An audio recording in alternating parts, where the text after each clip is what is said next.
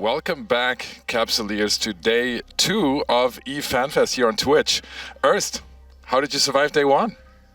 Day 1 was fine. I went to bed actually quite early after doing some research. You sound rough. What happened?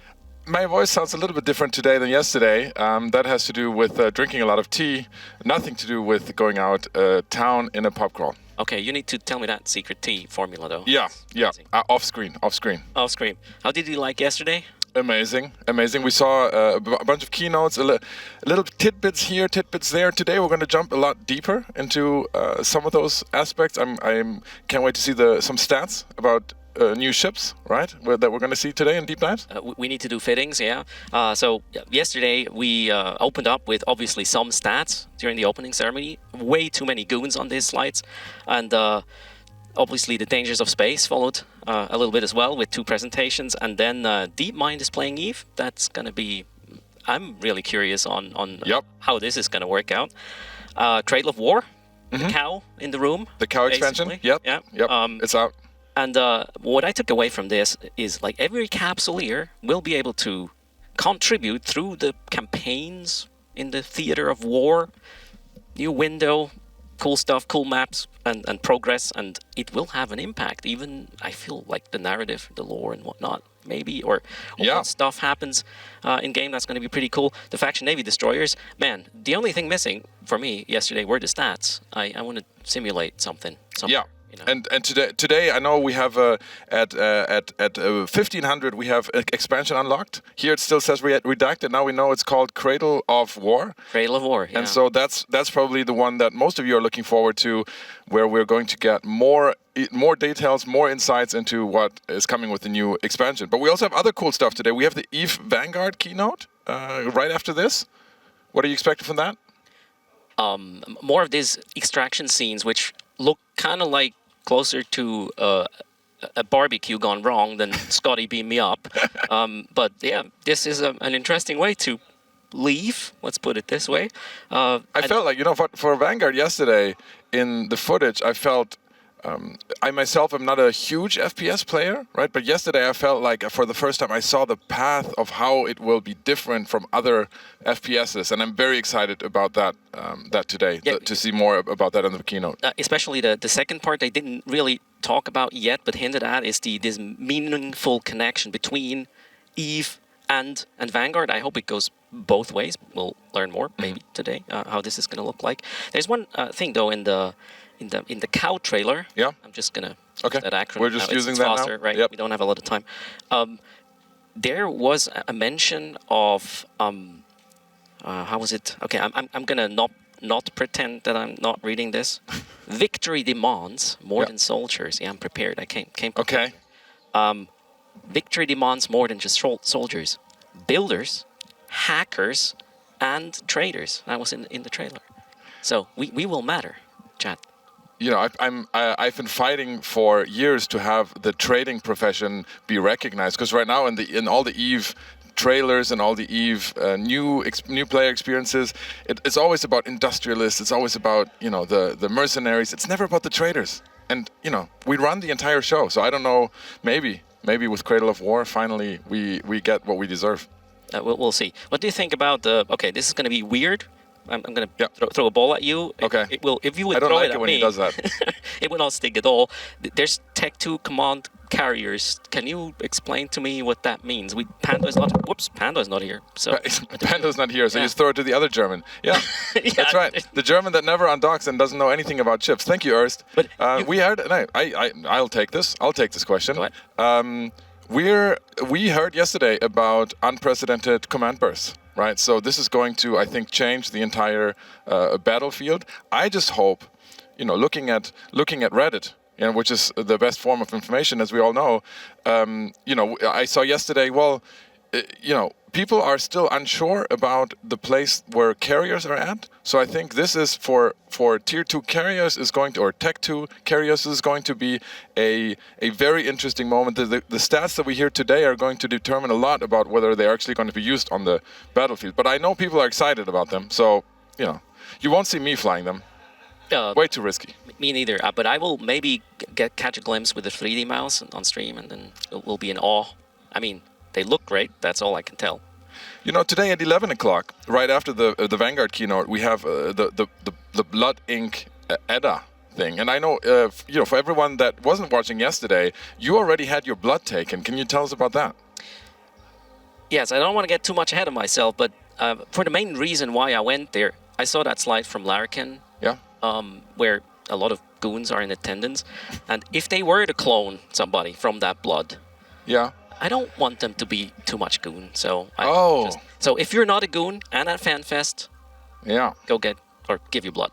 It's a good cause. Well, you definitely reduce the average size of that clone, though, Erst. Oh yeah, I pulled it down. Okay, guys, if you want to pull it up, especially the Icelandic. Now I have to. attendees. I think I have to go give my blood now, so we average that out. Well, you seem pretty leveled-ish. Ish. I mean, for everyone not watching yesterday, this guy is literally on a box. All right. I am even taller than you think, he's even shorter. I don't know. You know, one crazy monkey. Yep. An FCF tutor said. Oh, I thought that was your. This is a rig. I thought that was your other name. No. This is a rig, but it is a subsystem. Yeah. Oh, that's right. Yep. That's how it works. What else is going to happen today? We have right after the bloodletting, as we're going to call it, right after that we have did it. Evolving Empires. You know, we're going to hear more about faction warfare, or the Cradle of War expansion, and how it's going to impact the eternal war between the empires. Do you ever take part in faction warfare? I did when it got the first revamp a couple of years ago. Uprising. And the main thing I remember were the big battlefields with like 30 versus 30 kind of things, and it was great, but there was seagulling and AWOXing. Yeah. They fixed that, most of it. Yeah. Yeah. A lot of it was done, and I'm really curious as how this is going to sort of transpire this war into high-sec as well, and maybe even starts at the Exordium. Mm-hmm. We'll have to see. Yeah, very excited about that. And then we have the EVE Frontier keynote. I mean, you know, everyone's waiting how that project is evolving. We saw a little bit of that yesterday. We saw the ships being built modularly. You will be able to put different modules together literally to build your own starship. That looked amazing. And overall, very dark, very bleak. What's your take on the Frontier? I mean, I'm not kidding. I felt like the temperature is going down in the room when we got the visuals, and the setting is going to be very appealing for people who like to be in a very hopeless place, I guess, and find ways to cobble together their ship. Although my understanding is that's not yet No, that's future. in the game. That's future. Yeah, So, I just hope we get the guy back yesterday. I mean, you know, I call him Frontier Skrillex yesterday, but I just hope he's coming back today. I mean, he literally made my day yesterday. I have to still meet him here. yeah, I need him to awake my daughters in the morning so they go to school. Awake! They probably don't come back after, but No. No. Well, you can send them in the lava cave with the demon, you know. yeah, as long as Crash Naps is not around, we're gonna be good, I guess. Thinking about it, it's been a pretty scary weekend here. What is going on? They're sending us into lava caves with demons. They have bloodletting and bloodletting. Guys, I just realized this now. This is getting pretty scary. I don't. Okay, Guys, if I'm not back in an hour, please call for help. Okay. if I'm not streaming on Monday, call somebody. Yeah, we are in some volcano in Iceland. Okay, what's next? We got we got the expansion unlocked. That's where we're going to dive into details. We already talked about that. One thing tonight, Erst, something that is happening for the first time is the EVE Creator Awards. Yeah. Yeah. Are you going to be here presenting that? No, are you being here presenting this? No, because we're both nominated. Look at that. That looked like it was very planted, the question. Hey, Same was. I'm very much looking forward to that. That's going to be epic, but that's going to be our CCP colleague, or FC colleagues moderating here. We're about to go down for the EVE Vanguard keynote. Any last minute words, Erst, before we hand off? Let me check. Anything but cows or No. blood? But remind me of that later. I have a full circle kind of thing. It's going to be weird, but we were going there. I can see in his notes it says barbecue. I don't know. I don't know what that was the Vanguard bit. Already done that. Are you paying attention? Okay, all right. Well, everyone, we're going to go to the EVE Vanguard keynote. Spoiler alert: there will be guns. Enjoy that. We'll be back here in an hour. Okay.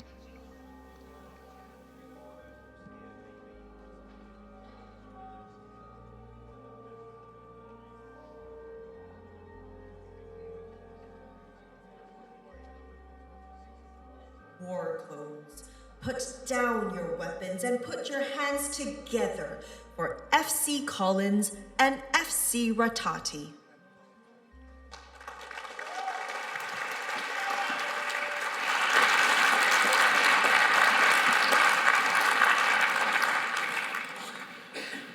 Welcome everyone on this beautiful Saturday.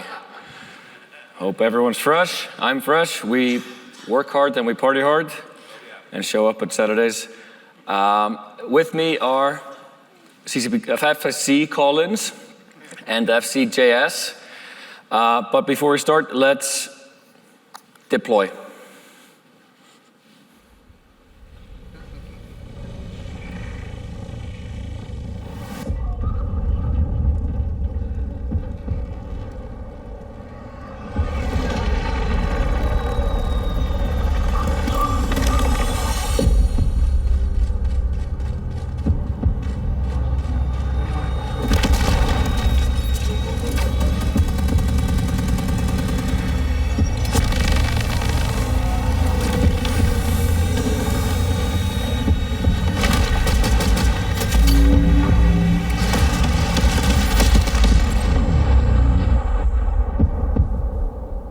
Yes.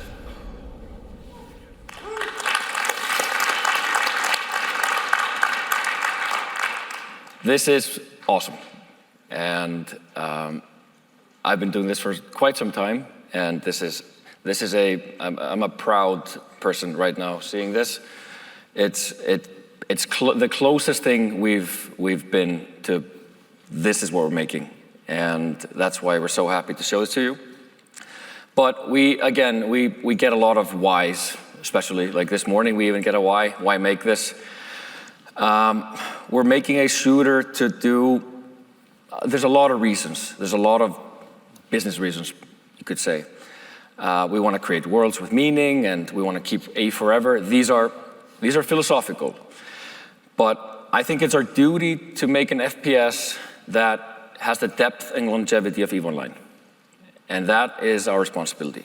A game that creates friendships and enemies and stories. And I know that when I see this, I feel we're making a worthy companion to EVE Online. A forever shooter. A game that evolves over time and by leaning into the same principles that EVE does. And there is a growing number of players, and there's always has been, but even now, we're tired of the industry a little bit. Games shutting down early, games never becoming anything, not hitting big enough so they die. And we all, I think, in the end, we want persistency, something to come back to, a promise of a game that you can return to. And I think we see the industry also coming back to, there's a lot of nostalgia and like old IPs are strengthening versus new IPs is hard to break through. So Vanguard is built with that in mind. And we know that we can provide persistency. We've been doing it for 23 years, and we want to do that same thing for a shooter.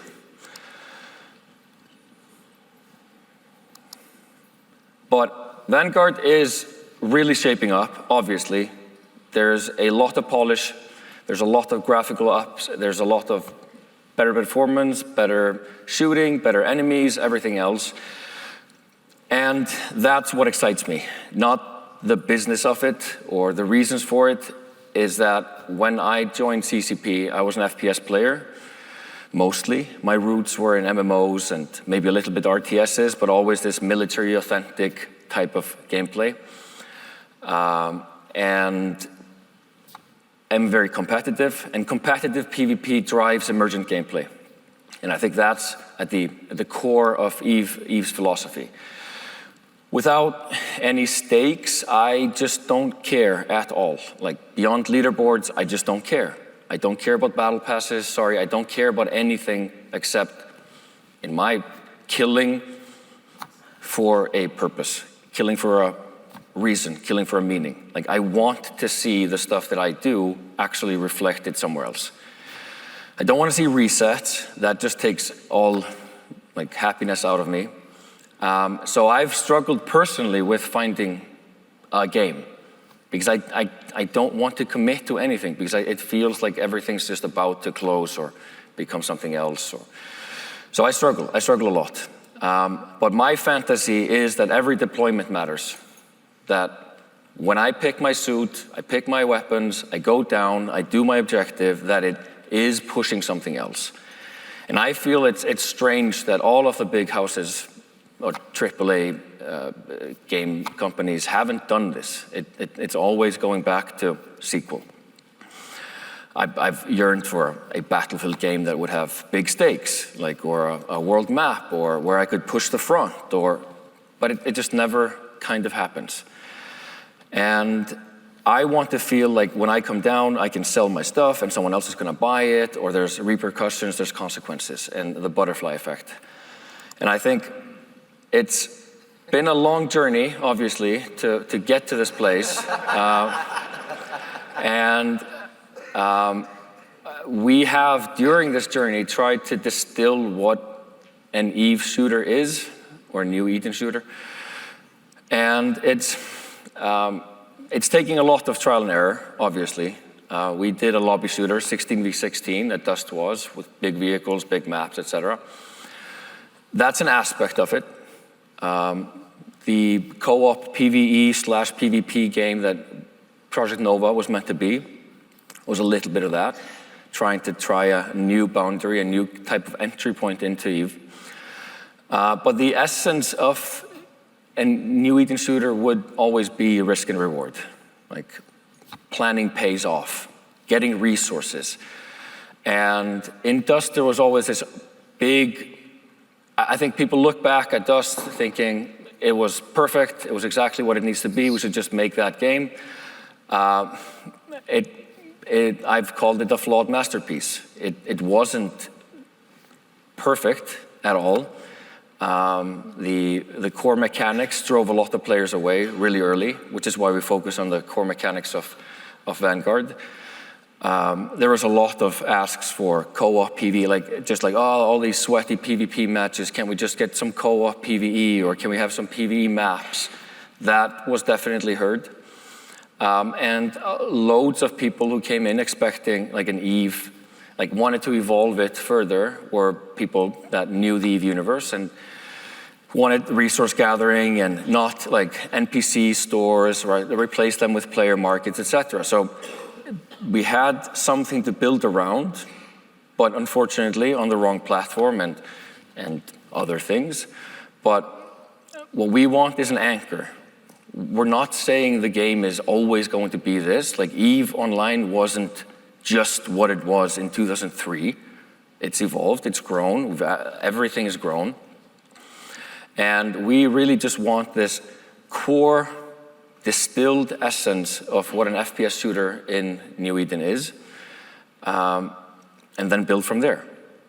And this game that we're playing right now has all that. It has all of the elements. And it's important to notice that it's not just about the game, it's about the community. And I think there's also a lot of there's a lot about the community that kind of stuck together after Dust. And it's not just about the game itself, it's about the community that played it, grew to love it, and then cared enough about it. And I think that's what Dust is. It's the community that got built around it. Sure, it was the battles, the stakes, and factual warfare tie-ins, and Grand World, and all that, but the community was always there, pushing us. And it was difficult. Sometimes it was fun, sometimes it was less fun, sometimes it was a bit kind of frustrating. But I think the spirit of the community is always, of the Dust community has always said, okay, there is something there. I'm not alone. There are other people like me who want this type of game, not necessarily the exact game mechanics, but there's a single voice. And even from Dust 514, it was built around a community of people who were looking for the same thing, MAG, etc. So there is a an audience that is looking for this game. And I think that's what we're trying to find. And obviously we made some mistakes not being on the PC and PS4. That's something that was abundantly clear later. And then also some regrets about where we were.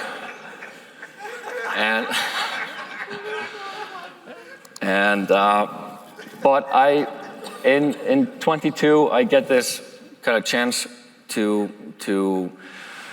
think about both of these games at the same time, and kind of provide leadership to EVE Online and EVE Vanguard. And I think at that point, it was clear to me, like, we have to get it right, but we have to do a lot of work to get it right, because we saw things that failed, and we tried to understand why they had failed. And you can point at everything that we've done and said, like, okay, that was a bad idea, that was a bad idea, or like, we should have taken this even further. So I like to believe the learnings that came from this long journey have been applied properly here. And we are building this game to last. We're thinking deep, rich economy with sinks and faucets in mind. We're obviously thinking about evolution. We're making sure that the Unreal Engine is kept up to date and we don't diverge from it. We're obviously building it on our home court, the PC platform.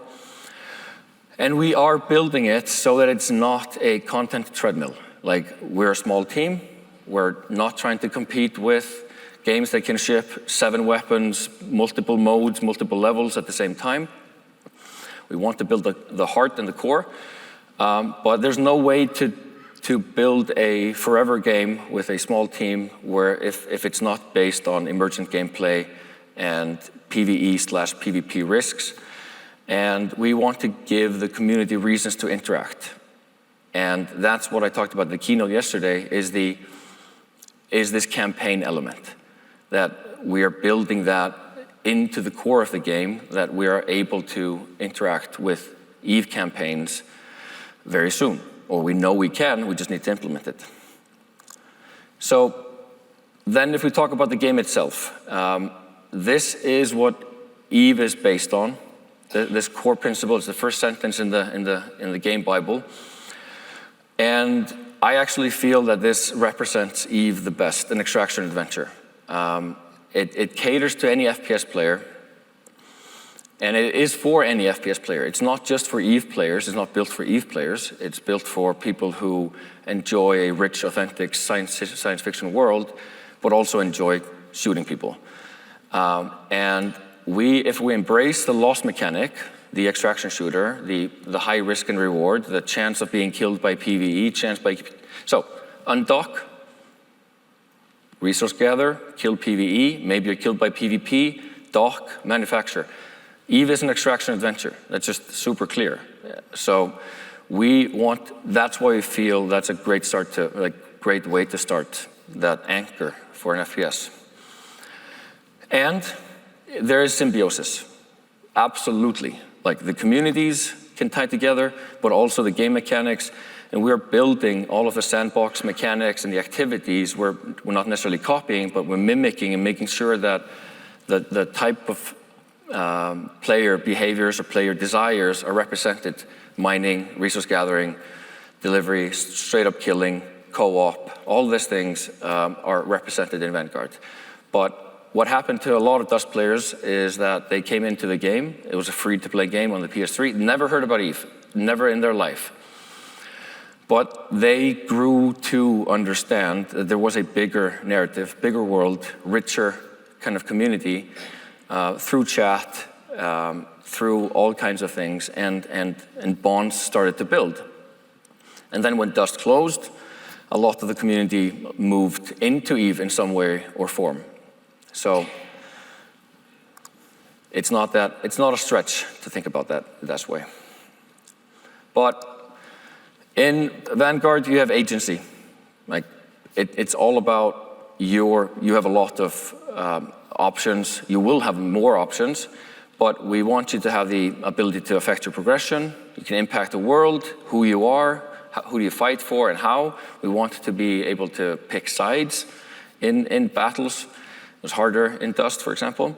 but we also want to lean really into faction identity, NPC corporations, and graphically also. So graphically, the game has come a long way. There's a distinct visual identity to EVE Online.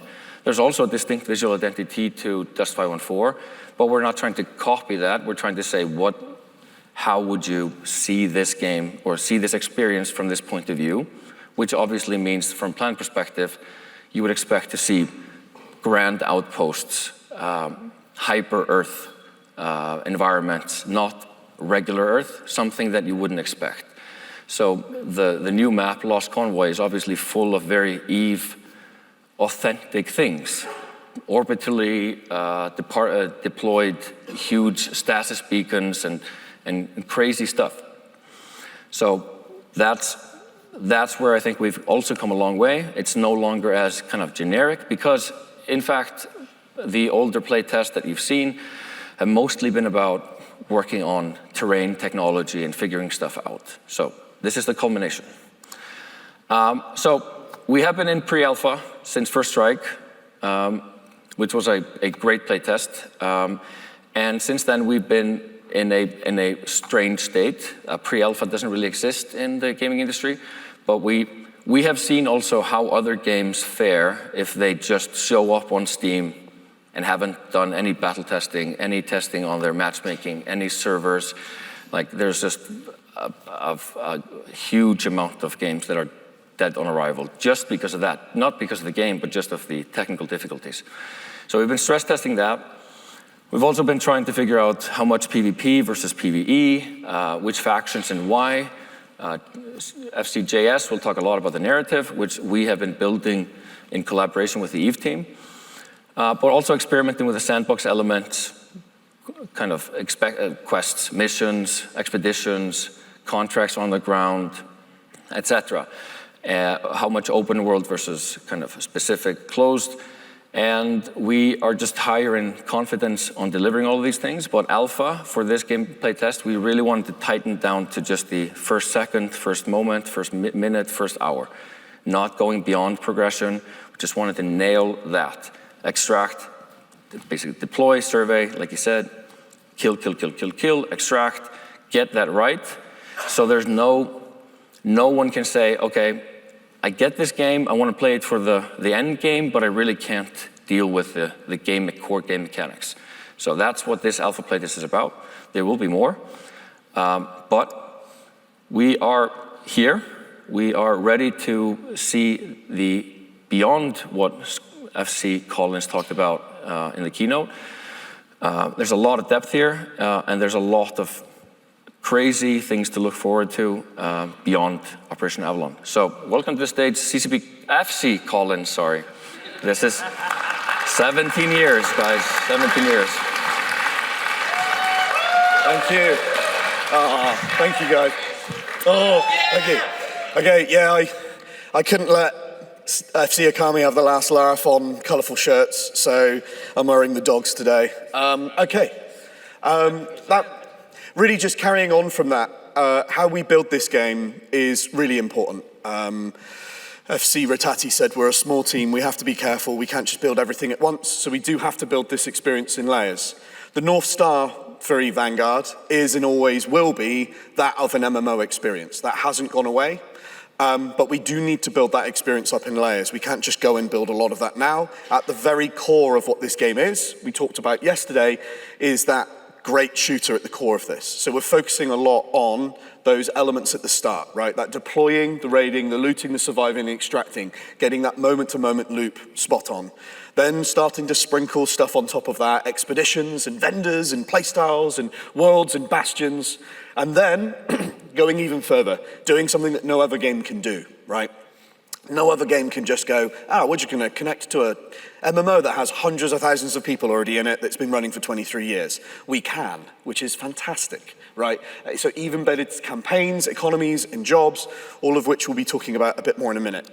Where we are at is this. This is what we've been focusing on that core at the center, making this a good fucking shooter before we do anything else. Because once we get that, it's a lot easier to build these components on top of. So you'll get in alpha the expeditions, vendors, playstyle exploration, and expanding into worlds and bastions, and then we start building into EVE embedded campaigns, economies, and jobs. That pre-alpha journey has been a really interesting journey for us, and it's been really interesting, I imagine, for you as well, to see the process of a game studio and a company figuring out details along the way. Normally, you get these full packaged, games that say they're going into beta, but really they're done, they're released, they've been worked on for 7 years, and they're about to come out. That wasn't the case here. That First Strike event back in December, I'm very curious, who played in, I know you guys did, who played in First Strike? Oh, wow, a lot of you, fucking hell, awesome. Oh, thank you. Okay, so that really was the culmination. There was a lot of pre-production work that went on before that, but a lot of what you saw in that build was really only the culmination of like 6 to 8 months worth of work. You were very early in the process of us building this game, figuring what that is, and you've been on this journey with us. But that journey of figuring that out and stumbling and experimenting with things is behind us now, right? We are building an alpha, first starting with it being an improved shooter. I'm very proud to be able to say that a lot of you have played this weekend and given us really great feedback, that it feels that way now. It feels like it's a shooter that you can compare to a lot of the more polished experiences in games you're ever playing. That's our goal. We want that rich and authentic EVE environment and that tension to start coming through, the high stakes in those memorable moments in that experience, what we call kind of like the trailer moments, right? You saw it earlier, the guys dropping down from orbit, orbital bombardment, blowing up harmonic bridges, those kind of things. Those are the things that if you'd say you missed, right? Back when we speak to a lot of people who play Dust, the things that you miss isn't sometimes the general experience, it's little moments that you had in that experience along the way, and we want to build more of that into Vanguard as well. But importantly, it's also about starting to tell a story and a narrative. EVE Online and its universe has been, going on for 23 years. Lots of player-driven narratives, lots of narratives that have been driven by CCP and now FC as well.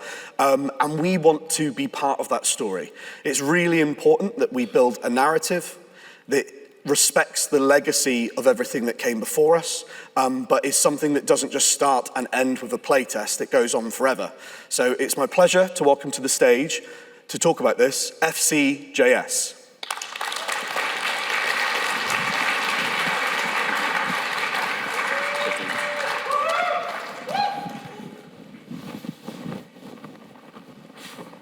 Hey everyone. Hey Jay. Hey. Yo. Hey. Hey. I'm CCP Jayess. I'm the FC. Sorry. It's too long. I'm FC Jayess, and I'm the creative lead on Vanguard. And my job is to first and foremost to create a story for the game, and then to work with Colins and Rattati and our designers and our engineers and our artists back in London to create and implement an identity, to create a player fantasy. The Vanguard are war clones, but who are the war clones? Why are they fighting? Who are they fighting? And why should any of you care? How are the war clones? Exactly. So let's go back a bit to Dust 514. And after the events of this game, the war clones have become too powerful. And so they are purged from New Eden. They're hunted, their databanks, they're sort of trapped into databanks and left to kind of languish, and they're killed.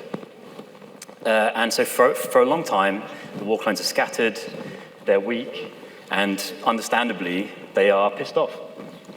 So cut to quite recently, and this chap, the Deathless, and he's gallivanting around the galaxy, looking for ways to cause chaos. And he comes across some ancient Jovian clone technology, and he starts to build himself an advanced war clone platform. And he infects it with this augmentation he calls the graft. And this is an early concept of what that can look like. The armor will kind of attach on top of this. And so, what's a guy to do when he's got this like groundbreaking war clone tech? So he goes searching for these lost databanks, and he begins to experiment with this new power that he has. And so that's what Groundbreak was, that's what Solstice was. Those were kind of deathless experiments. But this was his mistake. So he has summoned demons he cannot possibly hope to understand or control. These are Thanatos assassins, Candid warriors, war clones of every type from around the Empire. These are minds incapable of servitude. These are vengeful spirits with a score to settle and a legacy to restore. And very unsurprisingly, they start pushing at the edges of this system, and they escape from the fulcrum. Sorry, we need to put a higher res image there. Sorry, everybody. So, What's the end of this? So they needed. Yeah, it's all Colins' fault, as you can see. So they need to build three things as the sort of foundations of their freedom.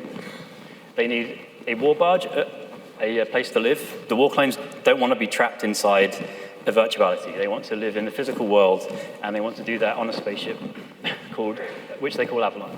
They build the Resonant Garden, which is a distributed data bank where their minds can be stored, and it's something that they now control this. So somebody else can't just come along and delete it or shove it in the back of a van.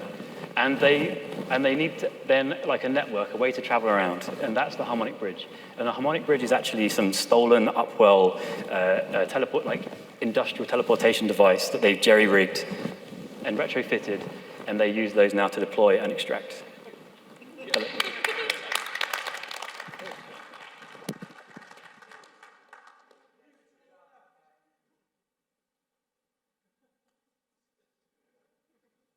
Thank you very much. Thank you. Cheers. Thank you. All right, but so the war clones are now free and off the grid. They're out of the fulcrum, and they're now free to start doing what they want. And some people are not happy about this, which includes Aegis, who are the kind of clandestine CIA-type arm of Concord. You can think of them as just, space CIA. Does that sound accurate?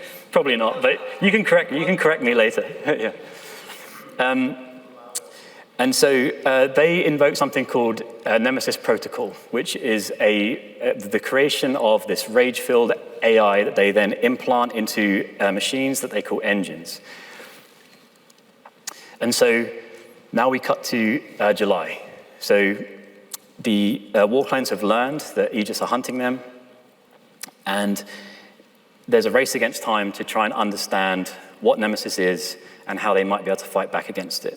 And so the war clones, which is you guys, will be deploying to this map, which the war clones believe will have information about what Nemesis is and what its weaknesses might be. And war clone raids are going to be awesome. It starts with these harmonic bridges being slammed into the ground. Moments later, the war clones arrive.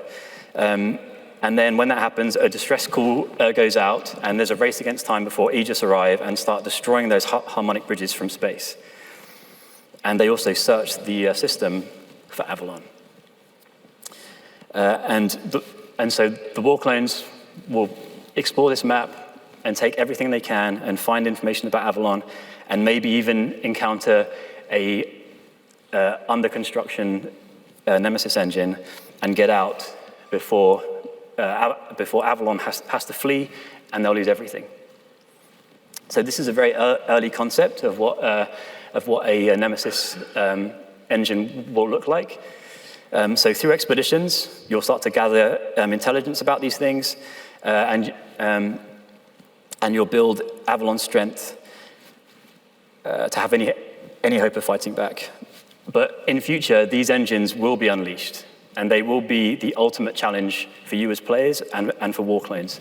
Fighting one of these things will be, sorry.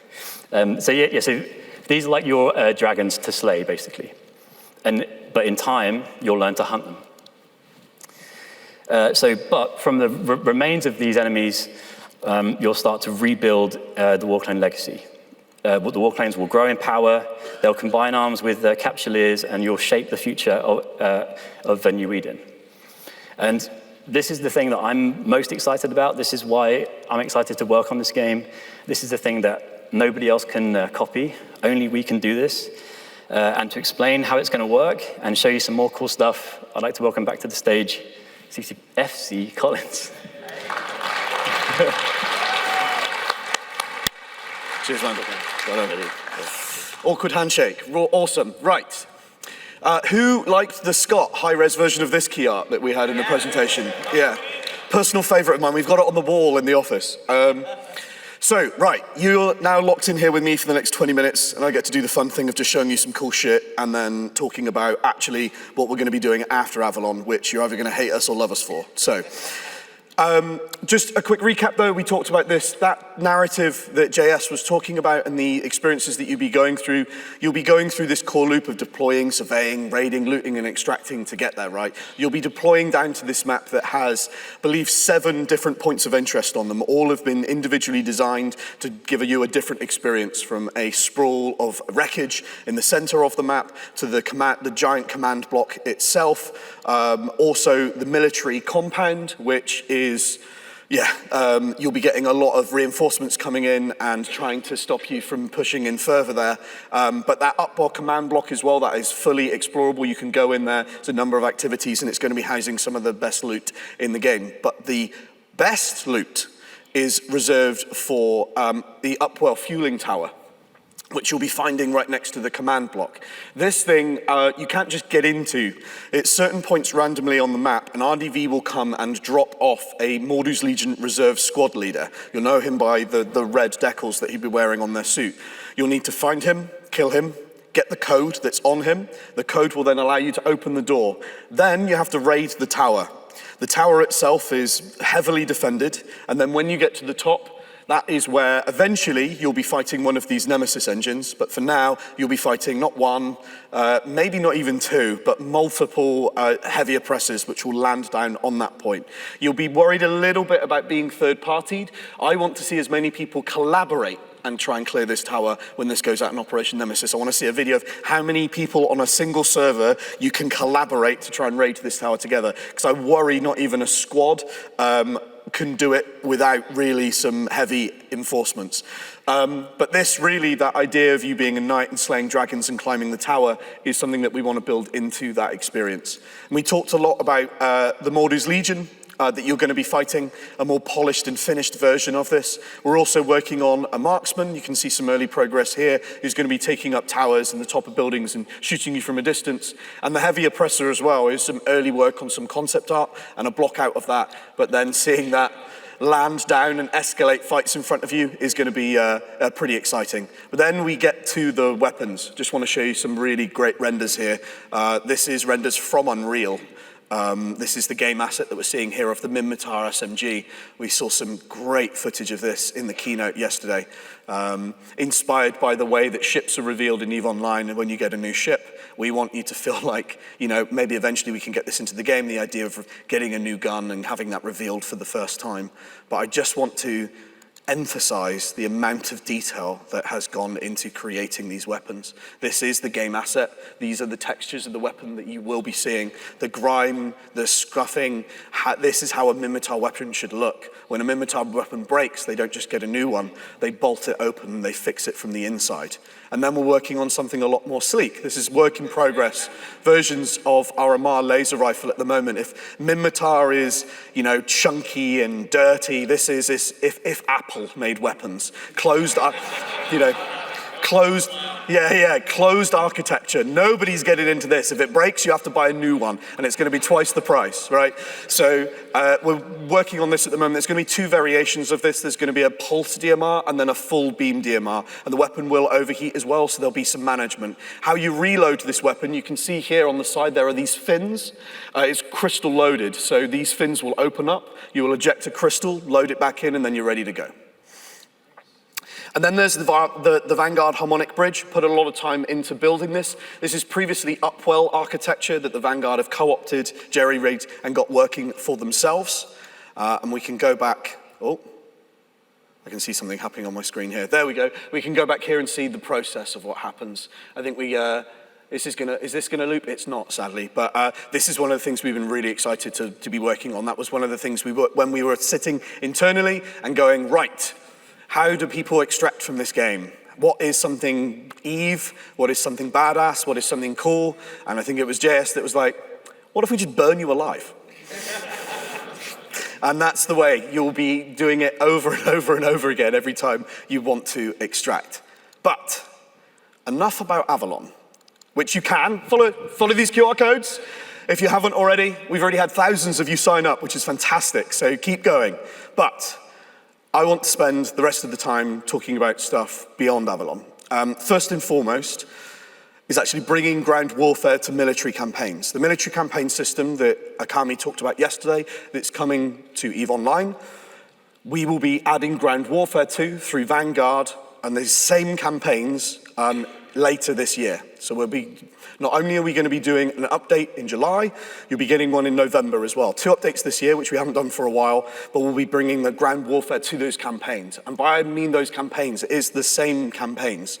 Those same campaigns that players in EVE Online are completing objectives for to drive world states, players in Vanguard are also completing objectives for and driving world states. In EVE Online, you will see the Vanguard objectives. You will see them at the ones that need to be completed and the ones that are coming through. In Vanguard, you will see the EVE objectives, and you'll be seeing the ones that are completed and coming through. You will be able to conscript with each of the empires, each having their own narrative, objectives, progression, titles that you can earn, rewards, and world states that are triggered.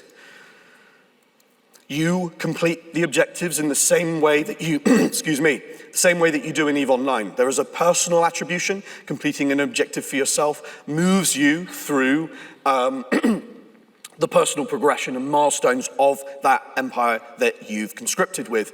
And then when a number of people have completed that objective, it counts towards the campaign progression, I should say.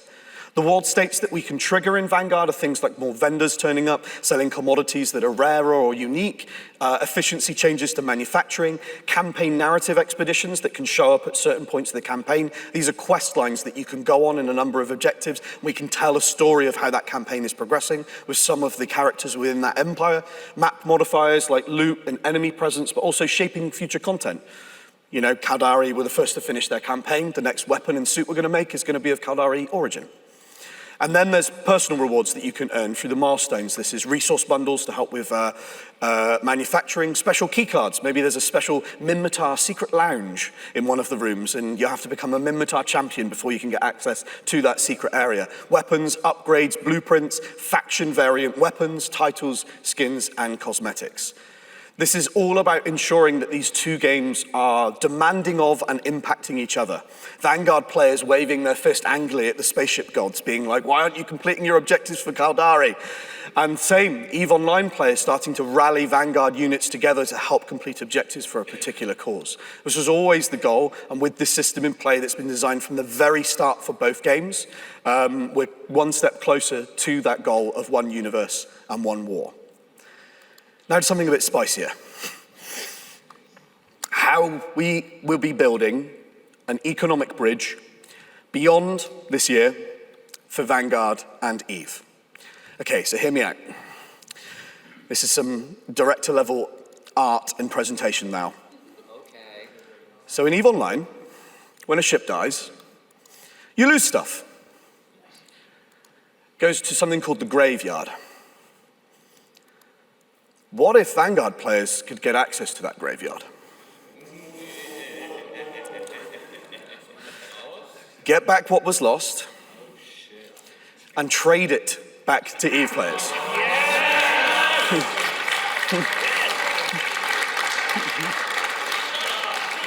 Honestly, this was your idea. This was the first thing. Like when we announced Vanguard, so many of you were going, hey, what if I could just like go down to Planet as a Vanguard and get back some of my lost stuff? Not only will you be able to get your lost stuff, or potentially a chance to, but other people's lost stuff.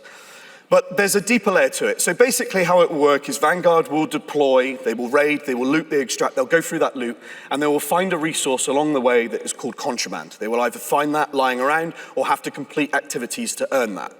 They will then deploy homing themselves within bastions and war barges, within systems of the universe, infrastructure that you will see in EVE Online, that they will be able to trade it with you. We want you to be docking with these war barges and these bastions to be trading contraband with Vanguard players. But contraband is from specific systems. It's not global. There's not just one global graveyard. Each system has its own graveyard and knows what was lost there. So stories start to happen. Jayess calls me up on a Friday and he's like, dude, I know you got plans this weekend, but I've just heard of a fucking massive fight that just went on and a lot of shit was lost in this particular system. We need to now redeploy to a war barge and bastion in that local area, and we now need to start raiding and prospecting for contraband so we can start trading it.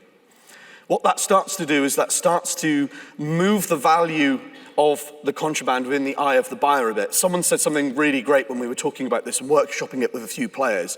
They were saying, it's almost like the value of some packs of Pokemon cards are worth more closed than they are open.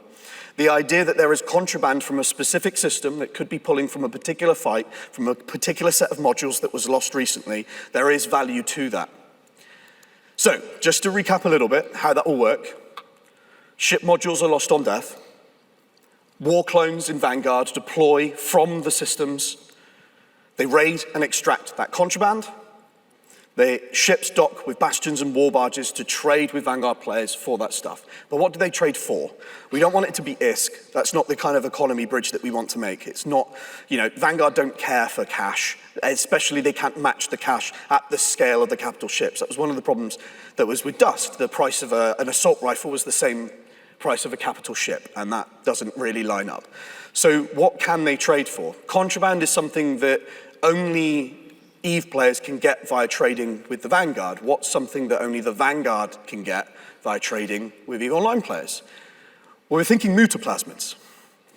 In the same way, we want to use mutaplasmids, that Vanguard players can use mutaplasmids to infuse the manufacturing of their weapon to get random rolls on certain stats. If Vanguard want better gear, they have to be trading with players in EVE Online. And if you want to start raiding the graveyards, you have to start trading with Vanguard players. And that's what we're going to be building towards. So a quick show of hands, good idea, bad idea? Okay, good to hear.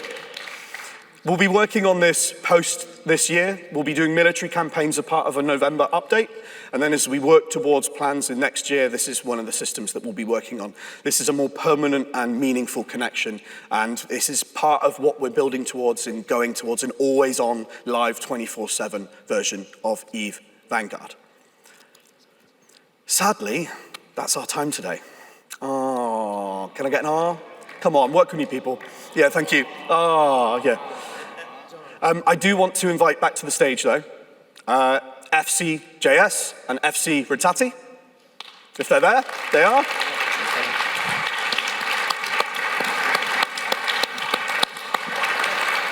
We just want to say a big thank you. It's been an incredible weekend for us, being able to bring this game, bring a demo with us as well, and get such the most positive feedback I think that we've ever received on this project has been fantastic. Being able to share future plans that feel far more concrete than they ever have been. We want you to be able to sign up to this so you can get in from July. Like I said previously, if you've been on the fence previously about Vanguard, waiting for something a bit more polished, July is the time that we'd really like to get you in so you can help drive us and keep us honest. We, what did I say? No excuses last time. Do you want to say a few words? First, be very nice to FC Jayess today and ask him lots of questions about narrative. He wants to talk more about all of the juicy details, and now we're out of the woods, or kind of, we've opened the box of surprises. We have the campaigns, we have the contraband, and I think we can talk freely about this, which is very, very freeing in a sense. It is, yeah. It's a very long journey to establish a real EVE link. I was obviously monitoring the chat and seeing people worried about the economy. Like we've got this. This is fine. We have levers. We'll control this. We've come a long way also in the economy. Second is the importance of working together. This bridge is not built in a day. We've been building towards this moment since literally 2022 with the first even the EA career program and corporation projects, freelance goals, all of these are quasar connectivity or APIs that allow us to easily connect the two games. We've been testing those bridges with every operation. We tried an advantage link. We tried the convoy link. We've done more experiments. So we are battle tested and ready to go technologically, which is huge. Like the original Dust link was built on, on a string, let's say. It worked. It worked. It was awesome. But now we've learned and we're ready to go. So let's go. Yeah. So I just want to say, continue to berate us. Continue to berate us. Keep us on our toes. Join. I know you will. Yeah.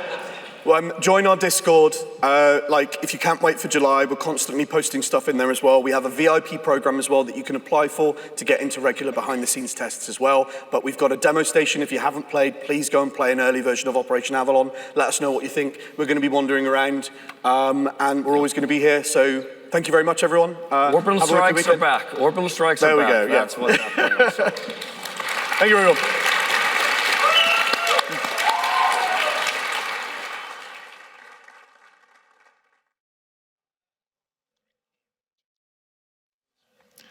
Wow. Erst, that's some big news on the EVE Vanguard side, man. Contraband? What? I prepared a quarter of a page to talk about this after the segment. It wasn't enough space, so I'm blown away by what I heard. I was hoping for a meaningful connection to EVE, and then I would be happy. But there's actually so much more to this, not just the barbecue extraction. Let's go over. I heard some keywords like persistency, no resets. This is what I hate in MMOs. You just you're there for half a year or a year. Next year, your shit's gone. Nothing has value anymore. This apparently is not going to happen. Looking forward to that one. Focus on the core. Yeah, get the core loop. We're going to shoot stuff, so it has to feel right. And the weapons have to be great. Although, I was wondering, do we need a 6090 to see the gun? I mean, that Minmatar gun, the close-ups, I don't know, man. Like, I hope my computer can run that. But I have a pretty good rig, though. But hey, losing stuff in battles. Oh wait! Oh, you're getting way too. Well, hold on. That's the cherry on top, right? This is the boah kind of thing. We're not there yet. All right. I took notes, so I'll take the lead. Hit me. PVE, PvP risks, slaying dragons, as in there's always risk of PvP, but you can choose to work together. I heard that before, so this is going to be really interesting to see how the EVE players are going to either band together or F up each other. We'll have to wait and see how that works. One of the important things I want to touch though first is the open development. So far, I feel like the very, very, very first test we were part of, or we could join kind of under a NDA and whatnot, felt like a prototype really. And doing this like early tests and then later opening up to the public, this is kind of like pulling down the pants or putting on the dog shirts, however you want to phrase this. And I was not very sure this is a good idea, but after this talk I just got, I believe the EVE community is the community who gets this.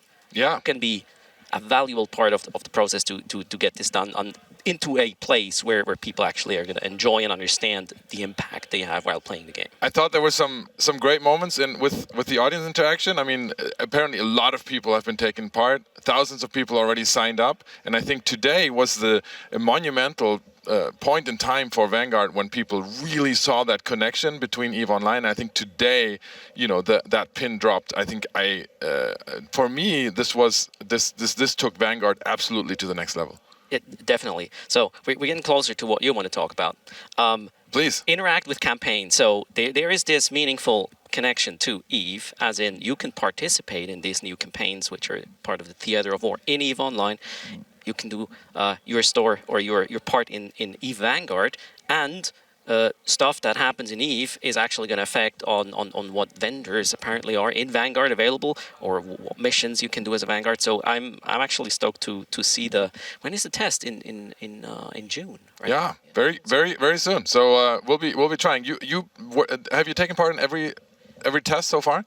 I think I have, and Yeah. actually a funny thing from the very last test, this whole like beam me up barbecue kind of thing. Yeah. When I extracted the first time during that play test, Yeah. I was like, "Oh, what's happening? Did I do it wrong?" It was super cool, but Yeah, no, they don't need the Vanguards. Don't need the body. Yeah, the flesh they do is not. I get it now. is overrated. Absolutely. We say. All right, you want to talk about loot boxes? Yes.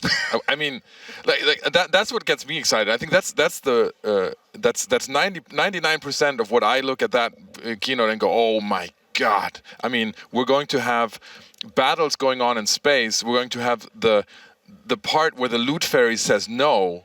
That part being put into essentially what is Amazon unopened boxes. You don't know what's in it, and you'll be able to trade back for that. So if you know you lost a bunch of really, really valuable stuff in a battle, you can go and try to get it back from the Vanguard players. Amazing. It is mind blowing. I'm really interested to see how this plays out, how this is going to be balanced. How if you lose something valuable, you're not going to tell anybody, right? Don't stream your expensive losses in Vanguard, right? Or somebody else will get your box. Or are people going to track kill mails and then they track kill mails and then see this is where it's happening. That's where we have to go, right? Will there? Yeah, kill I don't know. mails I mean, for in EVE Online, you will see where expensive stuff has dropped, so you might know what goes into the loot boxes. Okay, You know. kill mails for Vanguard. Yeah. Confirmed, I guess. Sorry. This is fine. We heard that as well. Yeah. Rattati is not a guy that will set the stage on fire, right? What he does, he was very genuine. I felt today. He took it. He showed the memes. He took on the community feedback. I thought it was very honest. It was him. It was the dude Rattati on the stage giving his opinion on a game, and I felt I felt his passion for it. Yeah, and it is perfectly in line with this open development. And hey, we are listening. I had a weird feeling going into the event actually in regards to Vanguard, but I'm super excited for June. Super cool. We're enough about Vanguard. Is there anything else in your notes in your 15 pages of notes about Vanguard? I was actually my main issue always was what is Vanguard just for EVE players, and is that enough? And then I saw the Steam like link. That to me that's an interesting. It's clear, right? I mean, also there's a lot of people on Steam, obviously, and if you get into the EVE universe through Vanguard, I mean that can only be a good thing. Yeah, I believe it. I mean, the FPS field is incredibly competitive, but today we saw clear, distinct differentiation to other extraction shooters, to other shooters overall. So I'm very much looking forward to it. Plus, it's looking gorgeous. That's one value that EVE has always brought to gaming, is that it's always been gorgeous. So if they can translate the concept of gorgeousness plus the forever, those are the two. This unique thing that it's kind of like a module to a game, a world, an economy that exists for 20 plus years. This is crazy. They called it an extraction adventure. Extraction adventure. Love it.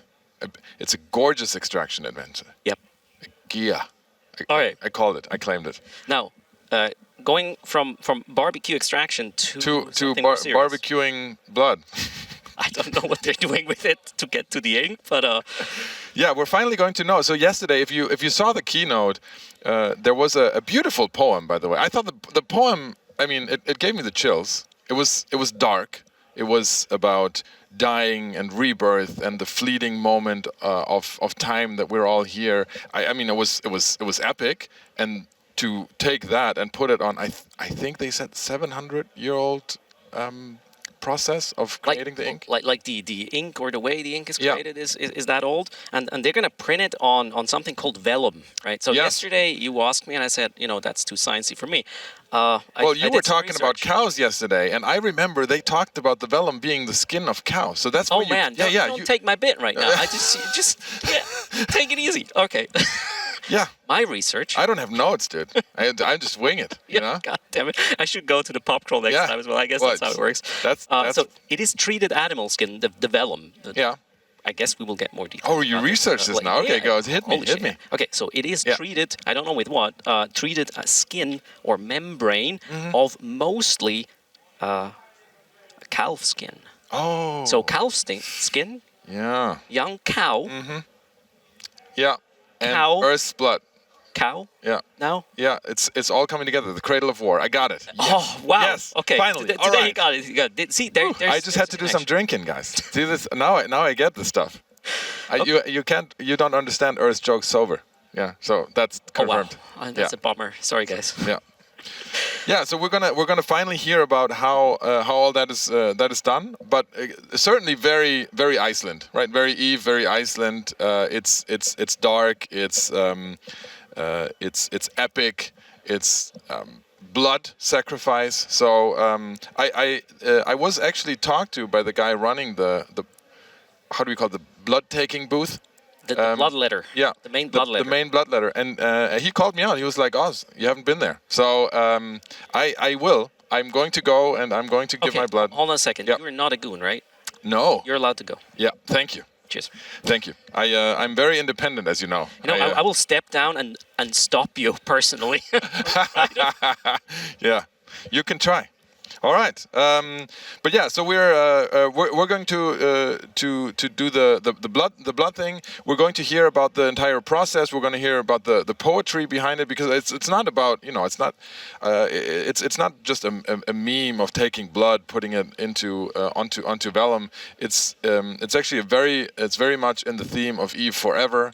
It's very much in transcending from a video game into epic history and lore, and from the entire feeling, I just love it. It is something that only can come from a place of EVE Online. I don't see any other game doing this, or even remotely getting close to something like this. I gave my blood. Yeah. If they clone something with it, that's on them. That's it. And we'll have to wait and see. After that, I brought something. Oh, you brought something? Yeah, I brought something. Oh man! So I don't know if the camera can catch it. Here, you gotta. Here, there. Okay, yeah, there. This is a caracal. For everyone coming to EVE Fanfest, you get a little mini, right? That you can either paint or not paint. I'm pretty bad at painting, but I'm just gonna take it like this.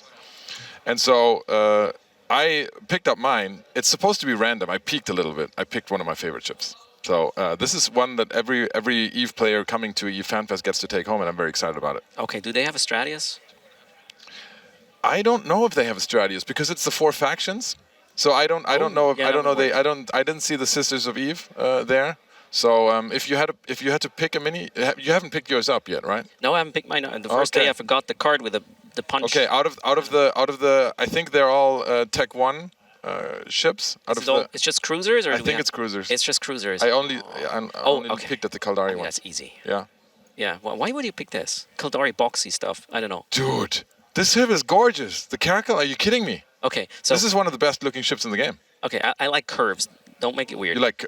And it's not the Vexor, right? I was gonna say the Vexor. Yeah. No, it isn't. No. It isn't. The Galanti ship. You know it. But the thorax. The Vexor is okay. The thorax. Yeah, of course. Okay, you like your thorax curves. It's actually, when I started playing EVE Online back in Wait, the Galante make.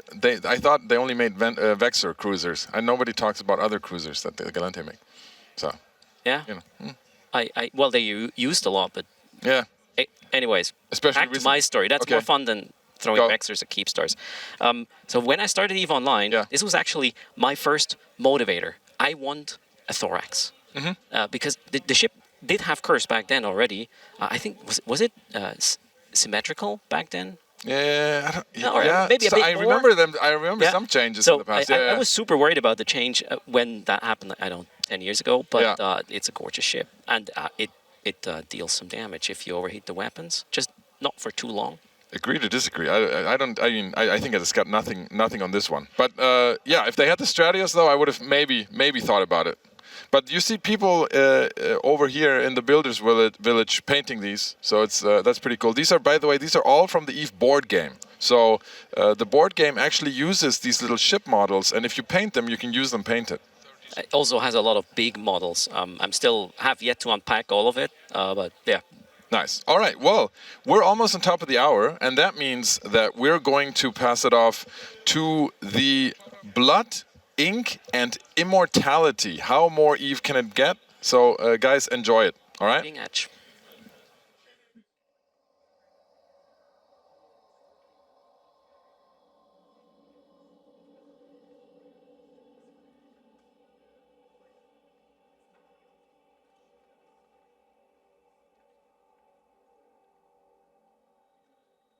Get ready for the blood to flow, and welcome hematologist, professor, and capsuleer Mark Crowther to the stage.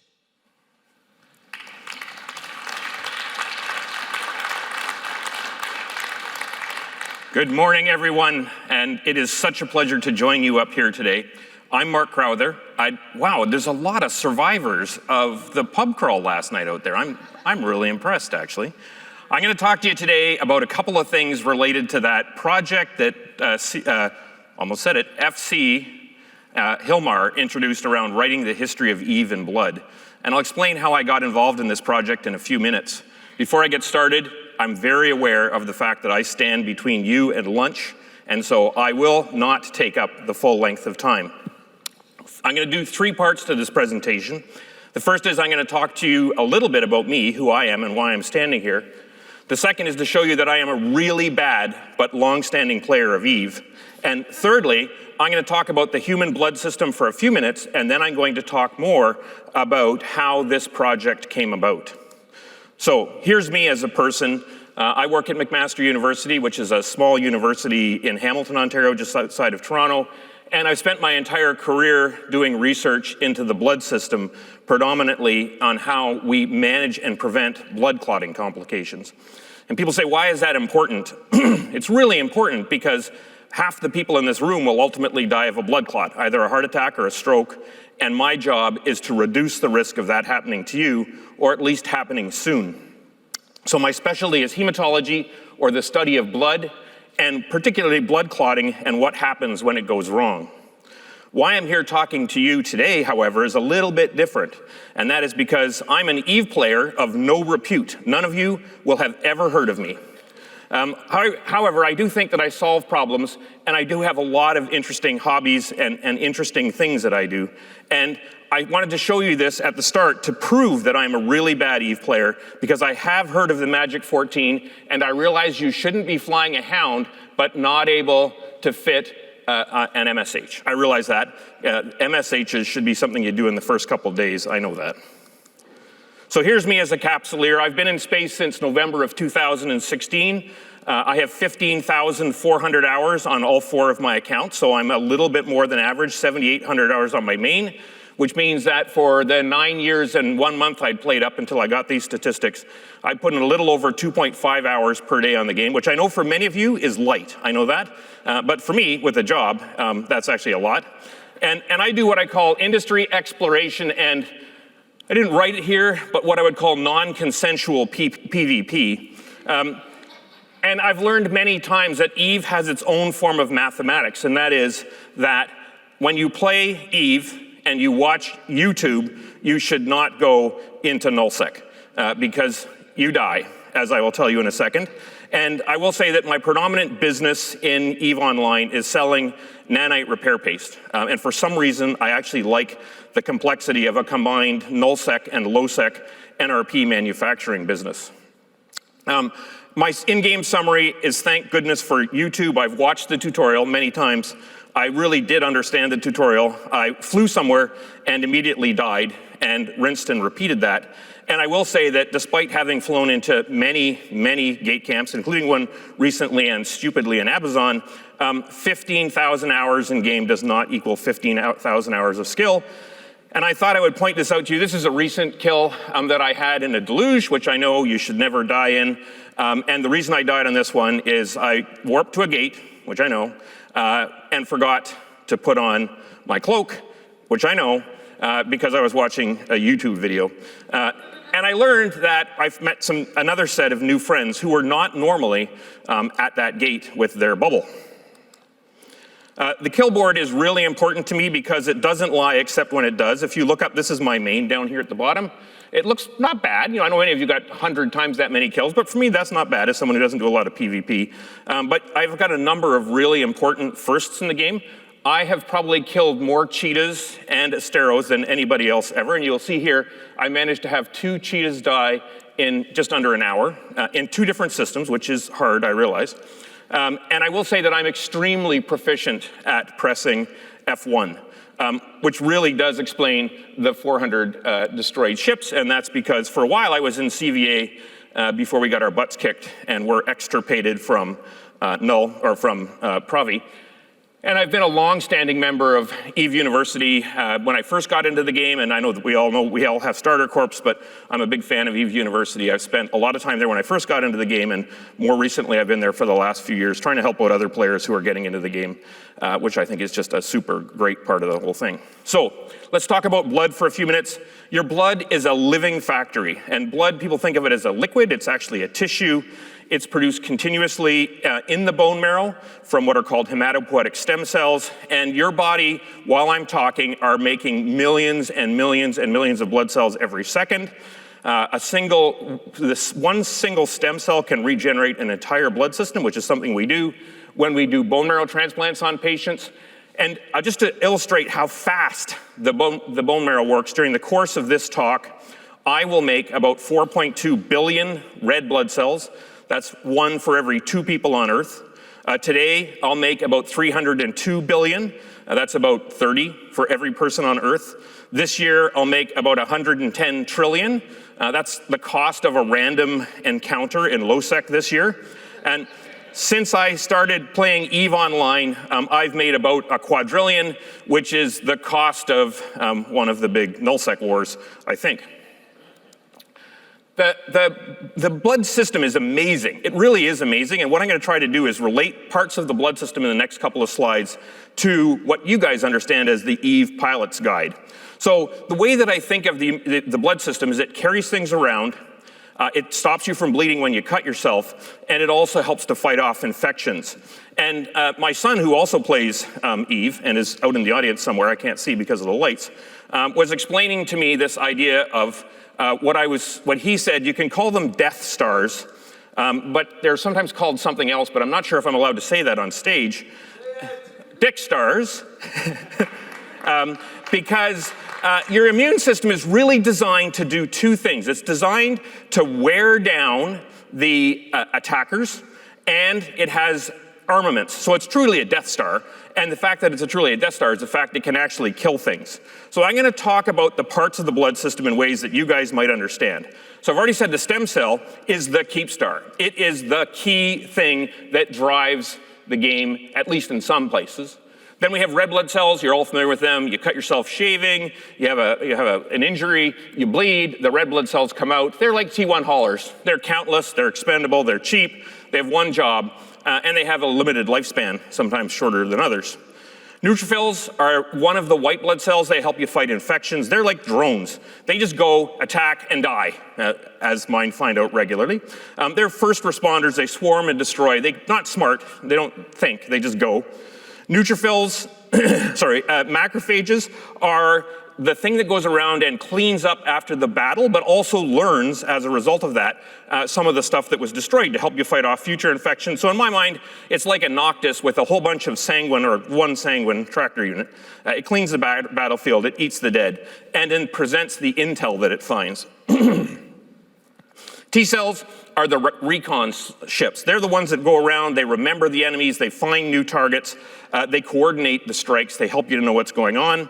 B cells are POS defenses. They just sit there, they're waiting. As soon as they encounter a target, they blow it up. Platelets are like Logi.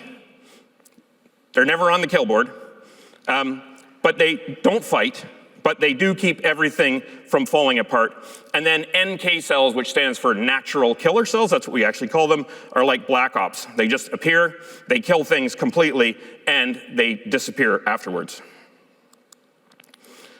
Inside the blood itself, there's really a whole bunch of things to think about. So the first is there's red blood cells. These only have one job, and that's to carry oxygen around. And this is my little AI generated. All the pictures in this are generated by AI unless I note otherwise. This is my little AI generated red blood cell. She or he is carrying oxygen around to your tissues, and without red blood cells, you will die. If you become very anemic, that is your red blood cell count falls, you can get into a lot of trouble and die. Then you have white blood cells. They're the infection fighters. These are your neutrophils. They're just getting ready to non-specifically take on whatever they charge at. Inside some of the white blood cells, we have DNA. And DNA is what encodes you. It is you. It is what determines what you are, what you look like, what you sound like, lots and lots of your characteristics. And inside every white blood cell, there's a full genome. That is, you are fully encapsulated in every single one of your white blood cells. Your genome is your unique biological signature.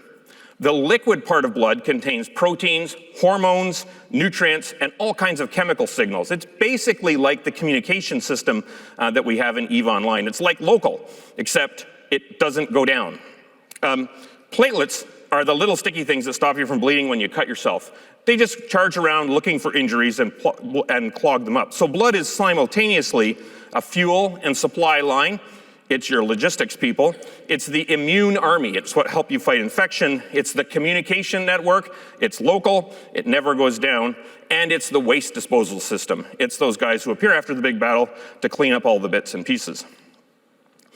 Blood does an amazing trick, like really amazing. If you live to be 90, it's a liquid for the entire 90 years. But if you cut yourself, it turns into a solid in a matter of minutes. This could not have been designed by a committee, because there's no way it would work reliably every single time in every single human. And to accomplish this, there's about 20 different coagulation proteins that circulate in your blood. There's coagulation factors which are mysteriously numbered using Roman numerals, but discontinuous, so there's a 1, but no 2 or 3. Well, there's a 2, no 3, no 4, there is a 5. Coagulation factors are just circulating around in the blood all the time, waiting to do something. It's like when you get that keep the FC at range order. They're circulating, they're waiting, but not doing anything. Tissue factor is what starts coagulation. You cut yourself shaving, you get a little bit of an injury, a blood vessel is breached, blood starts to leak out, a system is turned on instantaneously by exposing something called tissue factor. Tissue factor is the sino. You know, when the sino goes, the action's about to start, and tissue factor is the beacon that starts the coagulation factor. Thrombin is down at the bottom of the coagulation cascade. It's what is running the battle. It controls all aspects of coagulation. It's the FC, not Fenris, calling primaries, the fleet commander. Fibrin mesh, your body lays down a mesh over the site of injury using something called fibrinogen, which is converted to fibrin. That's the bubble. That's what's slowing everything down. That's what's keeping things in places. It's an insoluble lattice that locks the field in place. Nothing moves. Then, of course, you can't just have a battle go on forever. Well, sometimes you can, at least until downtime. But here, you have a system that breaks down the blood clot. It's activated very quickly because you don't want uncontrolled blood clotting to occur, and these are called natural anticoagulants. And I think about these as being like Concord and rules of engagement. And then finally, fibrinolysis is what comes along days or weeks after the injury to dissolve that blood clot and get rid of it. And that's like that little fleet of noctuses that come out after a big battle. They clean up and they recycle. The arsenal is what your blood contains to help you fight infections.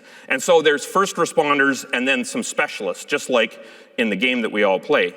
In the front line, we have the complement system, which is an ancient system which actually exists in jellyfish in some cases, which also exists in humans, which helps us fight infections. C3A and C5A are two components of that. They're signalers. They go out and tell the body there's something going on. Histamine and other chemicals that are released into the blood, they're the broadcasts that I talked about earlier. Complement C3B is the target painter. It sticks on things and says to cells, you need to do something about this cell, it's bad. Neutrophil nets are something that slow things down. They're the scram plus the web. I've already said phagocytes, neutrophils, and drones. Respiratory burst is like a smart bomb. For those of you who haven't played for too long out on TV land, I'm sure everybody in the audience has played for more than I have. But I know when you warp to that gate in Abazon and suddenly you're in your capsule back home and you realize you were smart bombed, that's a respiratory burst. And then finally, the body has the big gun, which it doesn't bring out very often, which is called the membrane attack complex, which just basically punches a hole in the blood cell when complement is activated. And that's like the ultimate doomsday. It kills cells, just literally blasts holes in them, and the inside of the cell leaks out to the outside. So those are the kind of things that are deployed in emergency situations and first deployed. Then we have the specialists which come along and help afterwards. We have cells that clean things up. We have cells that help other cells to do the immune function, the helper T cells. We have cells that are specific killers, cytotoxic T cells, they're marauders. NK cells, I already talked about that, blops or stealth bombers, they appear and disappear. Then we have the antibodies. They're the things your body makes to help fight infection. They're like missiles. We have B-cell memory, which is how you remember things from the past. So those are alert cell fittings. And then finally, I talked about Concord before. It's kind of the thing that runs the system to keep it all safe. So now let's talk about blood and how it relates to EVE Online. So we're all familiar with the Blood Raiders. Many of us have spent a lot of time in the fall Crimson Harvest thing. And it's super interesting to me when I was doing some reading about how the Blood Raider lore in the game is really related to a whole bunch of human lore from the real world. There's a lot of parallels. So we all know, I think, that the Blood Raiders are Amar heretics, and they have a theological maxim, which is that the soul does not reside in the mind, it lives in the blood. And the Blood Raiders harvest blood, they study it, and they believe that immortality lives not in the form of a capsule, but inside of the blood. Capsuleers cheat death through cloning, which I've done hundreds of times.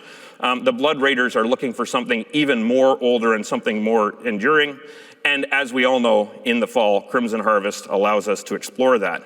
Blood Raiders are the villains, at least to some of us. I know some of you celebrate them, and yet they're asking the same questions that really CCP or Fenris was when they decided to undertake this project of writing the history of EVE in blood. What would you put your blood into, and how would you get it there to make something last forever? And if you want to take away from Sani Sabik, which is from the Blood Raider Covenant, the soul is biological, material, and transferable. Blood is life. Thought is irrelevant, which is what's important to think when you're playing EVE Online to some extent. The blood has always been sacred to humans. Many of you will be familiar with some of the rituals that have evolved over the course of human history around this. Viking blots were ceremonies that were carried out in the Viking era 1,000 years ago, where blood from victims was sprinkled on altars or the ground. And as a result of that, it was part of a community bonding initiative to gods through this shared substance of human blood. This happened in Iceland. Viking blots occurred here, and this was about 1,000 years ago. And again, for those of you who are Christian, there's the whole Eucharist thing. The wine becomes blood, it's consumed, and as a result of being consumed, it's made part of you. Some of you may be familiar with Aztec rituals, which involved what I would call particularly gruesome forms of bloodletting. But rulers pierce their own flesh, oftentimes their tongue, and sacrifice their personal blood to sustain the cosmos. And there are many more in many other traditions where blood and ritual sacrifice and the honoring of blood is part of how societies run.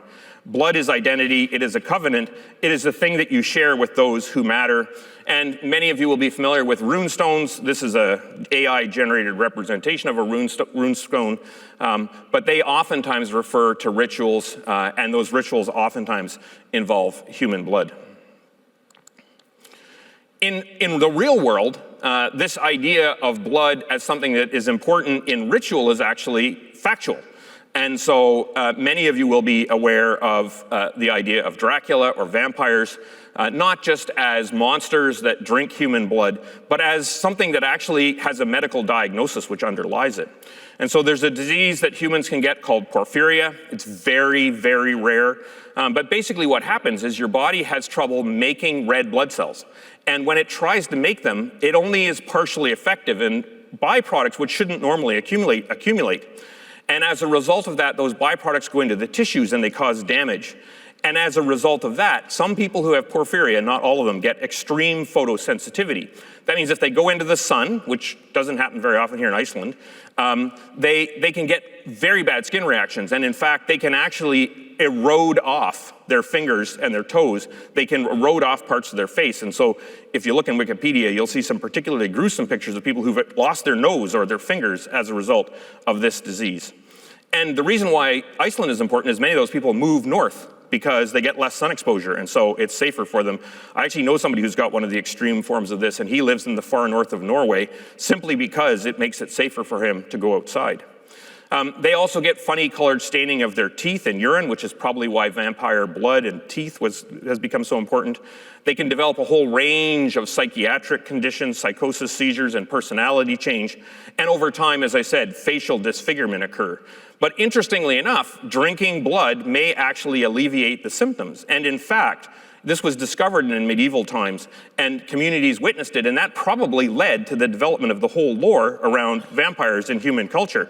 And today, if we had someone admitted to my hospital tonight with a very serious case of one of these porphyrias, and they're very rare conditions, we would actually treat them with an intravenous form of one of the components of blood, because it specifically blocks that thing called hematins. So in fact, we actually use a component of blood to treat this disorder in 2026. So the Blood Raiders theology is a medieval clinical observation in theological language. So why am I here? Why am I standing on this stage? Why have you got into the audience early in the morning after surviving the drink-a-thon last night? I'm here because FC Hilmar posed a problem last year when he stated on stage the story of EVE Online is going to be written in blood. And I was sitting somewhere out in the audience with my son beside me, and when I heard him say that, I looked at my son and I said, "That is really cool." And then I immediately said, "That is really dumb." Like, really, really dumb. And the reason it's really dumb is that you're going to create two immediate problems. The first is, creating this book will create an extremely expensive biohazard, because human blood is a biohazard.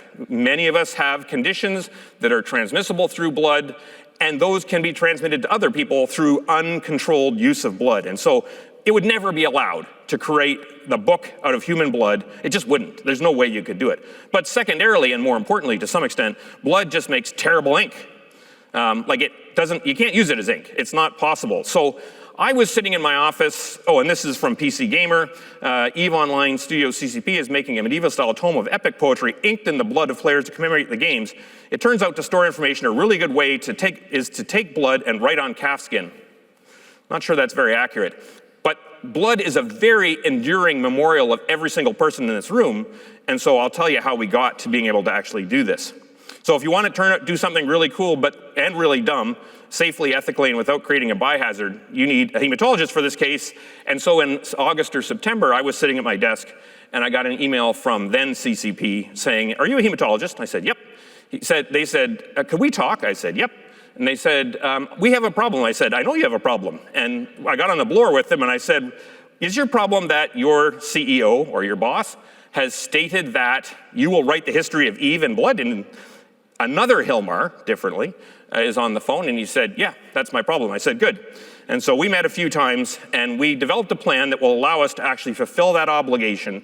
And the obligation is that for every one of you who go up the stairs to the 4th floor and get a little finger poke done, it's painless, it's fast, it's just one drop of blood, we will be able to show you, if you wish, that you are in the ink that was used to write the history of EVE Online.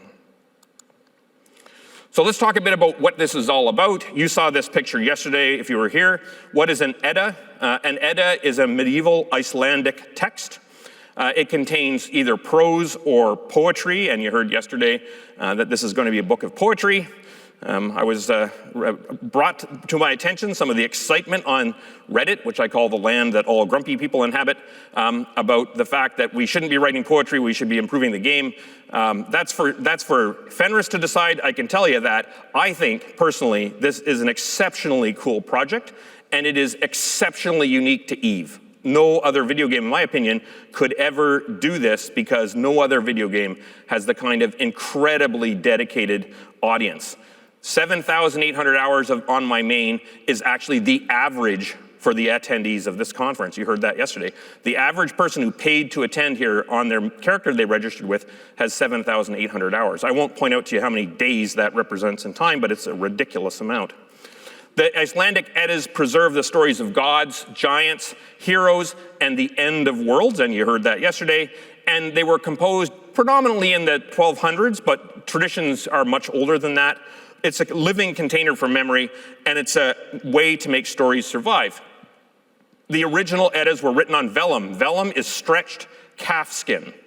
That will be done for this version as well. It's not paper, it's straight, scraped, stretched, and dried. And it's extremely enduring. The Eddas have the stories of gods and the death of worlds, which were inscribed on the bodies of living things. For those of you who have some extra time in Iceland, one of the things that's oftentimes missed when you're touring Reykjavik, I'm a big fan of Iceland, I've been here 5 times in the last 4 years. One of the museums that people oftentimes miss is the Edda Museum. I got Google Maps to draw a little picture here. It's a 25-minute slow walk from here, a 3-minute scooter ride. And it is a great museum, which is singularly dedicated to storing, preserving, and displaying safely the Icelandic Eddas.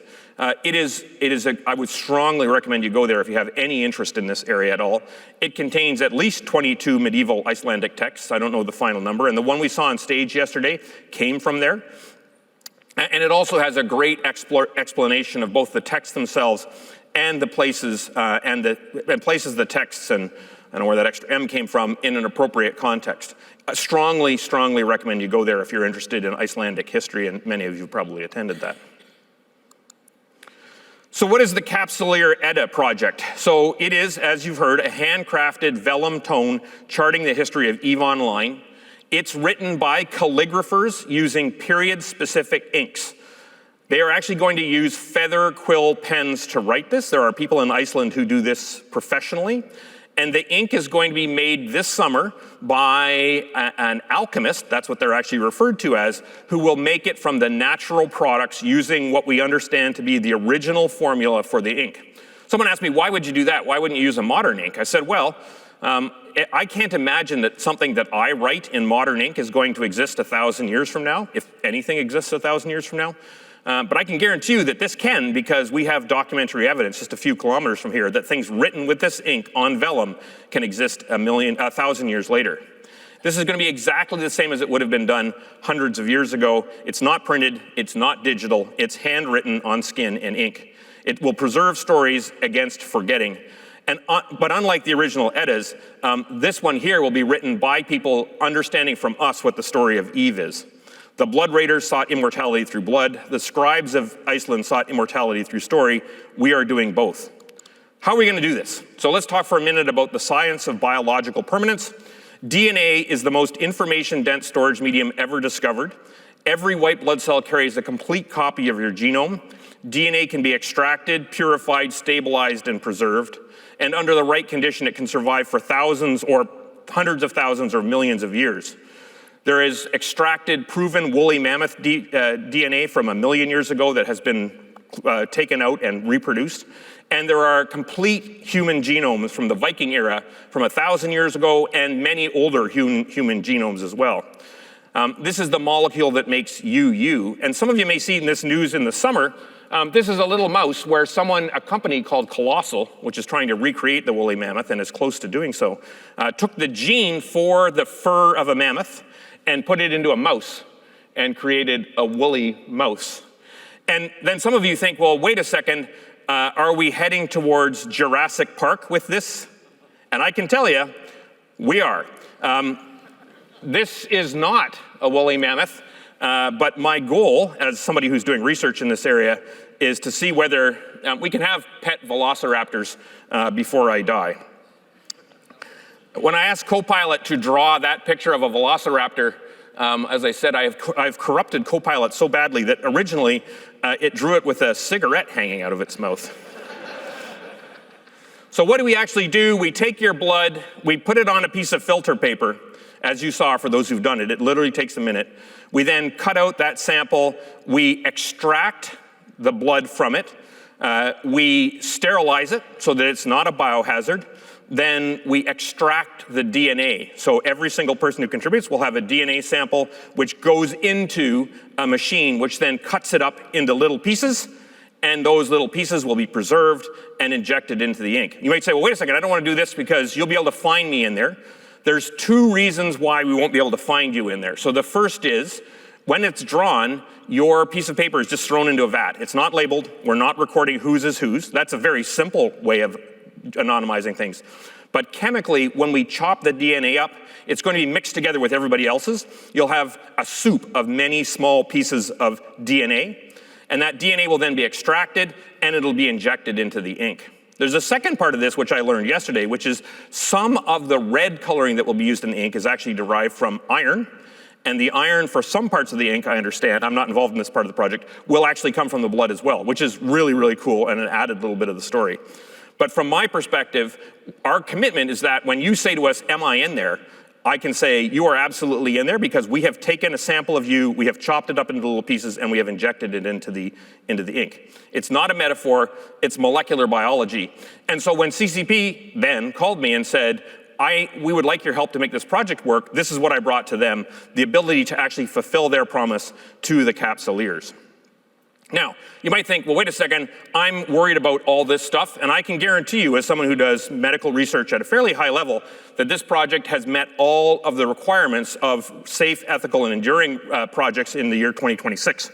And so this is my drawn picture of an Icelandic scribe writing with a quill pen into an Edda, surrounded by a team of extremely high-priced New York lawyers, and I can assure you we have done this. So the lawyers have seen this, they're happy with it. Every person participating signs informed consent. You would have seen that when you went up there. It's anonymous by design, simply because we just mix up the samples. More scientifically, because we chop things up into fragments. It's legally verified. It's had the appropriate ethical review required by the government of Iceland. It's completely non-invasive. It's just a piece of filter paper. It is not a blood draw. It's minimally painful. But the end product will presumably, certainly outlast me, and hopefully outlast many of you. You heard yesterday FC Hilmar telling us that he has a lead on getting a copy of this thing to the moon.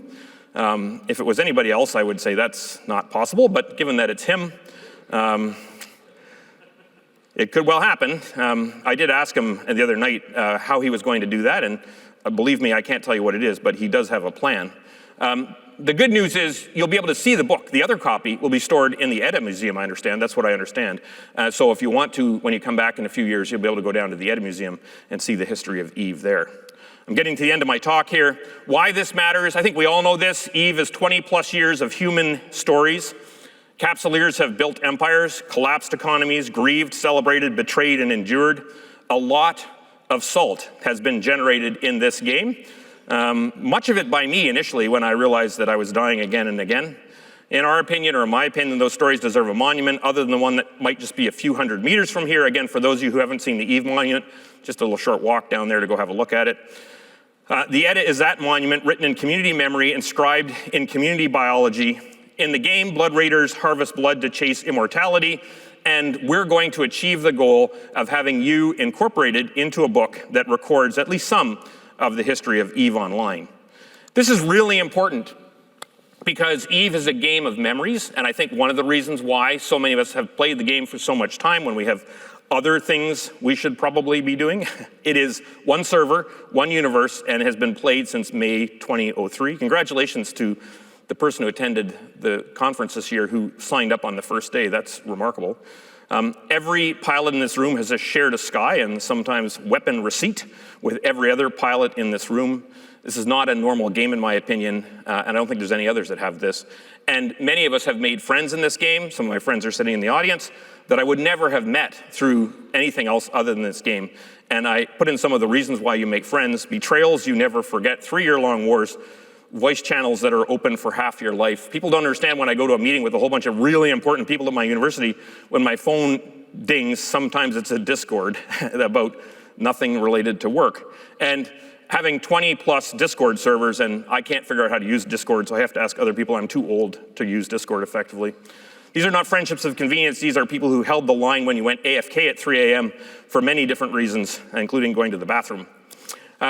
We all know about the Molia Cemetery. If you've been there, it's, obviously no other game has anything like that. I'd strongly encourage you to go there to have a look if you haven't.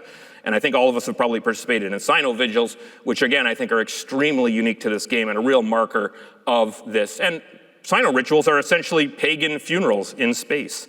And the Molia Cemetery is the only true graveyard in a video game. So fly safe is not a goodbye, it is a vow. And someone really has to write the history of EVE down, and we're gonna do that. We're gonna make this accomplished for you. So my final slide: in New Eden, we die and wake again, and in my case, again and again, and again and again and again and again and again. And in this book, we simply never die. Fly safe only if you want to. And if you haven't yet gone and give a sample, please walk up the stairs right outside the door here. Give a sample. The young ladies up there will get the sample out of you. It's painless, it's fast, and you will contribute meaningfully to this super interesting project. Thank you for your attention.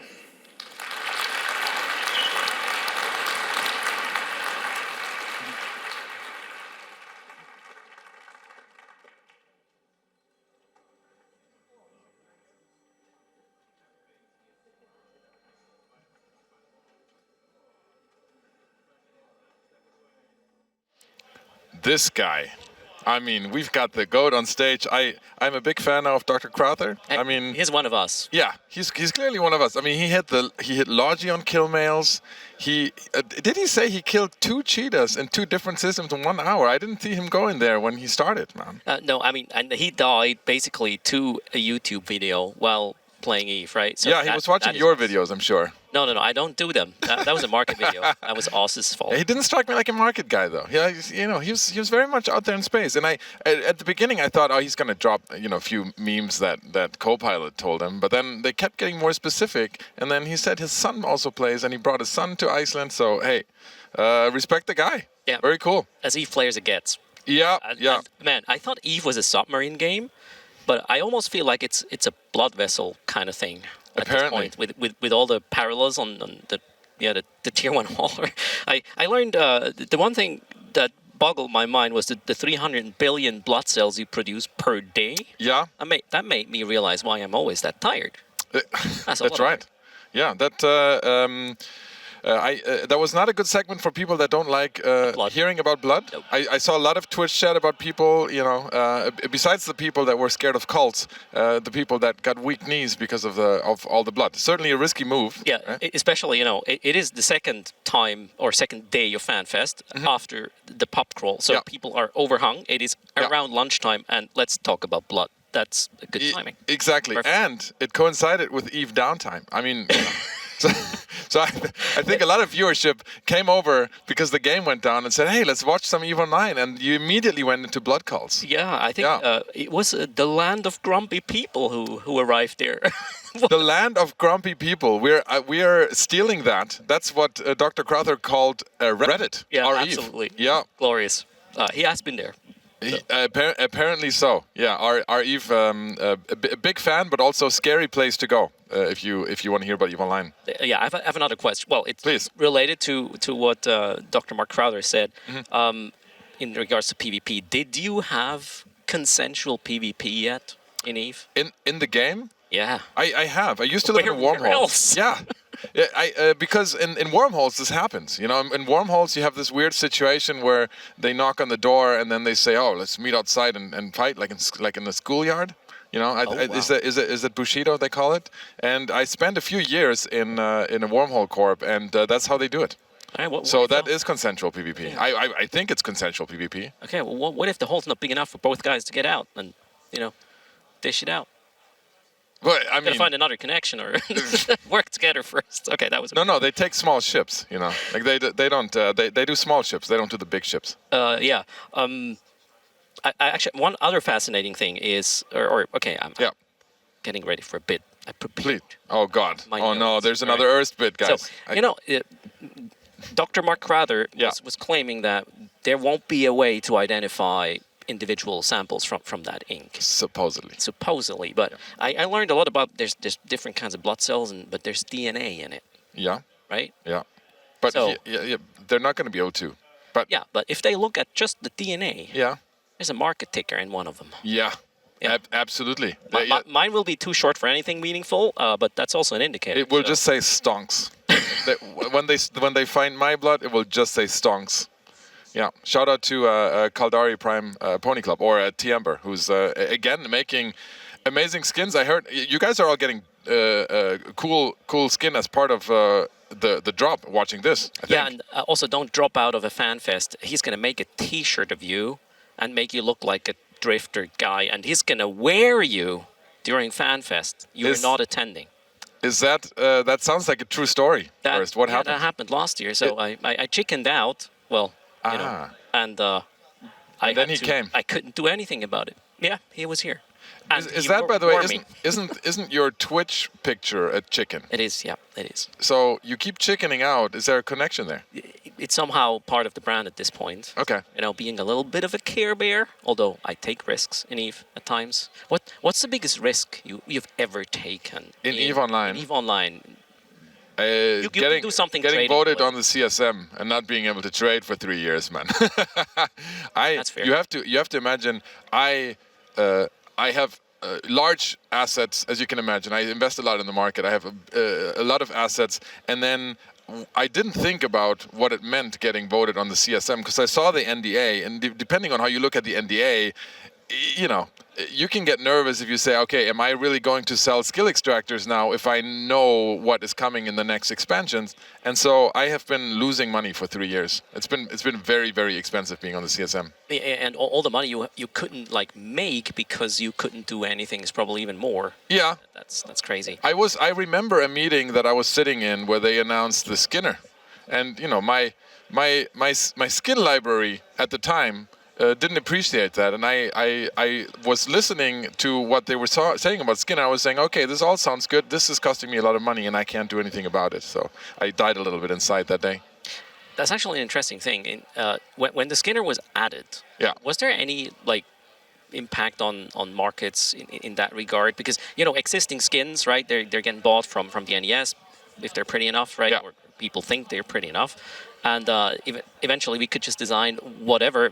Obviously not exactly the same way the ones looked in the store, but Yeah. was there any meaningful impact? I thought that the market was just going to die because having seen early concepts of the Skinner, I thought, yeah, people are just going to go do their own stuff and nobody's going to buy a police skin anymore or Fanfest skin. That has not happened. So Okay. the question is good.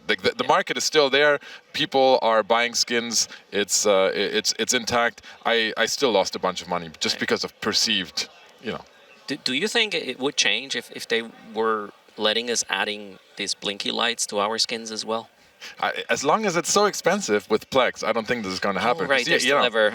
It does cost a lot of money to make skins now. So that's good if you're holding other skins, but it's not great if you want to make a ton of skins in game. But apparently there is a market. I mean, some people are actually making money creating skins. I've recently been training the skill points to be able to create more skins in Okay. parallel and have some cheaper like Paragon listing prices and whatnot. Yeah, this is one of my things that I intend to do. I did a little bit at the very start when Skinner came out, and well, the community encouragement of my results was was not helping. So I took a break. We'll try again. So we're going into evolving empires. Right, so we heard a lot yesterday, or we heard actually yesterday in the keynote, we heard a little bit about what that meant. We saw some amazing art. By the way, those campaign pictures, I love them. Like I forget the name of the campaigns, but the Kaldari campaign and the Minmatar campaign, they look really epic. And we saw some previews about what those campaigns might entail. So what might happen if they are successful. We heard something about tax impacts in one of the campaigns. Yeah, it can seemingly range from like lore narrative kind of one end of the spectrum over to actual an item in EVE or even taxes, and you obviously got excited about this. I got very excited because I mean, if we can run campaigns in EVE Online and impact tax rates in one of the empires, this might actually shift some of the trade volume from Kaldari space to Amar space, for example, because there's people have done a lot less for 1% tax savings. Absolutely, and you will be able to sort of judge, is this one going to make the whole stretch or not, and then all the market people will have to prepare and maybe move product before you actually even finish the campaign, anticipating its success to really cash in right away. So this is going to be pretty interesting. The Galente campaign had something about new drones. So I heard that. Yeah, More very drones. very excited. Should I buy Gilas right now? Is that what you're saying? I was just about to say sorry. I have to be careful about what to say because I you know what don't, those you don't drones stop. make. I Oh, know no. what the drones will be, and so in 20 minutes I will be able to talk about it. So I'm looking forward to the segment after the next keynote or next deep dive because there's going to be some cool drones, guys. They're gonna spill the beans. Buy Gilas, guys. Didn't come from him. I said it, so don't blame him. Buy Gilas. They can I'm also 50% right of the time. 50% of the time I'm right when it comes to investment advice. Okay. As everybody is. Yeah. I was okay in regards to this campaigns. It's called, Yeah. and I think this is a Theaters of War is like Theaters of War. Theaters of War is the concept. Yeah. is the concept, and I wonder when the curtain opens, how soon into you as a complete new player enter Exordium. Or okay, let's do the current EVE sort of start. You start, you get a really cinematic, nice tutorial, a little bit of air agent onboarding and stuff, and then you're thrown in the water, and you have to figure out what to do next. Well, Air Career Program helps a lot nowadays, but to make a connection from I'm a new player to hey, I wanna side with these guys, not just because I look or I like them when I created the character in the character creator, nice hair or cool color in the flag, whatever. I like French. But what? Yeah, I like French, or I'm more of a business person, or Yeah. let's not go to the Minmatar MR kind of relationship. I don't get it. That's too spicy. So you need to understand, or you need to want to join this battle, and if you are a new player in high sec, to jump into the low sec brawl, faction warfare and whatnot. That's a bit of a gap, and I feel like this is gonna be pretty good of bridging that. And so I'm curious at how soon this will be reaching the new player in Exordium, which my understanding is the initial couple of systems are actually neutral. They don't belong to any of the four empires. Well, I think each empire has a space in Exordium. Yes, So, they do. They yeah. have their little Corners. seven star system corners and whatnot. Yeah. And then in the middle is the big blob where you start out, Mm-hmm. and eventually you will be probably pulled to one of the corners. There's a new epic arc. Yes, I saw that. We'll hear something about this because We will. that one has to set up the struggle between the empires, right? Yeah, it will. And I think the one reason why I'm happy this is all coming with the new Theaters of War concept is because I've always thought that we're lacking a little bit of that translation from I'm a new player in EVE Online to I fight in the big wars and big politics and everything. Because that transition is, if you happen to meet the right people, that transition can be very smooth, but it's also very daunting if you're a solo player and you're expecting stuff that other MMOs have. And I know, some bitter vets don't like to make it too easy, but we have to think about the new players coming in, right? And I think a vehicle like this to have people immediately jump into a structured kind of PvE content that can also have PvP impact is great. And I always thought one way they were going to do it is by redoing the missioning system, because the mission system is very, very old. It's solved. It's been solved for 20 years, but they decided to basically introduce this new entire PvP campaign system. I'm calling it campaigns because other games call it. That's I think what people understand, and that's going to be very interesting to see if this helps new players come in and immediately jump into content easier. Yeah, I see it.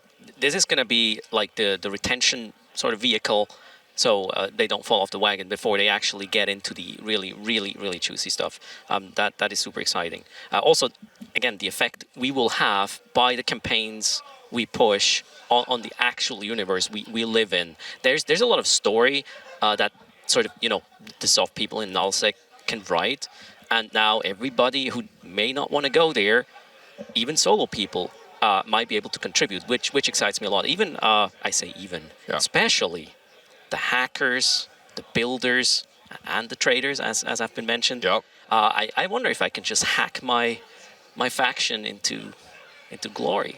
You will be able to progress doing any of those things, and you can also take. They said that yesterday. You can take part in multiple campaigns, so you don't have to stick to one empire. You can look at what the rewards are for each empire as they are unlocked, and you can decide which one you want to you want to push forward. And then also, I think this is a very good vehicle to introduce seasonal content on a regular basis. Yeah. Because we have people love events, and there's a lot of feedback from the community about events. Is that one? I think people love Crimson Harvest, people love Winter Nexus typically, but also they're quite repetitive, right? A lot of the elements, that you make fits for they're a little bit like this, a little bit like that, but there's a lot of repetitive content there. With this is going to be seasonal content where they can dynamically inject new content, which is not going to be unlike event content, and that's why I like it so much. Yeah, I would say, they have been leading up to this with the events that we had recently. So the kind of scheme on how this is going to work sort of showed a little bit already. What I like especially as well, we're talking about the old content. Let's call it evergreen content. The missions, for example, why haven't they been revamped? Why have they not been removed and replaced? And I think that is one of the unique features of EVE, actually. I cannot remember any, or a lot of significant content that over the years has been removed. Well, there were, these events, which are obviously time limited, and then maybe the year after, if we're lucky, they're back. But I think this is a feature of the game, and what I've seen in the recent events as well is that this content is actually being included in the event. So if you are a mission runner and that's just the thing you want to do, there's nothing wrong with that. Mm-hmm. And you can now participate as well. My understanding is it's going to be the same thing with the campaigns. Yeah. Plus additional content that if you get tired of one thing, you can run other stuff, and I think it's going to be impacting a lot of different playstyles. Okay. On that note, this is actually super important, man. The things you say trigger so much. Please. Important things. So when I played the last 1 or 2 events, there were things I would normally never do, especially not on stream, because I would have a hard time to sort of talk through this, because it's kind of slow content. It makes you more or less of a chit-chatter rather than... I'm the master of slow content, man. I do spreadsheets. I got to learn from you. You do spreadsheets. Okay, so I would obviously do first the exciting things, like run the new event sites and whatnot, and then the event was designed in a way that once you hit the ceiling, as in you could do 5 different stages for the new event sites, for example, to get the most amount of points for doing whatever you're doing, and then it would slow down. So if you would continue with the same thing, you would get less. And guess what? I hopped into a mining boat, I spun up my other 6 alts, and we did a little bit of mining. Mm-hmm. And it felt super efficient, and I did something I've usually not on my my plate or my program. Same thing with faction warfare. So after the mining was done, I was like, okay, I still have one third to go. What do I do next? And then I check. All right, how about faction warfare? All right, well, I was just sitting in Tristan's there, but I relearned how the mechanics are, and I enjoyed it. I even got somebody warping in who shouldn't have, and then it's pushing people. Not pushing is the wrong word. Hinting people at other things you could do. Nudging. Yeah. Perfect. Yeah. Two non-English speakers helping each other with. Or you use the German word. Schieben. Schieben. You want the Swiss German one? No, let's not go there. No, let's not go there. Okay. Yeah, but so you collected a lot of LP. Do you farm a lot of LP? Erst, when you play? So I made a stupid mistake. There was also learning involved, which is kind of cool. Yeah. So I would just do that in a system that was not contested, and I got 0 L. You get 0 LP, and I noticed this only later. But one of the bars went up, like the completion thingy. So I still got something out of it. Eventually, I went to the more dangerous systems, the front lines, the contested ones, and oh boy, there's some LP to gather. I still have to find out what to do with it, but that's a content for another time.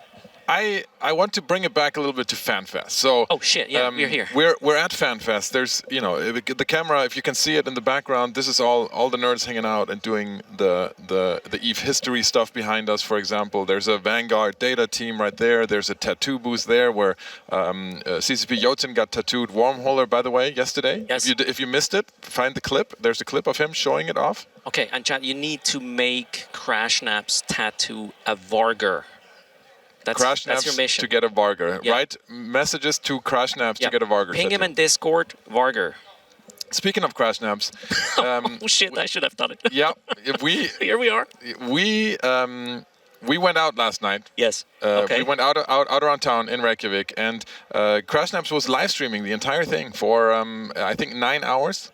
I was hanging out with him for a couple of hours there in a cocktail bar. It was overall craziness. It was the first time where I really, did an entire evening here at FanFest, hanging out and drinking with people. Usually, we have the morning segment of this, but yesterday, I'm actually very proud of my achievements there, and it was absolutely insane. The entire town, if you go out here in Reykjavik during FanFest, the entire town is EVE nerds, and you go to all of the big bars and you go in there, there's, dozens and sometimes hundreds of EVE nerds, and that's so special. Have you done that in the past? Yeah. I was when I arrived, I had like 2 days where nothing was scheduled, so I did it at that time, and I went into I think it was called the laundromat. Yep. And classic.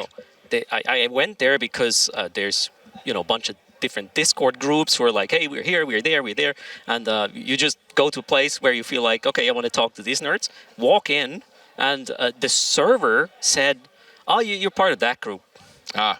They know us. You look like a nerd. You look like a nerd. Frickin'. Yesterday at the pub crawl bar, I almost didn't get in. Oh no! Yeah. How so? I got to the door. I was with everyone else, and the door guy was like, "Where's your EVE Fanfest badge?" And I was like, "Dude, I left the convention, went to the hotel, I left my badge. I'm now a civilian out of town. I don't need a badge to get in."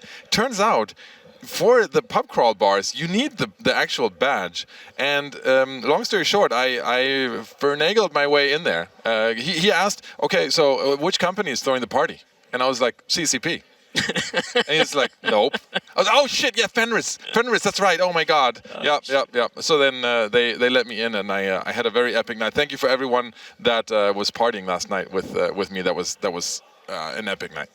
Yeah, I had to carry him a little bit earlier, so thanks for making first carry. I don't, yeah. There's one other phenomenon I've sort of observed. Okay. You start with a couple of EVE nerds somewhere in a bar. In my case, it was Lemis at the first first night, and there's kind of like a gravity, and just the room was full of EVE. Yeah. At some point, there's just it's crazy. Also, the groups, they just keep getting bigger. So I like the term gravity, because you start out at one bar with like 3 EVE nerds, and then it turns into 10 EVE nerds, and then you go to the next bar, and the groups just merge, and at the end of the night, it's just a big horde of like 500 EVE nerds, like raiding the city of Reykjavik. Yeah, and you also get to exchange a lot of things, not just the conversations. You almost everybody you walk up to has some sort of like EVE or merge for his corporation, for his brand or alliance, or. It's absolutely crazy. I thought I will have more space in the back going back home. Turns out that's not how it works. Erst, they ran a poll. Yeah, I just got the message. They ran a poll on what tattoo Crashnaps should get, and the results were 100% Vargar. Unsurprisingly, guys. Very good. Now we just have to put this law into effect. We have to find Crashnaps. Yeah, we're gonna enforce the. Yep. It will have to happen. It will have to happen. All right, we are minutes away from Empiers at war. We've already picked my mini. Okay, I gotta Erst get said he's my gonna get his thorax. Good luck on picking your thorax. Okay, what's the mechanics? How do I cheat to get the ship I want?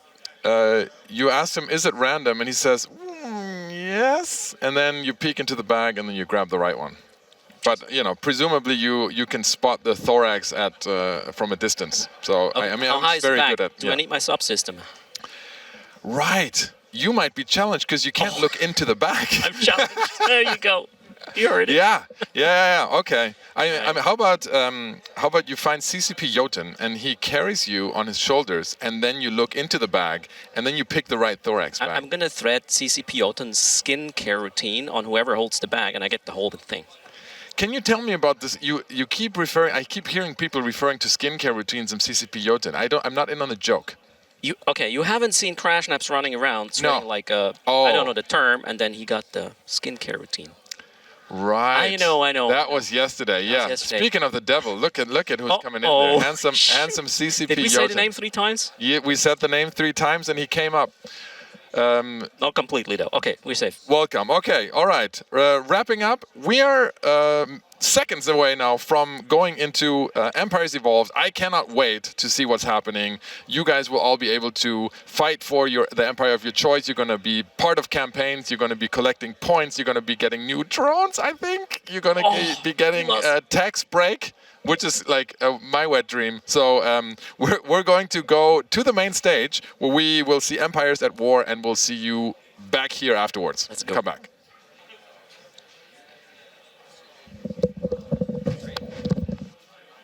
Great job. Good chat.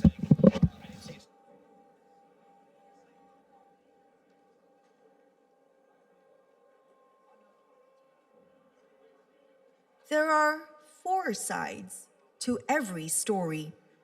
Here to tell all of them, give it up for FC Diegetic and FC Burger.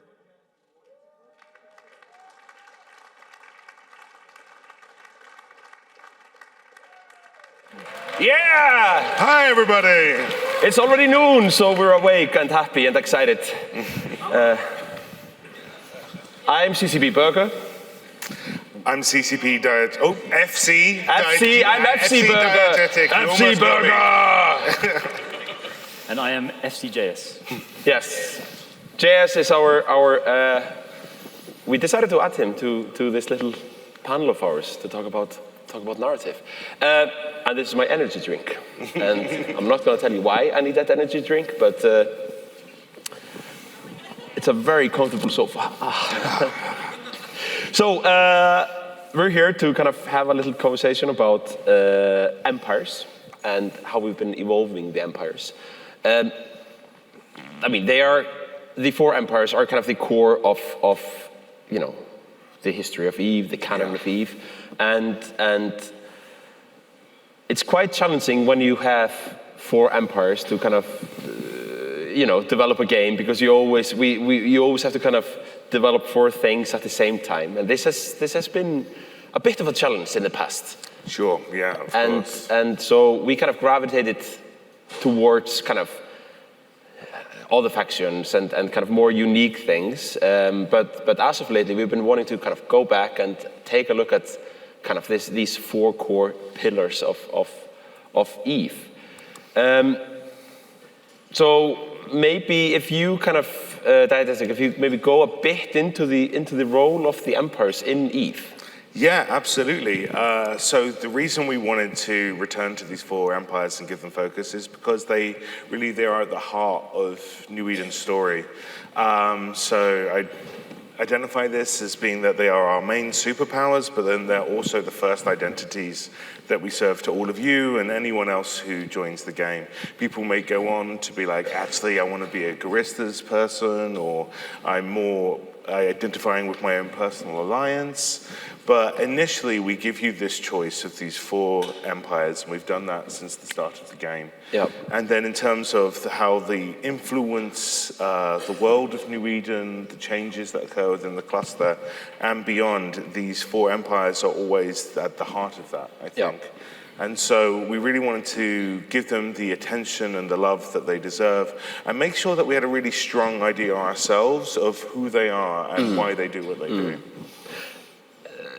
There is a bit of a challenge with kind of the empires today. Like, we have empire selection right at the beginning of the game, and it's like the first big decision you make when you create a new character. And sadly, that decision it matters on a meta level, but it doesn't really like have the impact that it should. So we have players spending all these like dramatic cognitive coins on reading up on the empires, and then you just play the game and you can fly whatever ship and things like that. Yeah. But I think also in addition to that, because that's really true, you might choose an empire and then go in and be like, oh no, wait, but actually those other people, they more make sense of my ideals now that I know more about them. And I hear a lot of stories of people being like, oh, I made a Kaldari first, and then I started playing the game, and I had to restart and make an Amar. And I think thinking about how we present them, and then making sure that there's such a rich world and environment, and that when we, even outside of the game, present things about the Empire, it's strong enough that people can have a really good idea of what they're doing and why they're doing it. Yeah. And our goal now with Exordium and military campaigns is actually, and this is a spoiler, we actually wanna move the empire selection back. We actually don't want you to pick an empire right at the beginning. We won't do it in this expansion in Cradle of War, but this is something that we're seriously looking at. We want to move the selection of an empire to a point where you're ready to like really make that call. We want you to try out. And get the taste, get the smell of the glory of the Amar, and get like the roughness and the harshness of Minotaur, and get the the freedom and the joy of Galente, and get the, I don't know, what does Kaldari give you? Honor. Stick up your ass. Money. Money and honor. Money and order. Who wants money and order? Come on. Capitalism. So, and actually on that, so one of the things that we've been talking a lot about, and I'll get to Jayess in a bit, like, don't worry. I'm learning too. Yeah. So one of the things that me and Diegetic have been talking a lot about in the last kind of couple of years is like, how do we actually make the empires, how do we strengthen their identity? Who are they? Like, how do they, what makes them tick? What is the flavor? And in all honesty, like, there's a lot written about the empires, and there's a lot kind of, outside the game about the empire, but when you're in EVE, you don't necessarily always feel their presence. You don't always feel kind of like, ooh, shit, I'm in Minotaur space. How cool.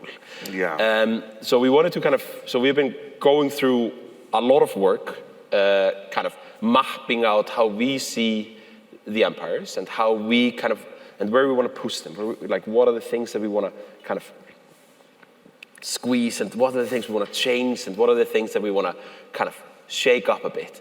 So you're about to see what I think is a PowerPoint, is a masterclass in PowerPoint. I've never PowerPointed this heavily in my life, because we initially were going to show you our crazy mirror boards, but I think everyone would get like hungover before 1 o'clock. Even if you hadn't been out last night. It's too wild. So we PowerPointed our ass off. Yeah. So strengthening the identity of New Eden. So maybe if we start with kind of the core identity, the values of the four empires. Yeah, and this for me is always, this is like, we're also narrative designing our asses off here. Like, when we start thinking about characters, about factions, about places, I always want to start with, like, what are the core elements that make up that identity? Yep. And I think for a faction, values are the best place to start from. Like, everything you see builds up from that. So maybe we can show them. Yeah. So if we start with Amar, I'll maybe get you to read through these because I'm horribly dyslexic. Yes. So for the Amar, we decided their core values are faith, order, and obedience. Faith is pretty much a given. That was not a controversial one to work out. But then looking through their history, how they relate to it, reading all the scriptures, everything we'd published about them in the past, we think that what they value the most is a strong sense of order, and then what they expect, I think, from the people within that order is obedience. Obedience to your holder, obedience to your empress, obedience to the Lord. Yeah. And then Kaldari. So Caldari were probably in some way the easiest to do because they think they're very vocal about their values. Honor, duty, loyalty is the Caldari catchphrase. But when we were breaking this down, I think a great discovery that you made was bringing merit more to the fore, which isn't something they say out loud as much. But I think when we look at the Caldari, especially if you're new to the universe of EVE Online, there can sometimes appear to be a clash between this state identity and this corporate identity. And I think the power that marries them is the focus on merit, on value, on like the way that you elevate through this state structure is by demonstrating your merit within your mega corporation. Galante. The Galante, yeah. So freedom, obviously, Galante love freedom. They're always talking about it. It's their favorite. And equality comes quickly after that. But then the other thing we pulled out was prosperity, because when you look at the Galante, you're often looking at things like Quaif or Duval Labs or Creadrone. And these are private capitalist organizations. Why do they have such a strong Galante identity? And I think it's because the promise of that freedom and equality is that it is also a path to great prosperity. Now, some people might interpret that as personal prosperity, others might interpret it as the prosperity of the society, but that promise of a prosperous future, I think, is key to the Galante. And then, of course, Minmatar. Yes. And the Minmatar, I think you can most see partly how we worked this out was by contrasting their opposing faction. So where the Amar have faith, the Minmatar have pride. Where the Amar demand obedience, the Minmatar praise ingenuity. And instead of order, they're more interested in solidarity. And I think that solidarity can occur at a clan level, a tribe level, a republic level. It's actually very interesting. Like if we just kind of stop here at these values, Jayess, I mean, you're working on Vanguard, you're working on the backstory of Vanguard, and of course we all work a lot together. But how do these value, like how do you use them when you're kind of thinking about Vanguard? Because you're not directly working with the Empiers, but the Empiers have a huge influence on the work that you do. So we've tried to create, we've created this idea of like Avalon, which is a newly created sort of Vanguard collective, and part of what they've done in creating this collective is they've sort of created this new kind of monoculture, and we've tried to sort of pull on threads from sort of various factions, so of various empires, and so I think the Amarian Empire is probably where we've sort of taken the most from. You're going to see when you see the new Vanguard suit, which is looking amazing, by the way. We're working on it right now. That sort of, it's very Amarian coded. It's kind of a little bit kind of lyrical. It's got a little bit ceremonial. Because I spoke earlier about how we're looking at we've been reading about Thanatos agents and all this kind of stuff. All these really cool kind of stories, and like the Templars from the early days of Dust. And so there's a lot of kind of like Amari stuff in there,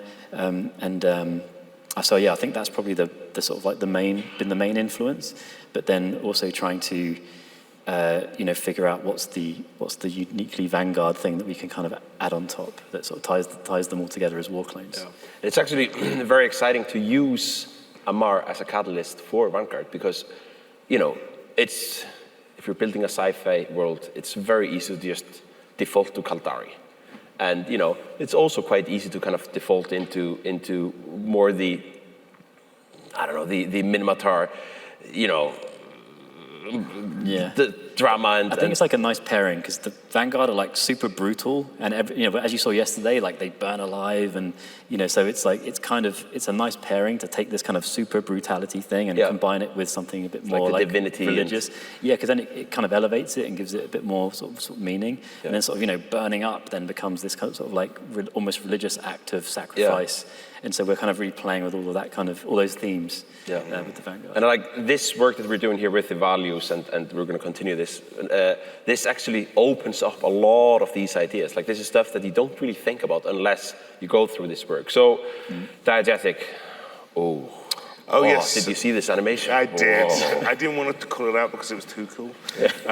But yes, once we start with values, then we look at how do those values express in the behaviors, the actions, the aesthetics of these different factions, and that's what we call tone. Yeah. So we start with the Amarians. Yes, so obedience leads to hierarchy, order leads to a sense of austerity, and of course faith leads to piety. And these again want clearly the expressions of these values out in the world. Yeah. Yes, the Caldari, controversial statement, quite stern, quite corporate, and extremely dedicated. Yeah, definitely. Yes, with the Gallente, prosperity leads to aspiration. Freedom causes them to be the most eclectic and diverse, and the interest in equality gives birth to a righteous desire to bring justice to the cluster. And solidarity from the Minmatar leads to self-determination. Their ingenuity is why they're so adaptable. I think people sometimes like to look down on the rusty Minmatar ships, but I think these are people who managed to build a fleet out of scraps and then have it challenge the most established empire in all of New Eden. And of course, pride is that they are proud. That one's a pretty close map. So actually, on the rust in Minmatar, because I come from architecture, and I've always viewed the rust not as a scrappy thing. I've always viewed it as like there's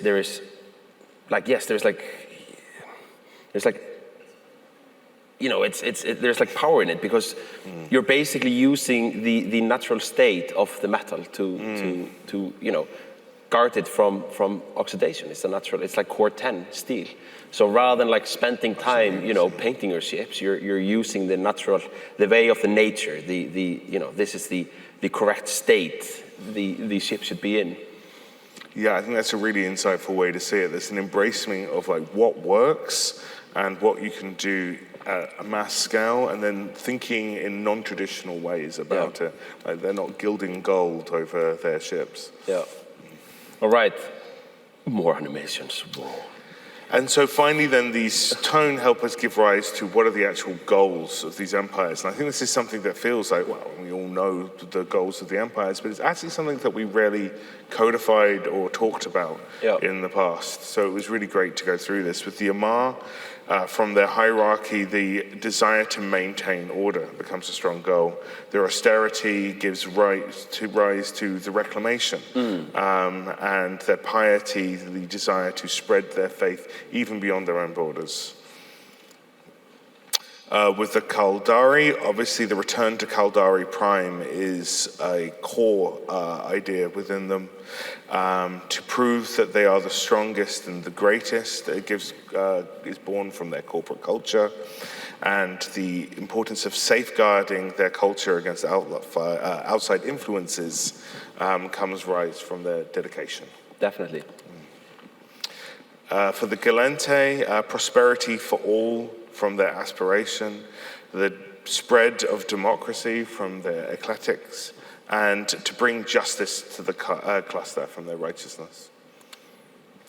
And for the Minmatar, their pride is what gives birth to the reclamation of their heritage, which I think we're seeing very clearly demonstrated in one of our first military campaigns. The desire to secure a glorious future is born out of their adaptability. And the liberation of all Motari, of course, is one of the founding principles of the Republic.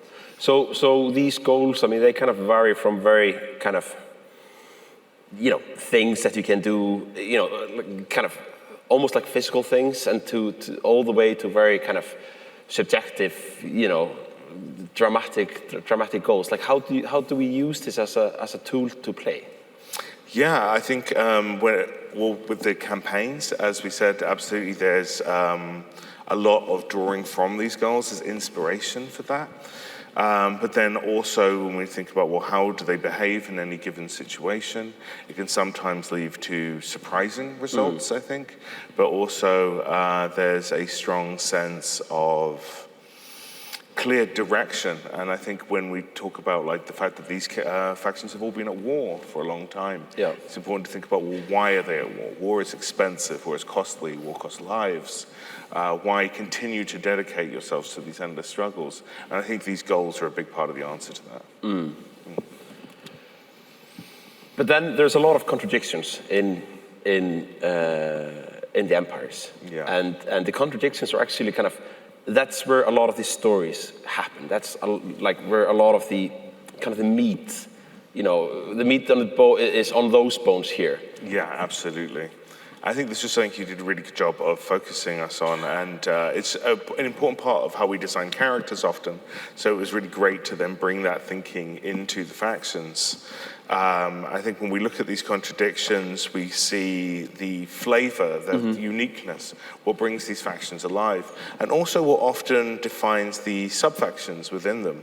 So if we were to look at, for example, the contradictions on the Republic, we see Republic unity versus tribal autonomy, tradition versus ingenuity, liberation versus building the future. That's basically the brutal versus Sabiesta divide. Definitely, and it's fun actually with the sub-factions because, you want the empire to kind of encapsulate, like it needs to take up a lot of space and it needs to live on forever. So we need to be careful with the empires themselves, but the sub-factions we can really push them, to the boundaries, and we can make them very extreme when we play with them. But that doesn't mean that we can't take the empires and take them a bit further. Yes. And part of the thing that we're doing here with mapping out these contradictions is to give developers more freedom in pushing the bounds and making them a bit more extreme and creating kind of the periods of drama. And this is something that we're hoping with the military campaigns, that we can have a moment where where Caldari leans more into competition over honor, or where cohesion kind of vanishes for a period in Galente. And this is something that we wanna play with way more. Yeah. And I think it's also actually one of the things that I find so exciting about the Vanguard lore that you've been developing. We were just talking before about them as how they have these elements of sacrifice and these legacy from perhaps a more faith-based approach, but then contradict that with their sort of cool punk attitude. I think it's a really strong way to define a group. Yeah, that's definitely how we've been sort of thinking about them, and then it's a really exciting. It's going to be an exciting problem to solve about how we then sort of introduce them into the sort of like mixture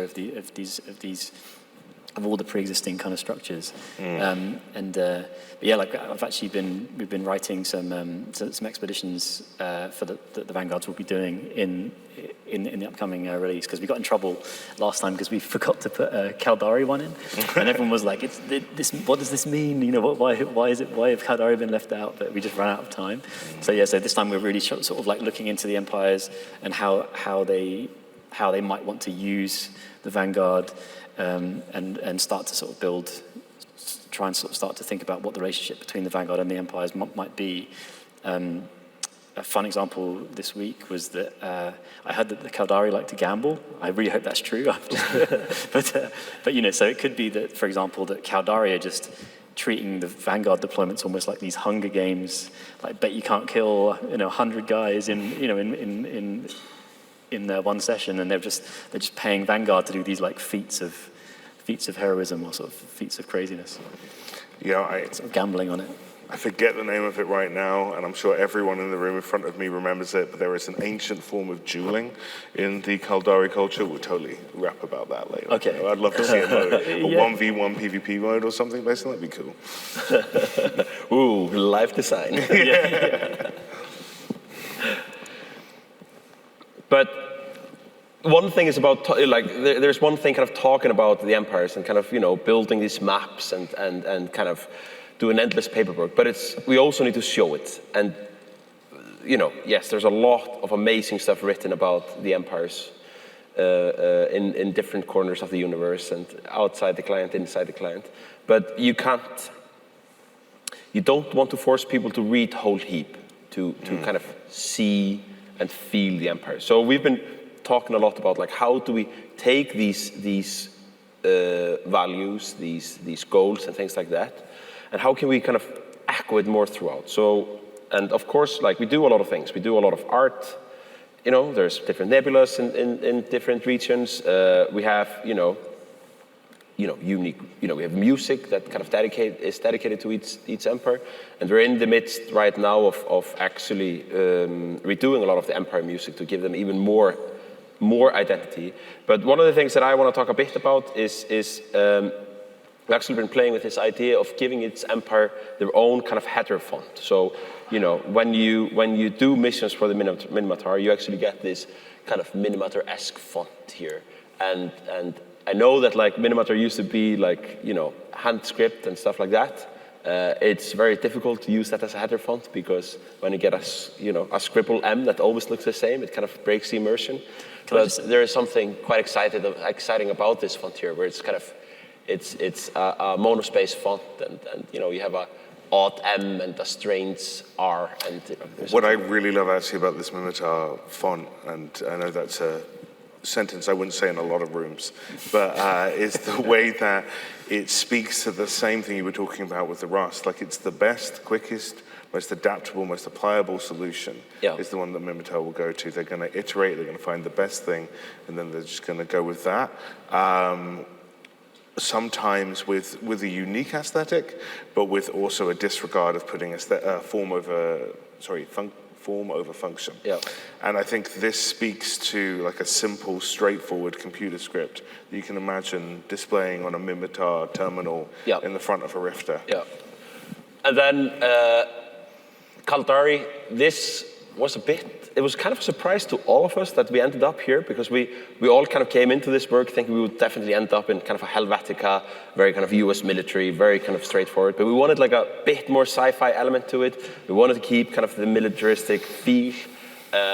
So we ended up with this awesome font. The Amarian one was probably the easiest one. Like that was probably the most straightforward.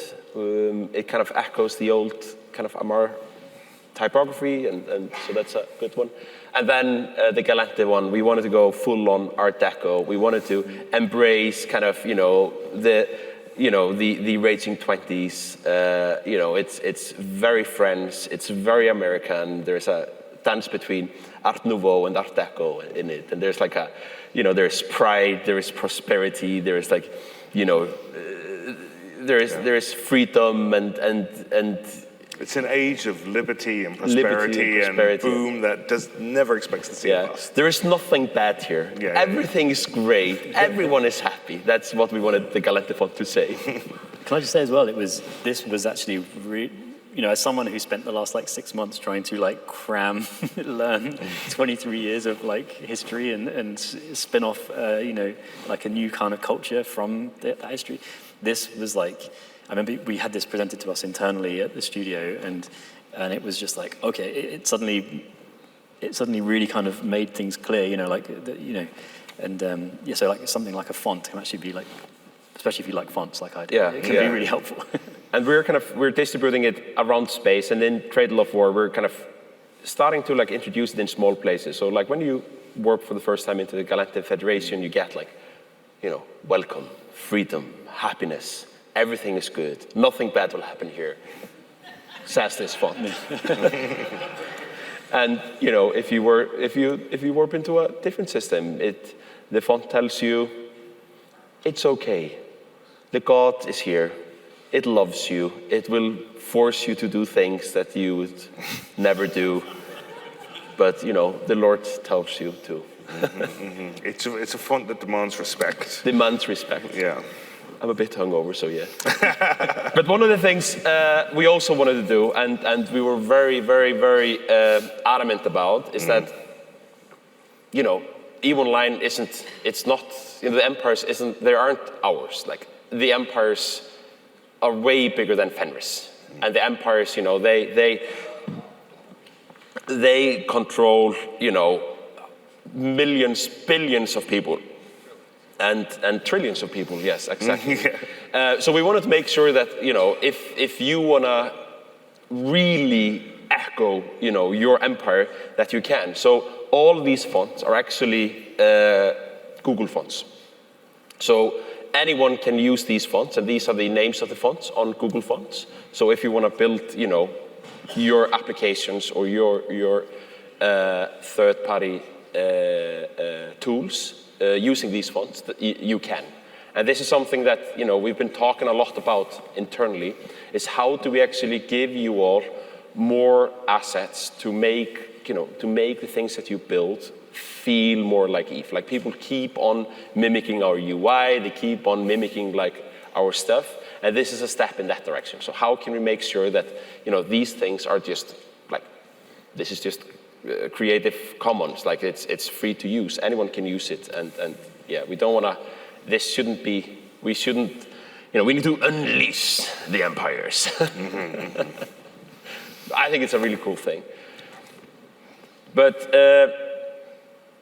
symmetry and it's a very interesting topic. And for the longest time, this was a very challenging thing for us. Yeah. When we designed new ships, we always ended up doing like four of the same in a way, to make sure that every empire would get kind of,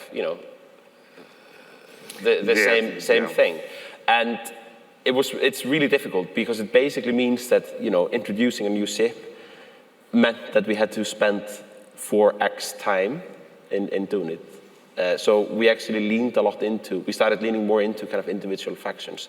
So we've been talking a lot about like how can we embrace asymmetry, and I think there are some very great examples where asymmetry is embraced in the game, and that's given us the confidence of kind of leaning more into asymmetry. Can you? Yeah, absolutely. And I think what's so fascinating to me about asymmetry is that's what drives story.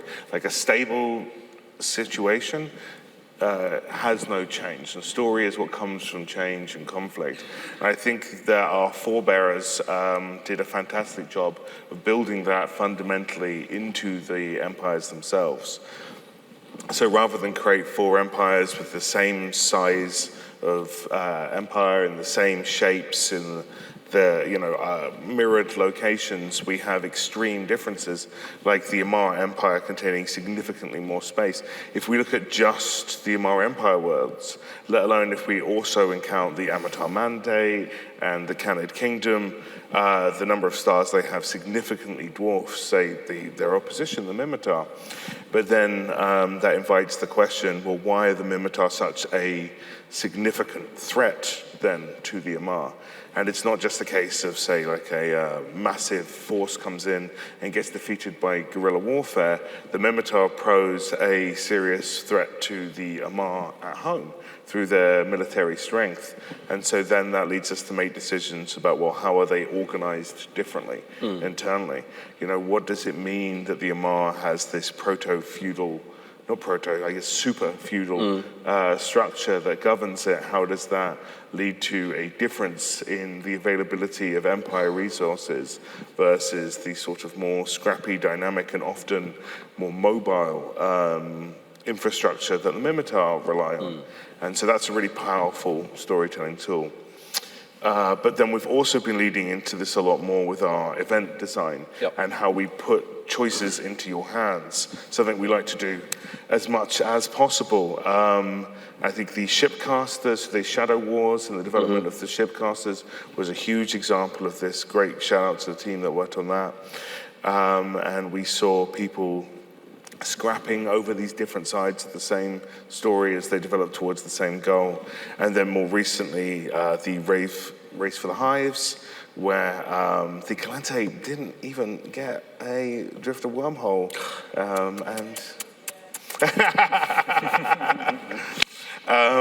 And that's led to interesting storytelling. That obviously bled into what's come after, including the presidential campaign we just had. And it's interesting because, like, I don't want to say that we were slaves to the empires, but they were definitely they were holding us back a bit, this having to create symmetry. And we're really embracing it in Vanguard. Like, you're not really you're just embracing the asymmetry. Like if you need the laser weapon, it's a Mar, and you can just use them more as a tool, as a vehicle for storytelling. So yeah, and I mean, speaking of asymmetry, the Vanguard started, like, the situation that the Vanguard are in right now is that they have essentially one ship or one small group of ships that are sort of on the run. The Aegis are hunting them down, and they're just making these tiny little deployments, trying to steal bits and pieces to try and build back this kind of warclaim legacy that existed previously. And so it does have this very like rebellion kind of feel to it at the moment. So yeah, like, and then there's also this asymmetry between the relative power of war clones in space versus on the ground. The ground is very much their domain. They're incredibly powerful fighters on the ground. But in space, they are completely weak and completely vulnerable and sort of on the run. And so, it's going to be interesting over the next few years to sort of build this up and to see them grow and to see what that becomes. But yeah, for now, asymmetry is our friend. It's like it's a cool story straight off the bat, and then there's a ton of different directions that we can go with it in the future. Definitely. So I think I'll probably speed through this part to make sure we get through. So I was noticing the clock. But one of the key examples we wanted to give of how all of these thinking comes together was how we wanted to refresh the Gallente through the Gallente election. Yeah. Yeah. I'm actually just going to say it out loud. Yeah. Like, I love Gallente. Like, my character is Gallente. I've loved my Vexor my entire life. Yeah. I gave you a design problem like 8 months ago, and the design problem was basically Diegetic Gallente is fucking lame. Can we make them awesome, please? Yeah, and I think they're like medium gray. The problem we had was like the Gallente are really cool if you go off and read a lot about them. But where's that stuff in the game? Where's it in your regular experience? So if you'll go to the next slide. So again, this is some deep narrative design thinking. I won't go into the details too much, but there's a concept called optimal novelty, which is the idea that if something is too familiar, it becomes boring and humdrum. And if something is too unique, it's exotic and alien and difficult to connect to. And this is backed up by neuroheuristic research I'm happy to talk to anyone about after the presentation. It's going to take a few hours. But yeah, exactly, yeah. I got deep on it. And so this caused us to want to analyze the Gallente as an example of a specific trope, the Galactic Federation trope that we see throughout science fiction. So I analyzed 8 different examples of the Galactic Federation from different media and looked at what was the traits that the Gallente had that were unique to the Gallente within that group. This was based on the feedback that we'd received through surveys, through stalking you all and social media places, that the Gallente could come across as a bit too humdrum, a bit too standard, as an example of this trope. So basically what you did, you just took a look at similar factions in other IPs. Yes, exactly. So basically kind of who are the Gallente in Star Trek, Star Wars? The Federation were a big one, and they even called the Federation of Planets, the Galactic Republic in Star Wars, the Alliance, and the Council in Mass Effect, and on and on. And so looking through all of these different groups, we found there were 3 primary things that were unique about the Gallente, which was their focus on automation and drones, their politically divergent member states, and that they had these multiple planets of origin. And these 3 traits are also what is unique about the Gallente within EVE Online. And so we really wanted to lean into these more in the future storytelling. So basically the points, we took the point every time another Federation shares the trait. Yeah, it doesn't share the traits. Yeah, so the more points you have, the more unique you are. So I think the only one that we analyzed that was also focused on automation was Battlestar Galactica. Yeah, and it didn't work out very well for them. So that gave rise to the selection of these 3 candidates, each of whom is a unique response to these core values that we established at the beginning of equality, freedom, and prosperity, and each of which had a different take on those 3 core unique elements: automation, multiple planets of origin, and the diversity of the Federation. And then we gave all of you the choice as to who to select, and it was shockingly close, which is fascinating. We actually thought that this would be like a kind of a niche thing that, you know, few people would participate. It was one of our biggest events that we've done. It was fantastic to see so many. We didn't really know who was going to win until last minute. Oh, absolutely. Like, it was a few days before we announced that it started to feel like Moreau's victory was solidifying. And it's been really great to have Roden now as this almost victor character in the background, being pretty salty about the result. Salty tears. So yeah, putting power into players' hands. Yes. So all this we've talked about, everything we're doing to define this isn't about us taking control of the story. This is about us figuring out what the playing field is so that all of you can have as much control of the story as possible. And the election of Alex Moreau is a great example of this.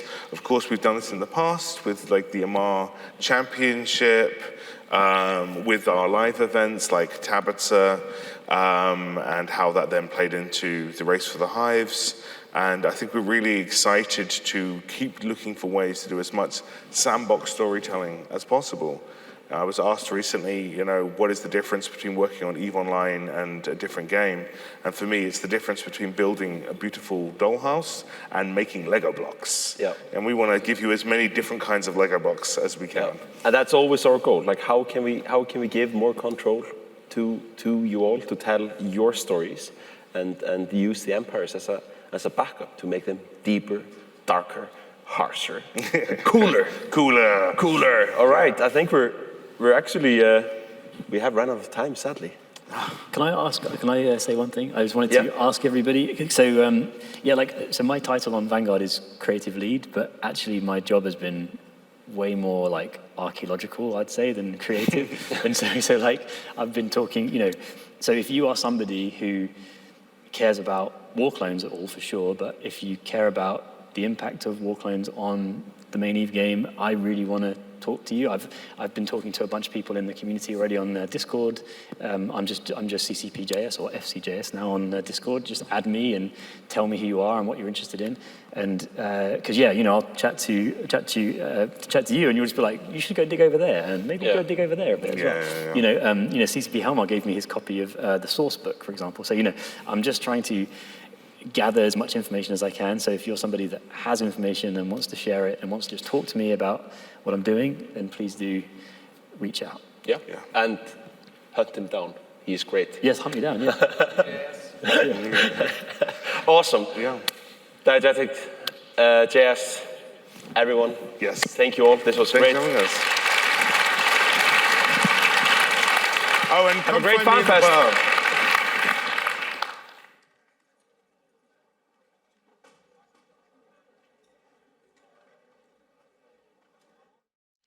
All right, Erst. We heard a lot about the lore behind the different empires and where they're going and what it means to be.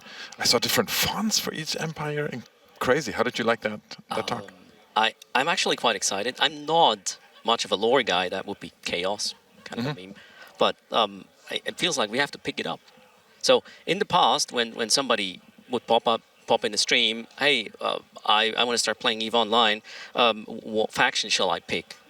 The answer was, it didn't really matter, just go by the pictures maybe, or maybe you like the vibe of any of these. And I'm actually super excited because there was a gap. I saw Exordium, and then at the outside of Exordium, these four other regions for each empire. And I was like, how are you going to have, like, you select an empire on the character selection, and then you go to Exordium in this neutral space, and then you go to your empire? Makes all sense now. We go to Exordium, presumably, or that's what I guess, is through the Epic Arc, we will learn about the empires, and then we make an educated decision, also based on will we feel okay being part of this sort of whatever setting you're putting it in. Being in Amar, Yep. being Galanti, Kaldari can mean all kinds of things. So I took a bunch of notes. So this delayed empire selection is glorious. It makes all sense now to me. Super happy about this. What's your favorite faction? Okay, can I answer Please. the first faction I picked and why? Yeah. When I first played EVE Online, before I quit for good the first time, that was Kaldari, and you know why? Yeah.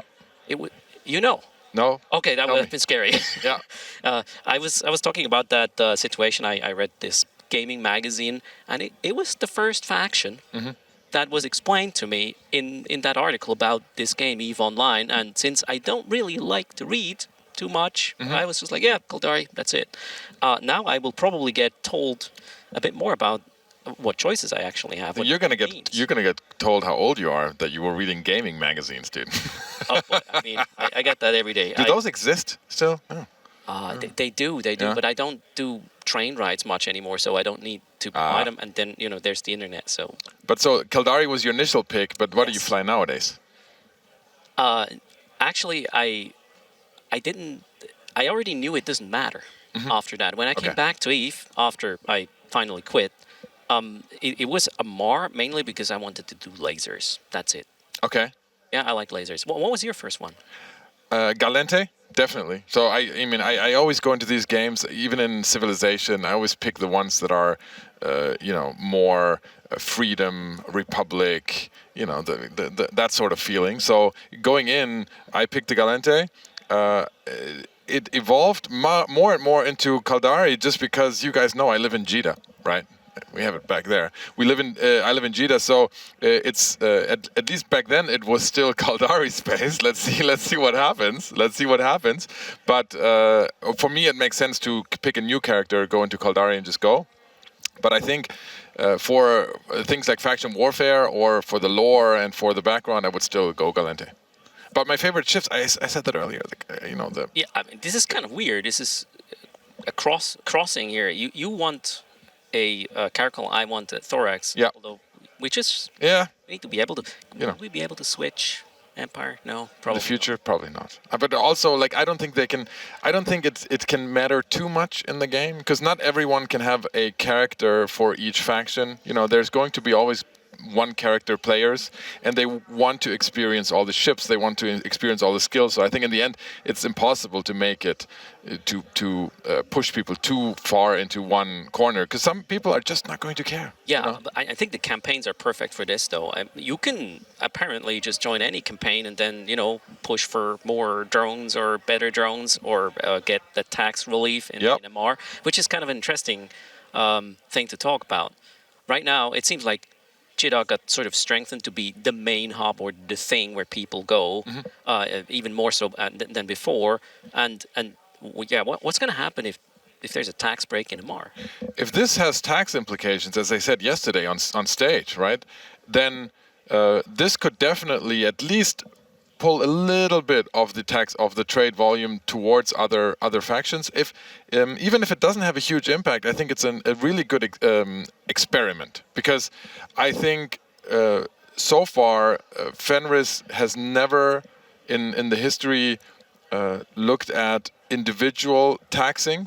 They've made changes to taxing, but it's never been faction specific or very diverse. So I think if they try it here and it has an interesting effect and people actually like that, then we're going to see a lot more of this in different areas. And that's how I see this entire military campaigns thing, as they are now able to try so many different things. They're going to see what do players like, what kind of content do players want to interact with, and then build more on top of that in the following seasons. And it's also really cool that by engaging with a certain campaign, maybe more than other campaigns, it has a consequence and it helps making it stick. So this feels really like we have much more of an impact on the world. When I compare this to other MMOs, that's a theme park on rails where this is what's going to happen. The story's going to happen like this, and the end game is there. And with EVE, even the the type of sand seems to be now part of what we can choose, which is mind blowing. I love this. So as I said at the start of this segment, I'm not really much of a lore guy, but I might get into it. But one thing for me, it always comes down to how is the story told, and I don't know how the new epic arc is going to be, but I hope it's going to be not just reading a thing in a notepad. Do you play epic arcs in game? Yes, I do. Regularly?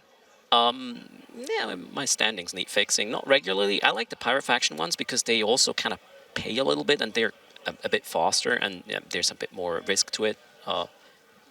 They're cool. They hinted yesterday on stage that we might have new ways of fixing standings with this military campaign. So this might fix a lot of things for people that are trying to get back into certain standings or fix what has been broken in the past. So I think that's going to be cool. The last epic arc they added was the mining epic arc in November. That was a super short one though. Very short. Yeah, I don't usually run epic arc. It's not, as you can imagine, it's not really part of my content, right? Also, I don't hurt my standings very much. But that one was, it was very good to introduce the new gameplay, but it wasn't very long. So I hope this one is going to be, introducing more the faction and a little bit more and heavier on the lore side. Yeah, no pressure. There was actually one really funny thing with that mining epic arc. You haven't played it, and when you are there day one on patch day, like right after downtime, and you're trying these sort of things, weird things happen. So apparently, one of these epic arc locations spawned so close to a gate that people couldn't warp to the gate anymore. It would put them into the epic arc, and that was absolute chaos. All right. Yep. So what do we have next? We're talking about art. Yeah. Well, not we. What's not guys we. who know something. Yeah. I like my 3D mouse though. This is the first or one of the first things I do when there's new content, especially new sites. I'm gonna get my 3D mouse ready, and it is absolutely mind blowing. Just what does that do? The 3D mouse? It just lets you you go to the tactical camera. Yeah. Okay. A quick segment. Please allow us to use the tactical camera in the abyss again. FC, please. All right, that one is from my chest now. So you in tactical camera. Yeah, I know that. Even I know what that is. Detach the camera, and you can fly it with that little knob in all kind of. Is that what Warlock uses in his videos? Yeah. He was talking about it. Okay, yeah. Okay. It's really cool. Also in these big battles to just fly through the ships like this is absolutely amazing. So just a few days ago, there was this low-sec capital site of Warpath, the current event, called Mayday. And man, you should have seen this. This is 2 Titans on grid, doomsdaying each other, purple nebula around it, and the sun shining through. I was just flying through this thing. It's I'm going to be probably having goosebumps when this starts, so I'm super excited for this one. So you're then somebody that plays on high graphic settings? Yes. Yeah. Yes. I don't understand the like. I see from a PvP performance perspective why you go per potato mode. I can't do it. Like I go full on trader mode. Control Shift F9, which just turns off all the graphics. That's what 90% of the gameplay is for me, because I'm just hanging out in Jeddah and I'm trading. But when I actually do content in space, max graphics. Because I mean that's the reason I like. If my ship doesn't look amazing, why should I play this game? Yeah, and especially if you're presenting the game in a way as playing it on a stream. Yeah. I believe.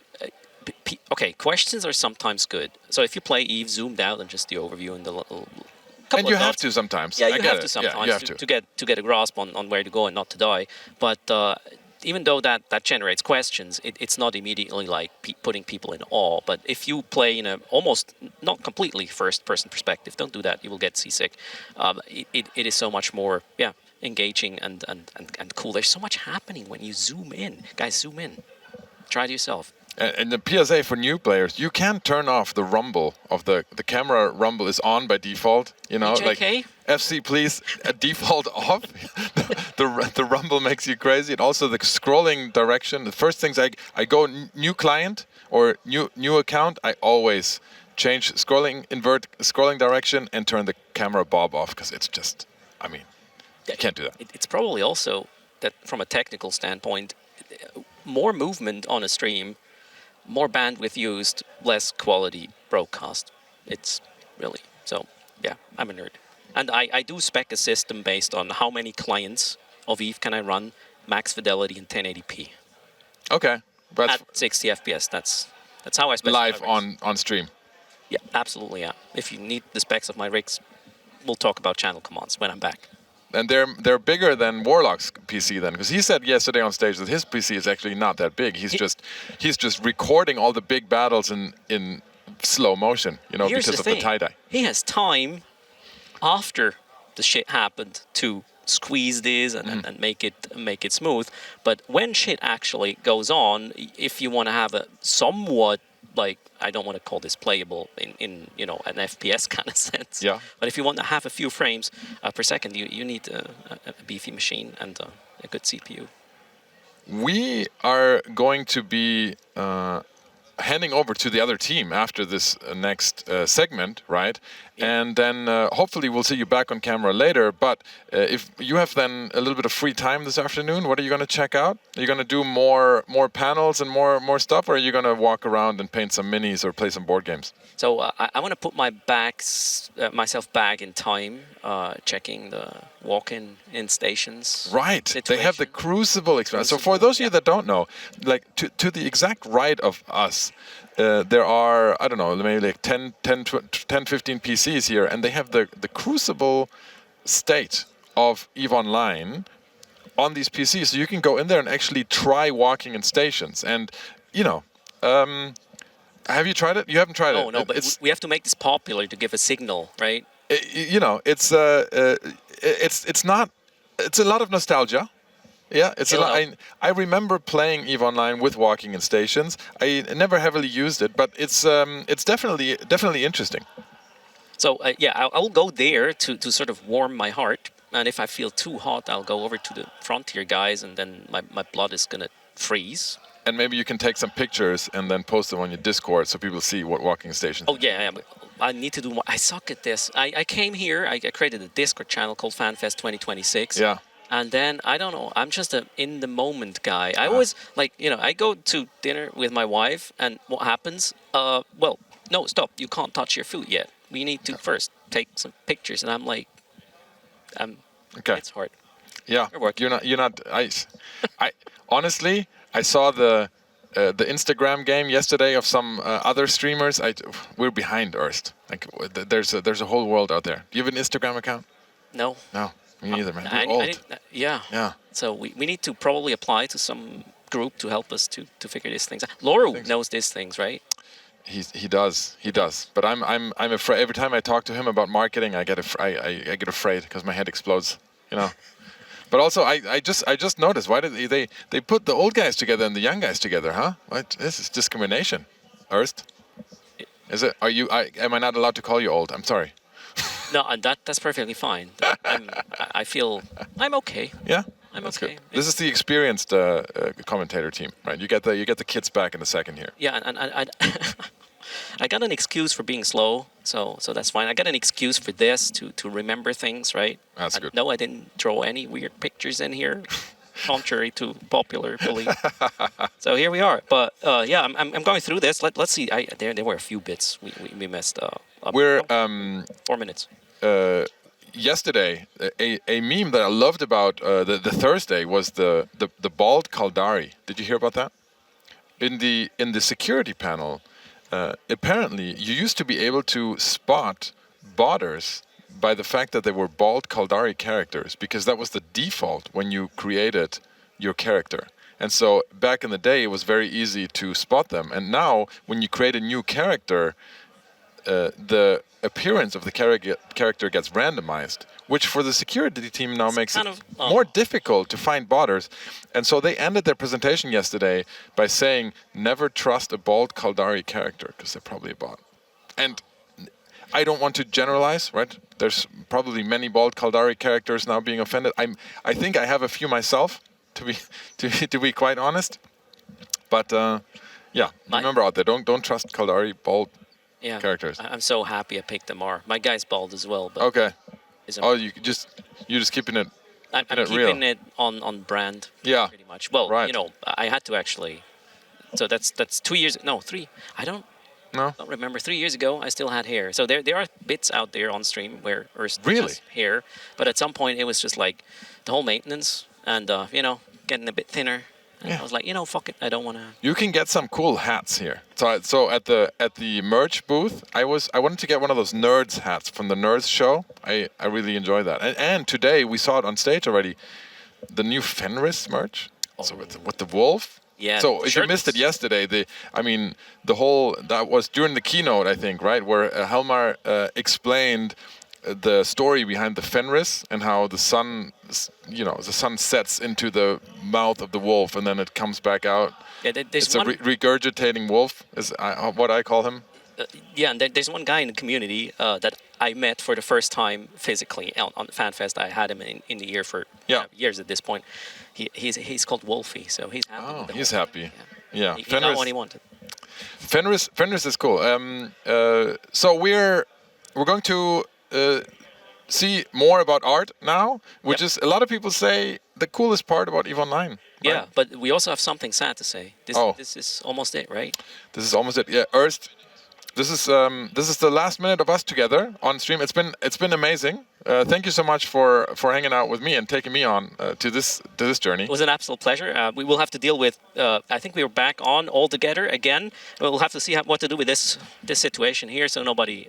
We're gonna go step on that box for one last time. All right, everyone, enjoy the next EVE is Beautiful segment that is coming up. It's been a pleasure. When we come back to the next segment, you're going to see Tox and Loru back, and hopefully you can stay until the very end when we will all say goodbye together. But it's been an absolute pleasure. Thank you so much. Take care, guys. Bye-bye.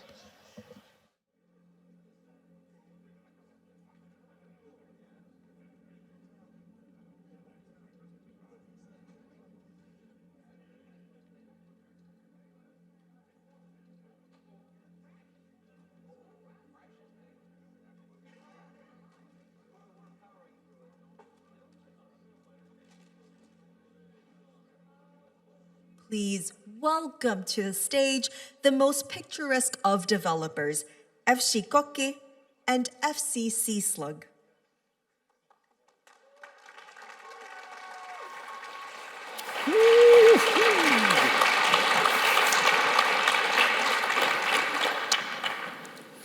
Wow. Hello. How's it going? Hi, everybody. I'm FC Seaslug. And I'm FC Goggi. You are the senior. I am senior. Senior 3D artist. So I am FC Goggi, art director for EVE Online. Wonderful to see you all here today.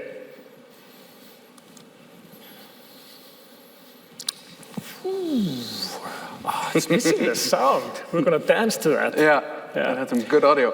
So we are here on behalf of Team Trilanda, also known as the art department. Now, the team consists of 15 people, and some of the artists have been working on EVE for close to 20 years, and some even more. Now, I've been on this journey with you for over 18 years now, first as a concept artist for 8 years, and directing EVE Online after that. Now, we care deeply about the art in EVE and everything space-related. So, it's not just because we love spaceships, it's because art is serious business. So, EVE has come a long way since its birth in 2003. As you can see in these beautiful classic old images.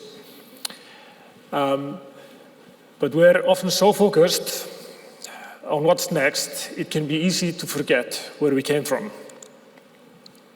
Now, if we look back in time at a very high level, you can see the modernization effort has been considerable. We've done some very big graphical updates in the past. For example, the Trinity update in 2007, which introduced the new graphics engine Trinity and some major ship upgrades. This was a first step towards modernizing EVE. Now, we've done countless VFX updates throughout the years.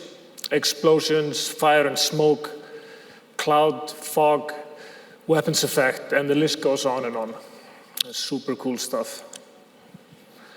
Now, we updated all the nebula backgrounds to deepen the immersion and gave you a better sense of scale and location in the universe. And the UI has gone through quite a few iterations throughout the years. And in 2022, we introduced the Photon UI, super cool update there. And the UI team has been, or the UI discipline is constantly working on evolving the UI. And now they're looking into updating the HUD. And they've been showing that here on FanFest now and having some good conversations with you. That's looking super promising. And planets have been updated more than once, now looking more beautiful and detailed than ever. And we also updated all the stars in EVE to these beautiful, detailed fireballs. And another big visual update we did was creating models for all the turrets and missile launchers in client, accompanied with all the mechanics of functioning weapons. This was a super cool project to work on, quite a few years ago. And we've delivered loads of ship updates. We always love creating spaceships. Now, this is by no means a full list of graphical updates that we've done. What projects we work on this front is often dictated by time, what might fit the direction EVE is going at any time, or what parts of EVE are in need of attention. So please be patient with us. This work will always continue. Now, with that said, our work is focused on two main pillars. Modernizing EVE, it's pushing the visual forward, just projects like we looked at. And the second pillar is expanding the universe, building new content. Hand it over to you. So let's take a look 1 year back in time to FanFest 2025 and see how the universe has evolved since then. Shortly after we last met, we added the new smoke and fire visual effects to EVE, and these kind of help you better visualize the state of a ship in space in a more immersive way. And at the same time, we added some life to the hangars through a collection of drones, or bobs as we call them. And these little guys have a lot of potential to be used throughout EVE in fun and meaningful ways. Then we have the lighting and modernization. Another ongoing modernization project is the lighting and VFX pass on ships. And we started this initiative a while ago with the frigates, but this time it was adding life to the ore ship line. Now, these ships have more appropriate lighting, VFX states, meaning that they act differently between warping, being docked, or flying in space. This is one of those slow burner projects that we try and jump on whenever we get the chance. Another renovation we looked at recently was updating our mineable asteroid library. These space rocks had not been looked at in a very long time. But the mining theme of Catalyst was the perfect avenue to slot that in. The quality of the assets was lacking. Their age was showing quite drastically. But in the top row, you can see the older 3D models, while below are their higher-res counterparts after getting a proper sculpting and a proper modeling pass. So, more crunchier details.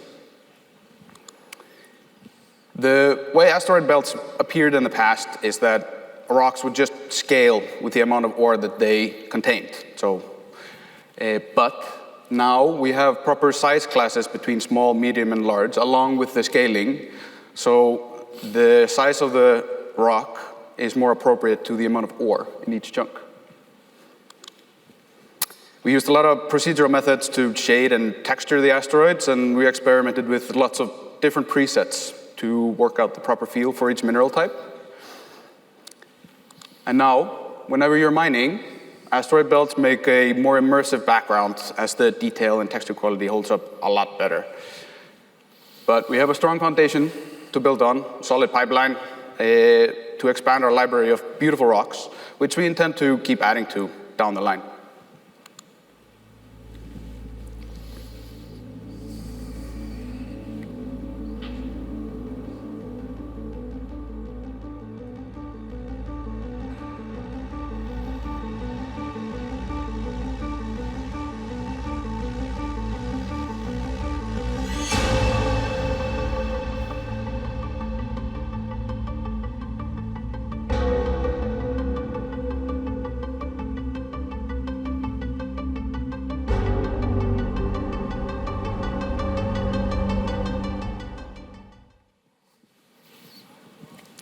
Beautiful.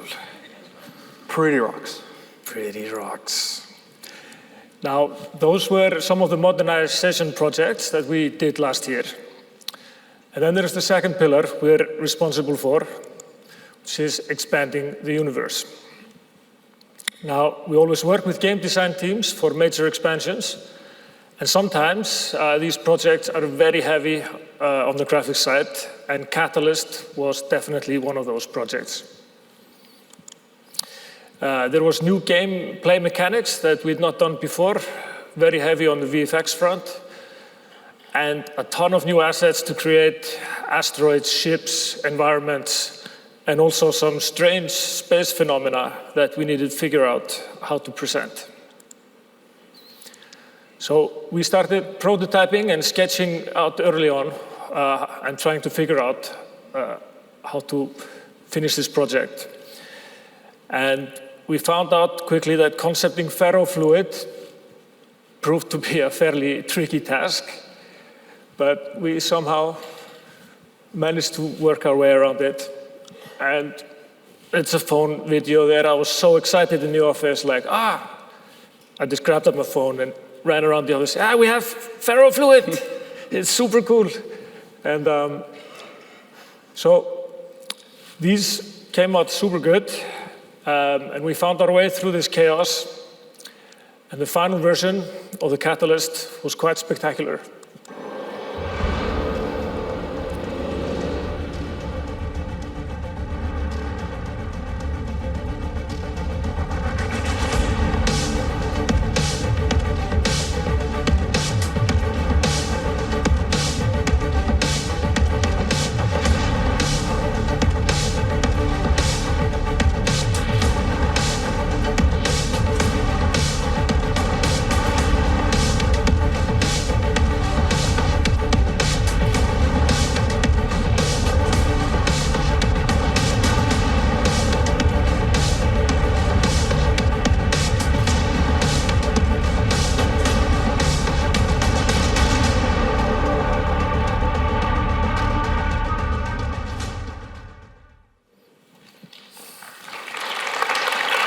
Thank you. So cool to see it on a big screen. Anyway, as you know, without spaceships, there is no spaceship game. Catalyst Era introduced a total of 9 new ship hulls, and one of them being the Pioneer. There was a plan to bridge the gap between the Venture and the mining barges, especially for alpha players and new bros, since the price jump between the two was very hefty. Here you can see some early sketches of the Pioneer and its variants. We ended up making the business end somewhat modular. This let us change it quite drastically between the Tech 2 and Consortium versions, while keeping the main hull and booster areas pretty consistent. So it's kind of like swapping a bucket shovel for a grapple on a hammer or an excavator. That was kind of the idea.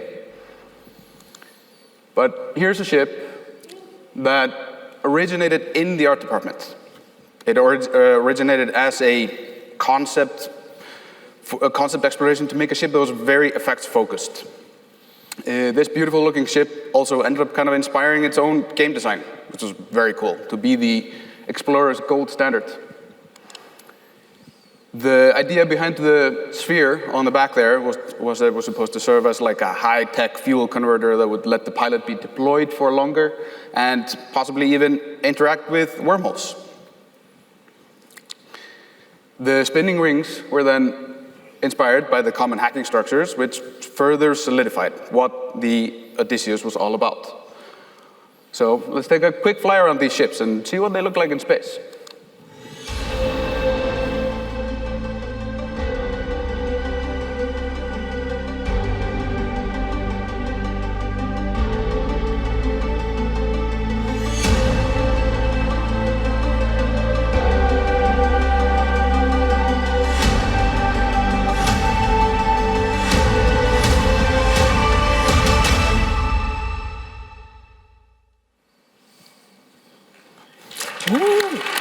That looks so cool. Super good.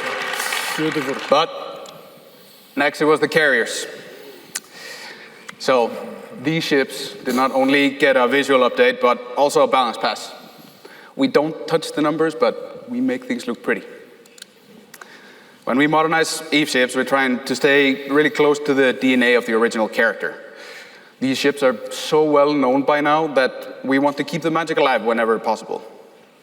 Here you can see some early sketches and concepts from the process of designing the Nidhoggur. And sometimes it can be trickier to achieve a proper redesign rather than making a new ship from scratch. We battle with how much to change. Have we changed too much? Have we changed too little?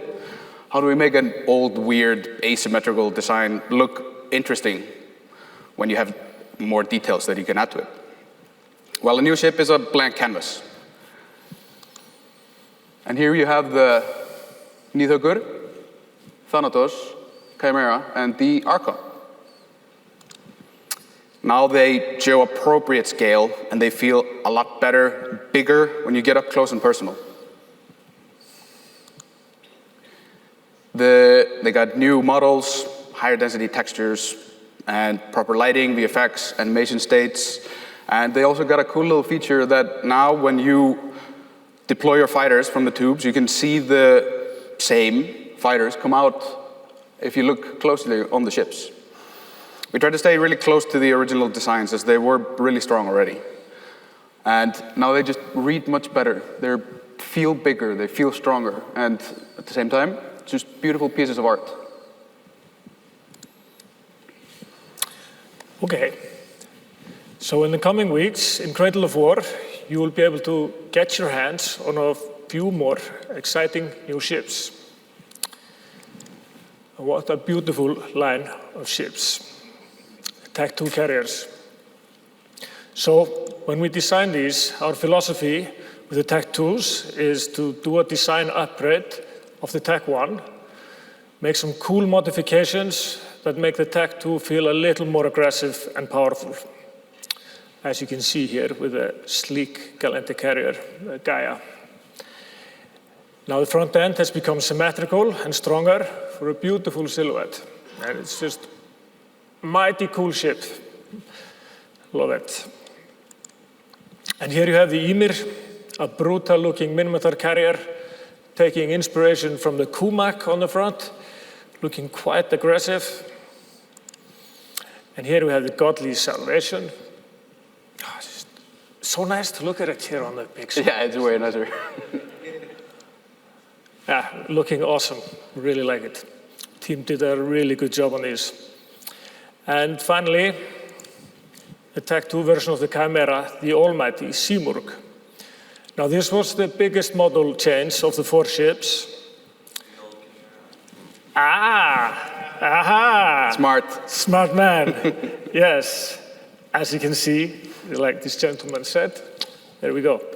So pilots that have been with us for a while can see that we took inspiration from the old Chimera that was missed by some players. So now we have best of both worlds, current Chimera and the Simurg. Now let's take a look at these in action.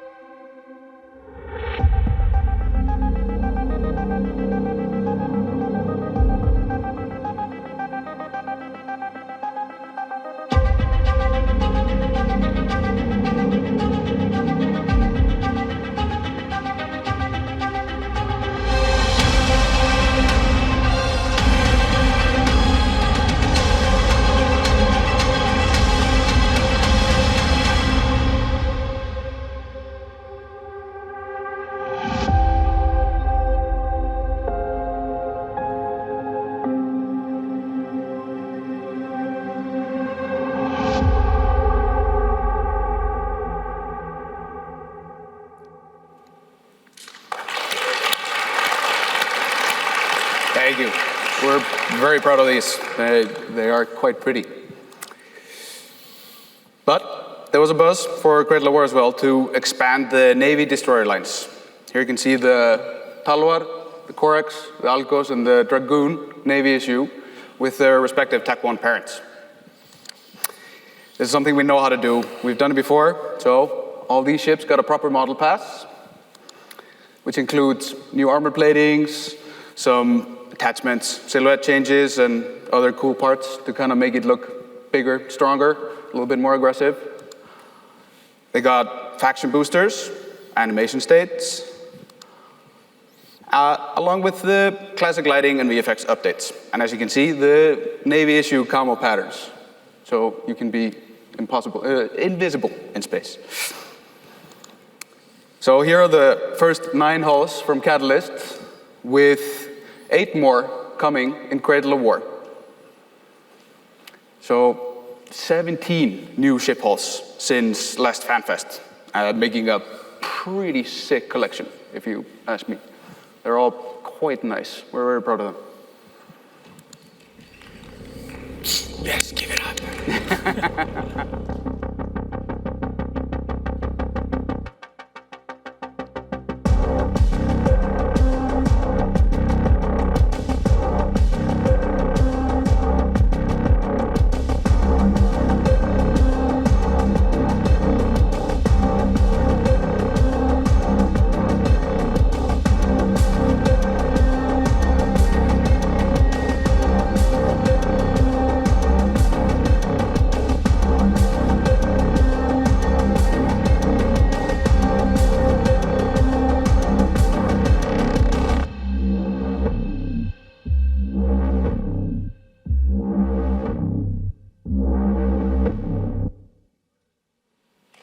Oh, what was that?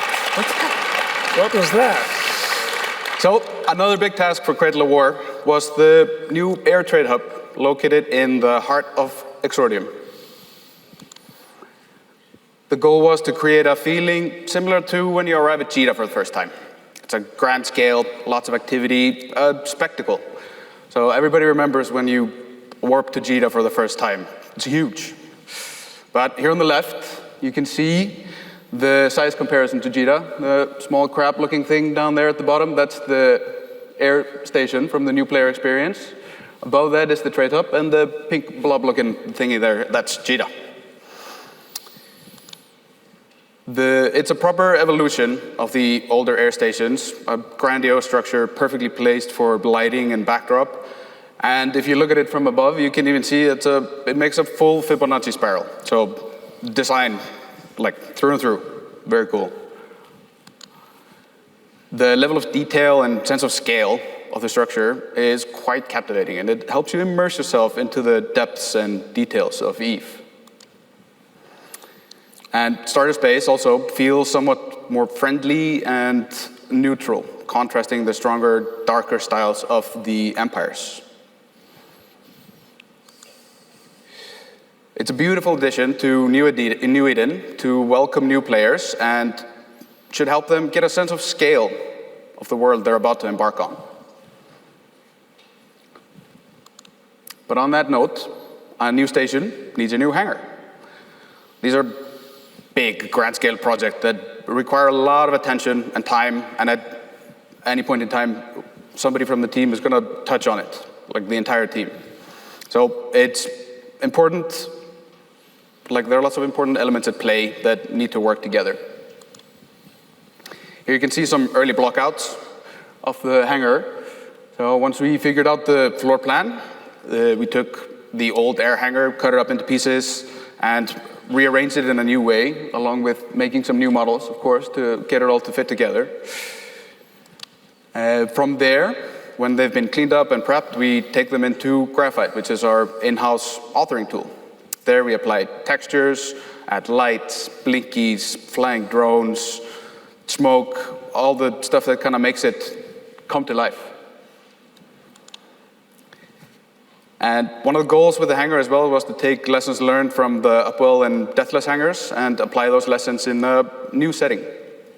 Creating the hangar, the workflow is starting to get a lot tighter, which is unlocking ways for us to address the other faction hangars down the line. But that's something that Goggi is going to talk about. These are some big ideas. Yes.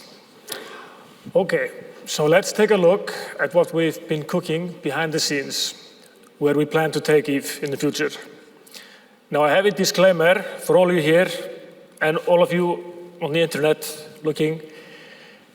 This is just a disclaimer. The following are just high-level concepts, something we're exploring, not committed to any release as of now. So, one of the problems we want to tackle in EVE, that EVE is a massive universe and parts can feel repetitive at times. Hangars and stations, perhaps mostly so. Now, the scale of the universe is definitely there, but the lack of variation can bring the scale down in some aspect. Now, dynamic universe is a theme that we've been working with for a while in EVE, well, in the art department. So how do we breathe more life and variation at scale into EVE? And how to do it in a meaningful way? Because we really want to emphasize the feeling of discovery, arriving at a new destination, seeing something completely unique, or even arriving back at the same place and seeing that it's evolved or changed somehow. So the visual surroundings should tell you a story. So as an example, the same hangar or station could create very contrasting feelings. Now we have all of these different graphical elements at our disposal to help create these different atmospheres. Lighting changes, color changes, various VFX, clouds, fog, animated assets, drones, and the list goes on. So the same asset can transform into completely different experiences. For example, empty versus an active place.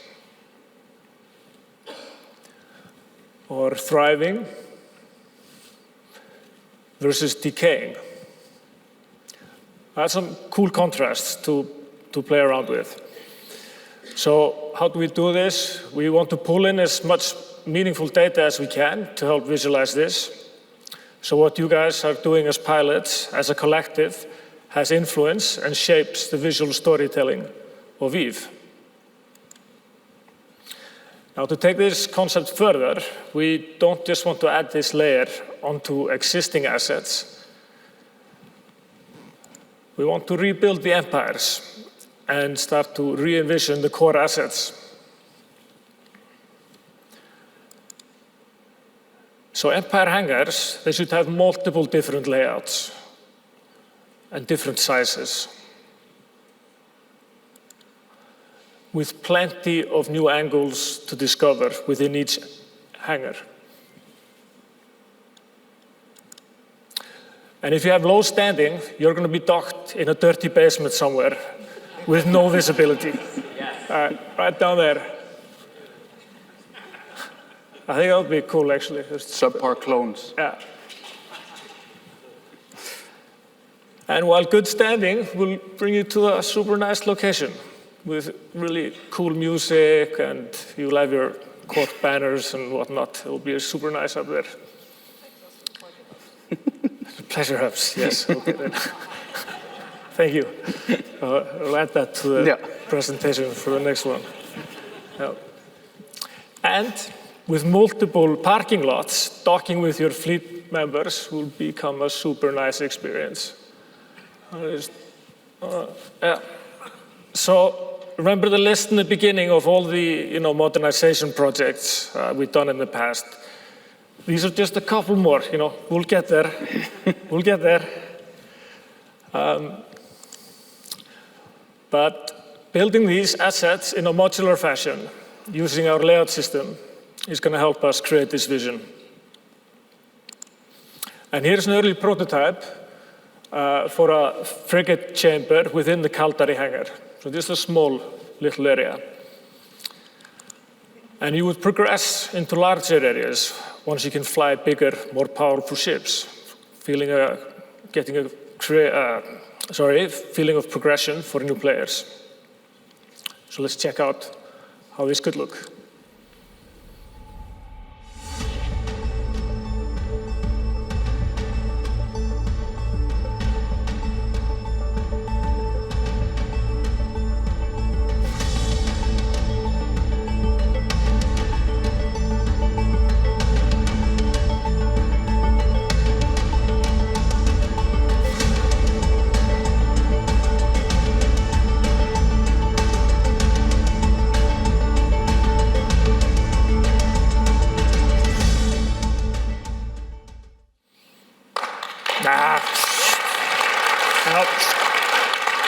I think this would just be super cool. Yeah, we're gonna get on that. Yeah. So we want to take the same approach to station exteriors, modular and changing depending on various inputs. So stations could be changing visually depending on services available or what is happening in the system. So here's an example concept of how that could possibly work. This is cool. So we've mainly been talking about Empire styles, hangars, stations, environments. I feel like we should talk a little bit about spaceships. Yes, just a little bit. Few slides on ships.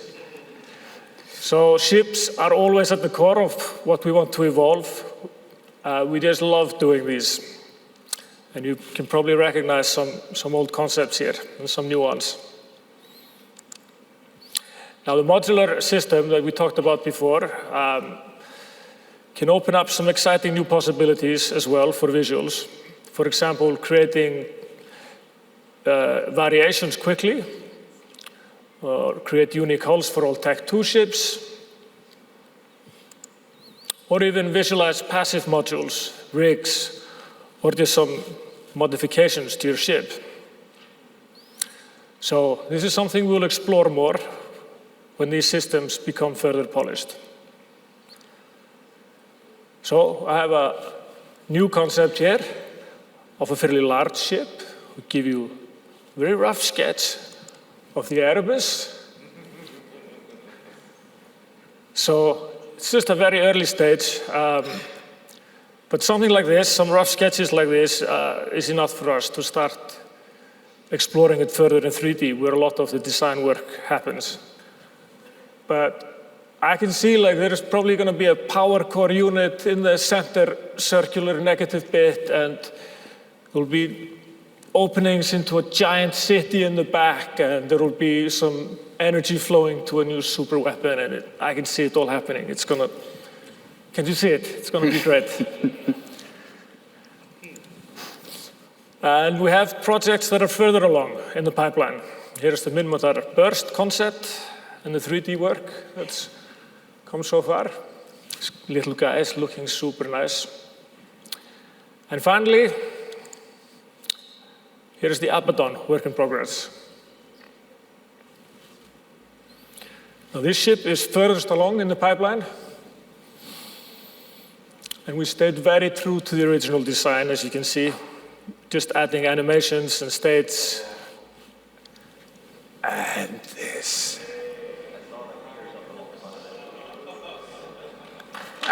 Give it a hand. Super cool.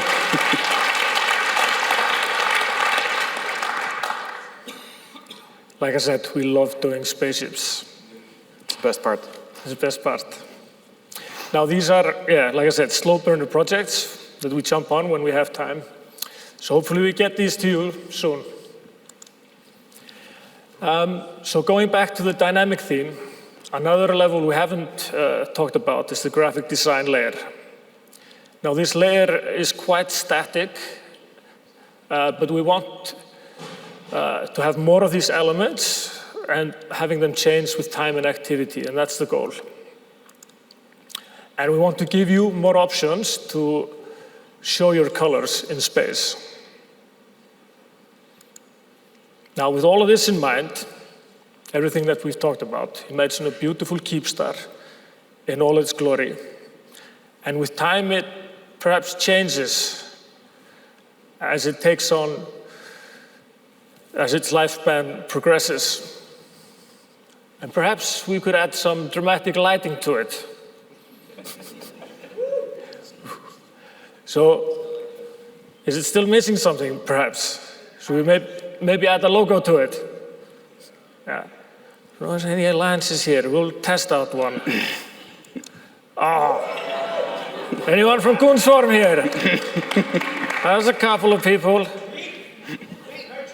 I've made a couple more. Should we scroll through a few? Only fleets. Hello, there you are. There you go. How cool is that? I'll keep going. These were fun to make. Ansi? No, nobody here. They're all on the stream. On the stream. Hello, on the There are stream. a couple there. I can hear them clapping on the stream. We're gonna keep going. Hello, fraternity. Nobody? No. No, sorry. Nobody here.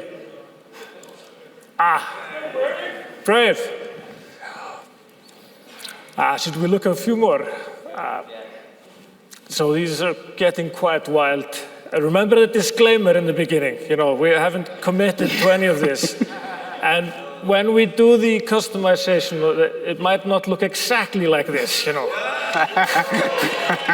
It might not be exactly. But anyway, we're gonna keep going. Couple more. That's too far, man. Who's gonna make that? It was so fun to make. I couldn't stop. I just kept going. Boss brutalism! I have one more. Last one. Test. I hear they could potentially look like this, but I hear they may need to take some soft first. Is that? I hear correctly. You can do it. I believe in you. Sorry. It's all love. It's all love. Final thought. I see EVE as a giant piece of living art, a collaboration, constantly evolving, where we create the assets and its boundaries, and you bring it to life and shape it. It always amazes us to see what you guys get up to, how you paint these giant, beautiful, abstract paintings. It's just amazing. It's so cool. So it's truly an honor to be on this journey with you. Cheers to you guys.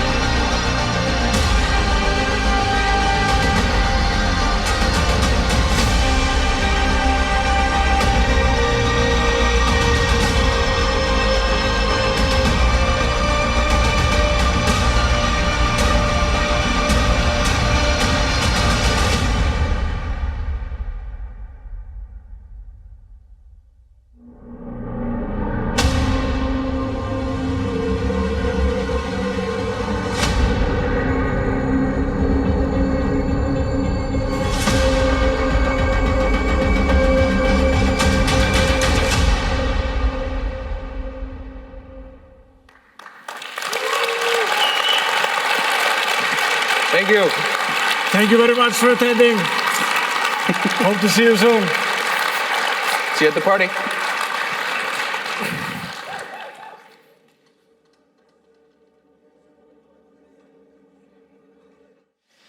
Well, ladies and gentlemen, we're back at FanFest. We're How back. you doing?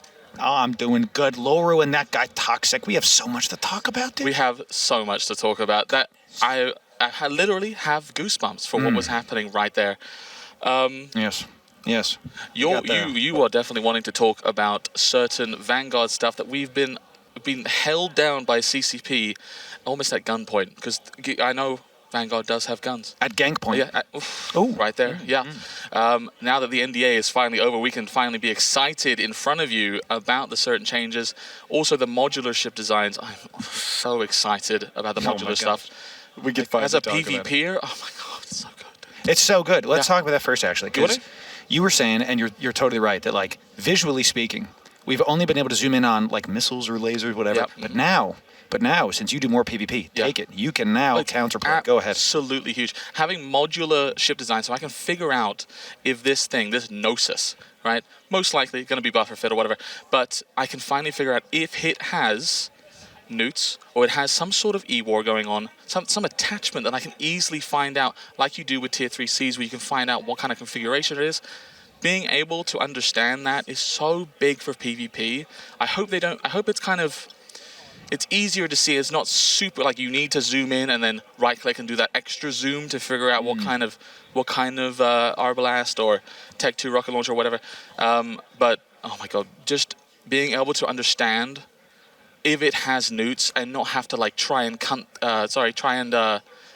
the gun points on the ship.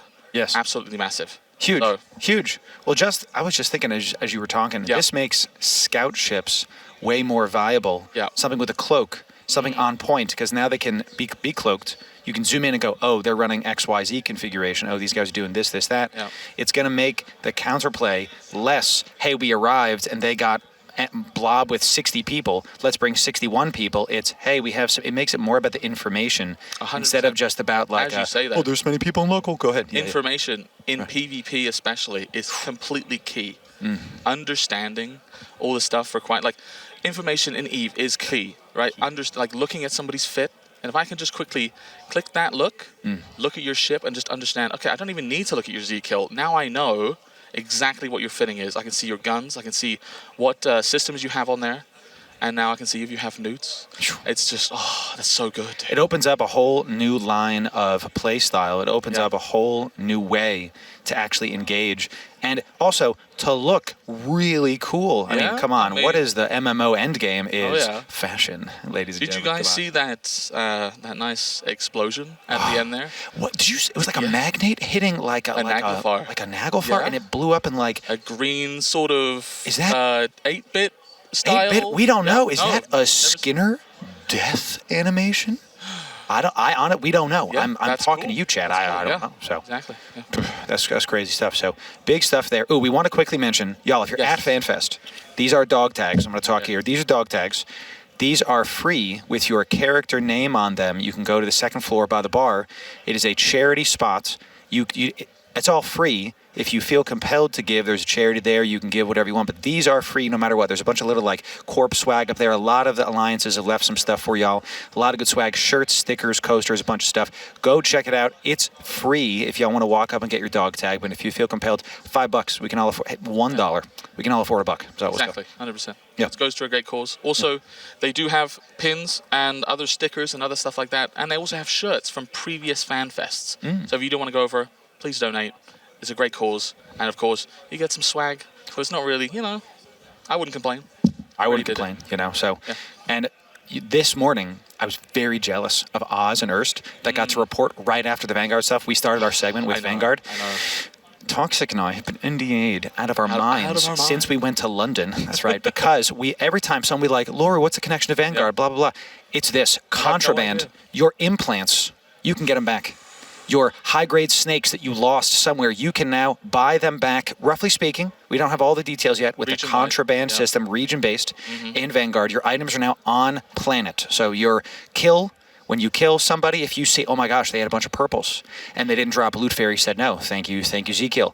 Loot Fairy said yes when you go buy the contraband in that area, and that's all we know so far. I can already see the third-party devs in the game going absolutely insane. Bananas. I'm sure within like a week, not even a week, of this thing being out, there is going to be some sort of web page out there to figure out what died in what area of region of space in terms of like price point, right? There's going to be, and then maybe it's going to be like how much do you think you can get out of this region? If they release any kind of information like that, it's over. Like the contraband stuff is going to be so lucrative. Well, you saw that Emperor, I think it was a Corvette in high sec. They got ganked the other week with like a trillion-esque, 1.5 trillion. Imagine that doesn't drop.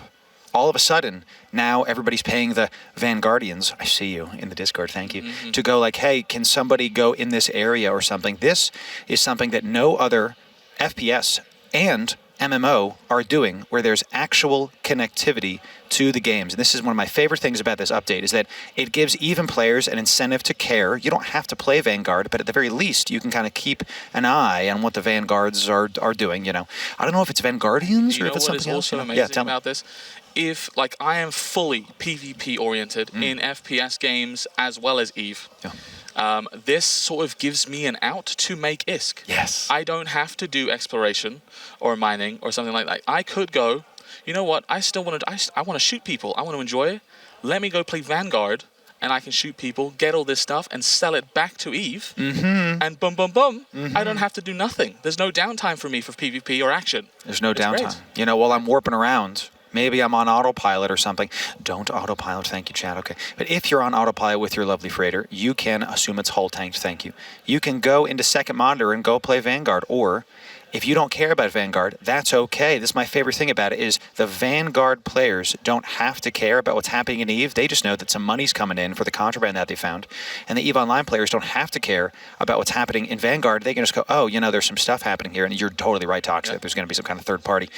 All the third party devs are killing 100%. It. So if you can't tell, we're excited, because this is something we've been sitting on, the golden goose and the egg it makes, and now we can talk about it and how it's going to affect the whole realm of EVE Online. EVE is truly forever. Goodness gracious. That time we spent in London together, the first time we were meeting, was phenomenal. Having ex-CCP Colin, FC Colin. Take a shot of your favorite energy drink. Of Gortz. Gortz was fantastic, but listening to FC Colin talk about the game that he is currently making actually gave me faith. I went in there with a complete open mind, but obviously, you know, things have happened in the past, so everybody's a little bit, you know, in and off. But listening to how FC Colin was talking about the game and how excited it was was like, it gave us a rush. It did. It was huge. Even sitting next, I was sitting behind Loru at that moment, and he was doing absolute crazy stuff. He was writing in his. He was just like all this content is going right there. That's a video. That's a segment. That's a series. Just kept going. And this is my favorite thing about this, is not the amount of content we're going to bring each and every one of you. My favorite thing is the interconnectivity the two communities are going to have without having to try. Seamless is the word I want to say, is that it feels like there's a backbone to Vanguard before it even starts. It feels like EVE just grew because, guys, think about all the people that are going to download Vanguard, because it's going to be on Steam. That's huge. And then check out EVE for the first time. Even if it's 1%, the amount of people on Steam are huge comparatively to the EVE launcher. And you, the EVE enjoyers, don't have to use Steam if you don't want to. I know some of you don't. You just want to use the EVE launcher. That's fine. You can just use that for Vanguard. Pretty exciting stuff. So this is one of the biggest moments in recent years. And we haven't even talked about the chunky, the thick T2 carriers. Did you see the Thanatos, brother? Okay, right. So I will say, out of the Tech 1 carriers, the NID is my favorite. Fair. I love the sleek. It looks like a house, and I like to live there. Okay. However, the Tech 2 Thani, it's like it bridges the gap between the normal Thanatos and the Nyx. Yes. It's got that nice sleek surrounding, almost like a scorpion. Yes. See? Like coming down, it's so good. I really like it. Yeah, the first time I saw it, I was like, I was already going to train Galente Carrier 5, but now I have to LSI into it. Thank you, devs. Thank you. You're giving me something to train into.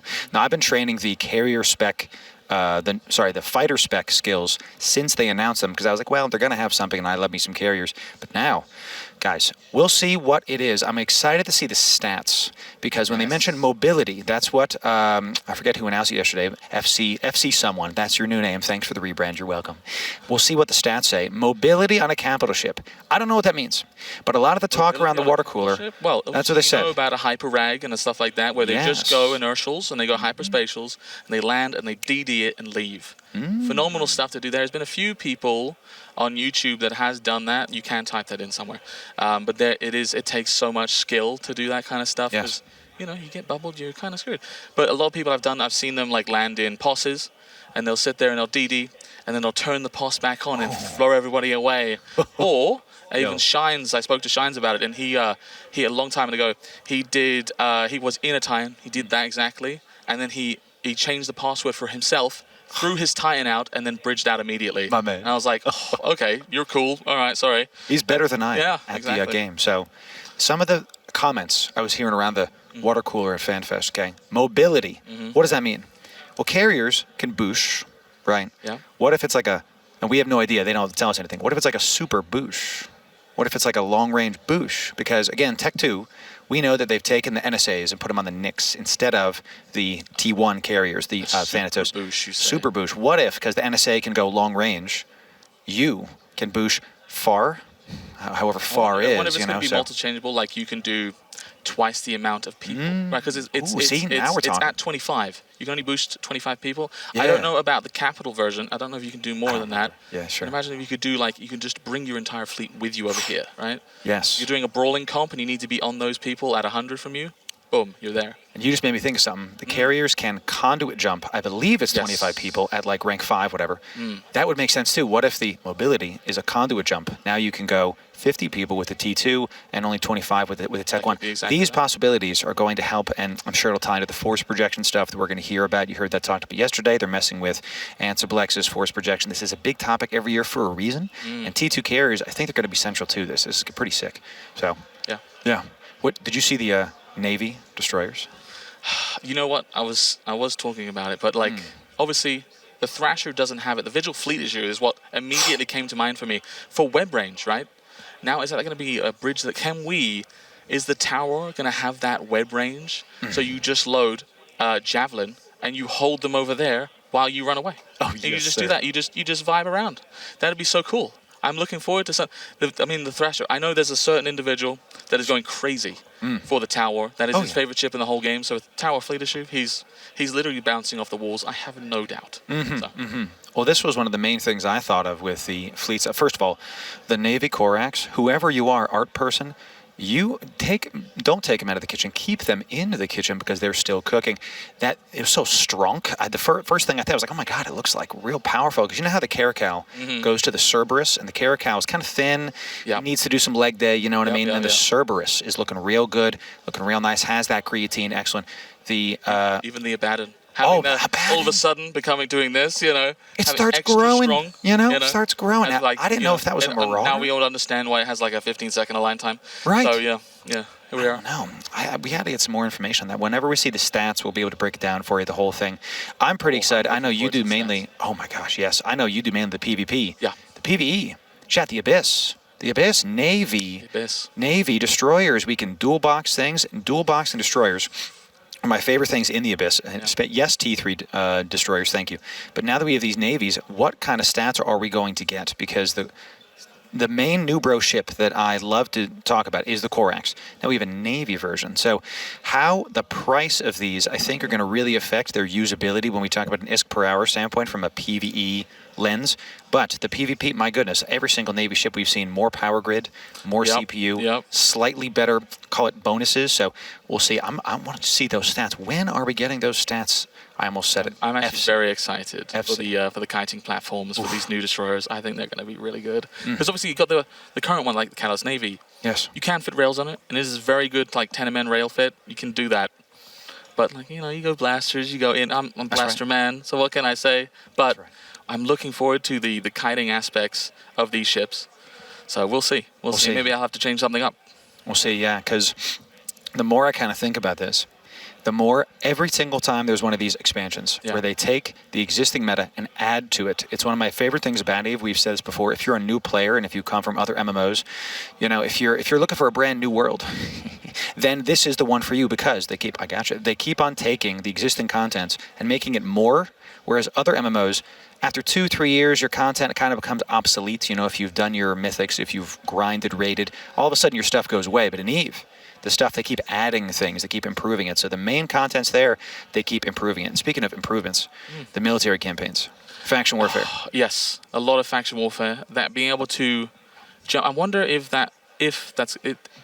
Did it connect? It does did connect, right? It's like an improving. What I understand based on the talk yesterday, because chat, we know as much as you do. Yeah. Is it's an improving on faction warfare. It's a more a deep system. I saw what looked like a reward track with the various bubbles you can fill in, and I'm hoping. And achievements. Achievements. Finally. Getting to where. Finally. I mean, we all know that the EVE players love achievements and love figuring out a way around the achievements and getting them as quickly as possible, right? So I can imagine how many ults are going to pop up out of nowhere for these like PvP achievements and stuff like that. I am definitely looking forward to achieving them slowly on my own. But, you know, EVE is EVE. People find the way. So it will definitely happen. I think creative rule bending is a core portion of EVE, and achievements, I think, are going to be really interesting. I saw some Twitch comments. Some people don't like it. I would argue that this is one of the better systems that have been added to EVE in recent memory, because now if you're that guy, if you're, oh, I'm Explorer guy, or I'm Tower guy, or I'm PvP guy, or I'm Abyss guy, I assume they're going to have something for each and everything inside of EVE. So now you can literally display, this is what I'm about, this is what I've done. And those rarer achievements, this has been a really excellent thing in other MMOs, be able to show off what you've been. So the I was here, the I've been there's, this is a really good way to do it. And now that we have Skinner, you can make your own skins. You can have titles to make your own title. It looks like we're going to get some kind of modular stations. Did you see this? The Keep Star. That looks really, really, really cool. I mean, I don't know how much of that we're going to get, how much interacts. I mean, it's going to take a while, but like, I don't know, why do they put horns on the init one? I don't know what to say, but there wasn't enough of the init one for me. Is it on the nose or not? Time will tell. I don't know. But there was an alliance missing, obviously, sadly. But, you know, there was. Rest in power. You know, certain pandas and their family were not there. It's another time. I was more saying a squid, but pandas also work that. too. So. Also that. So, you know. But, War Tears. Gotcha. Yeah. It was really cool seeing the modular designs. It just, they keep making it about the players, and that's my favorite thing, that these recent years, Okami's killing it, Burger's killing it, making the game feel more like ours, and you can make it you're the individual. So it's not just like, oh, we have a Keepstar. It's check out our Keepstar. Check out our Corp Alliance skinners. Check out our Alliance. Oh, our Alliance looks better than yours. And now with the modular ship designs, this is, I wonder if there's going to be some kind of nerf to Skinner at some point about, let's call it pay to like hide skins. Because what if you can make like your matte black ship hide certain modules, you know? There's going to be some balance in there, I'm sure. That is a scary thought. I'm thinking back to my Call of Duty days when you got the certain stripes on your AK, that was like would hide in the bushes or something, you know? No, there's definitely going to be baiting aspects to that, of course. Yes. When it comes to like your achievements, as we were talking about earlier, achievements as in having like, I don't know, I'm sure there's an achievement for Nubro or Rock Eater or something along these lines where you're going to have that in one, right? You're going to want that as opposed someone clicks on your name, you just come in local. They don't want to see elite PvP or gamer extraordinaire. They want to see, oh, exploration professional. Oh, he's just like, he's in a buzzard or something. Oh, I don't have to worry about it. All of a sudden, decloaks a Loki. He's right next to you. So perfect. Yeah. Perfect. Looks like Toxic and I are getting some more time. Thank you very much, Devs. Yeah. This is actually one of my favorite things. You saw that heron that had like different, the extra, almost like two different ones right here. Yeah, right. Yeah. I do a lot of exploration. Imagine you're in a cloaked T3 cruiser. We were talking the rule of EVE in wormholes. There is a cloaked Loki right behind you, and if you're at FanFest, there might be one behind you right now. Check, turn around, and look right now. Thank you. So when you're on the wormholes, when you're doing the data sites, you can now look at the heron to know what it's running, because maybe there's like a better warp core strength, or a relic one, better hacking, more loot, more cargo. Like now that we're introducing some kind of modularity in looks, I imagine that those looks bind to some kind of stat in the game. Now I know the devs are saying at some point we're all very excited. Let's get this is down the line. This is not like here outside of FanFest. This is down the line. This is like next FanFest. This is this is a while to go. But even right, sorry to say, but the Erebus. I love the Erebus. A lot of people hate it. I hate the Levy so much. It's great. I am an Erebus lover. I'm a Galente man. Okay, and the extra the thick, chunky boy sides, and I like the rag. Yes. And the rag looks like it's getting plating on the sides to make the rag, it like I thought was the weakest one. You think so? I didn't see the Levy. No, sorry. In the past, weakest one. Now I was like, yep, let's go. Okay, in the past, it's like I saw it's it on the line. sketch, and I was like, ooh, okay. Yes. I kind of like that too. Yes. That looks pretty good. Yeah, because in the past, you look at Titans and you can only see it. Most players are only going to see Titans from that info screen, right? Yeah. And they're going to see like the Erebus is like this big thing. The Avatar classic. Who could say? Yeah. You know, and then you get to like the rag, and you're like, so it's like a bunch of lines, you know. But now with what we saw, how the rag has those different additions to it, I'm excited, man, and I'm excited also that they're giving us these, call it like testing previews. We'll see what it actually gets to, because again, these are not the modularity is not this expansion. The Cradle of War is other stuff. So we got just a little bit of time left. Thank you very much, guys. This is the main thing we want to do at the very end. We're excited for the new player area. We haven't talked about that yet. Yes. Exordium. Exordium as well, Exordium. Yeah. We saw that yesterday, but I'm looking forward to it. Obviously, you know more than myself about Exordium, I'm sure. I'm just kind of there for the flashy, hey man, this looks great. You know, you look fantastic as they fly around in their expensive 300 build cruiser, you know, so. Yes. Yeah. Yes, well, chat, we're about to go to the main stage. Thank you very much. We'll see you soon. We'll see you soon. Thanks. Enjoy the keynote, guys. Have a good one.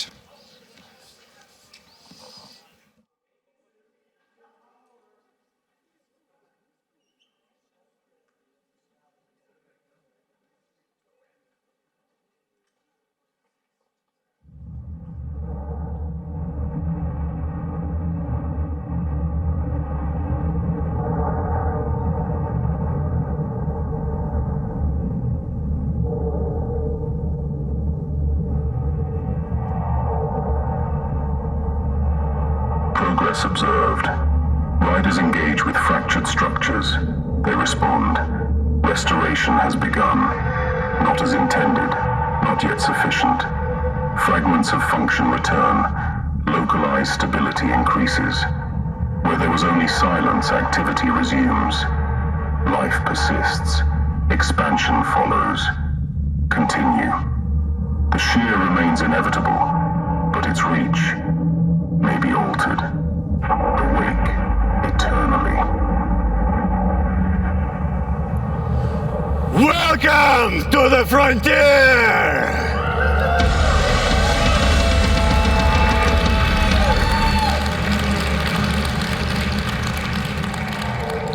Where a great awakening is ongoing.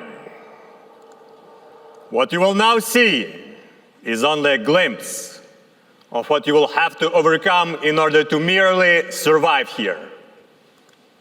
Because this is a world of struggle. It's a sandbox for survival on all levels. As an individual, as a tribe, as a civilization, in a giant, unforgiving world. A world where you will die and suffer for a reason. Because what we're creating is a world of transformative struggle. As a great quote says, history is a constant race between invention and catastrophe. And here, you're provided with means for both. To grow. Because we're building on empirical discoveries that we gained over the years of our experience with EVE Online. Discoveries that are known to some of you as friendship machine. An idea that under certain types of pressure, meaningful growth can be created. And this time around, we're building this idea into the intent of the project from the very beginning, which gives you, us, Not a theme park, or frankly, even a game at that point, but a genuine virtual world. A world that we carefully optimized for, or rather against, the creation of civilization. And as any great work of science fiction out there, this is a prophecy. This is a genuine exploration of what's to come, what could have been, what to avoid, and what to desire. What's ahead for all of us.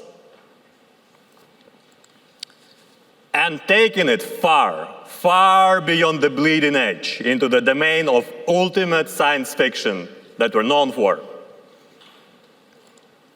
And what we find there, far over the horizon, is a universe that is dark and dangerous. And any hope that you have is the hope you build. And once you are awake, you will remain awake eternally!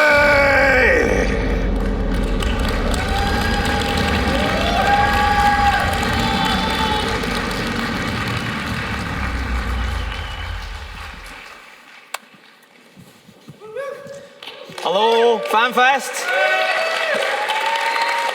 Incredible to see you all here today. I am FC Overload. And I am FC Jotunn. When we spoke to you last year, we spoke about how far we had come and what we were working on at the time. We talked about how we wanted to build a game that was grounded in science, something both intuitive and expressive. A cruel survival experience, where danger would not just come from other players, but from the very universe itself. And an opportunity to rebuild a broken world, giving the players the tools and resources needed not just to carve out a foothold for their empires in a hostile galaxy, but to grow and to thrive. And while we have certainly come a long way since last year, this year we wanted to do something a little bit different. We wanted to take you through a journey in Frontier to show you what your first steps may feel like in this hostile universe. Along the way, we'll talk about systems, content, and tools that we're creating to bring this to life. So, without further ado, lights please. It begins, as all things do, with an awakening. As you adjust to your new surroundings, you hear something. Not a voice, not really, but an intelligence of some kind, an algorithmic imperative. Remain awake. The tools at your disposal are limited, a basic vessel to protect you from the void, and little else. You begin to navigate through the wreckage of this place, carefully avoiding the scattered debris. Your first interactions when you enter the Frontier are with your ship. It's the most fundamental aspect of the game. And we're putting that control directly in the palm of your hands with native gamepad and joystick integration. As you begin to explore your surroundings, you notice other creatures here, biomechanical leeches. As their scanners pass over you, you begin to hear something else, something wholly unnatural. They are decidedly not human. The original inhabitants of the Frontier are long dead, replaced by autonomous machines they left behind, feralized over 14,000 years. New advancements in our NPC AI bring these NPCs to life, allowing the Ferals a greater range of interactions with players. No longer just found in dedicated sites, they roam across star systems searching for resources. They will raid player bases, stockpiling loot that they steal in their own caches. And they have a defined hierarchy where higher level Ferals issue commands and receive intelligence from those who report to them. You explore deeper into the cavern around you. It is immense, this space. What was it built for? Is there anyone left who even knows? As your mind wanders, your vessel scrapes against the wall. Your ship reports the damage, and the voice reminds you to be careful. Without shields, these impacts are dangerous. In the distance, you see a light. Forward, the voice says, and you oblige. A grounded ship needs a grounded world to meet it. So we are bringing full mesh-based collision for all objects in the frontier. Tighter geometry means more intuitive interactions with the world around you. You won't just need to hope that you can pass through an opening, you'll be able to trust that what you see is what you get. Everything beyond that point, well, that's a skill issue. To hear more about the improvements that we're making, let's go to FC Paragon. Overall, the goal is simple. Make flying itself satisfying, expressive, and skillful. We want manual control to feel intuitive from the very first moment.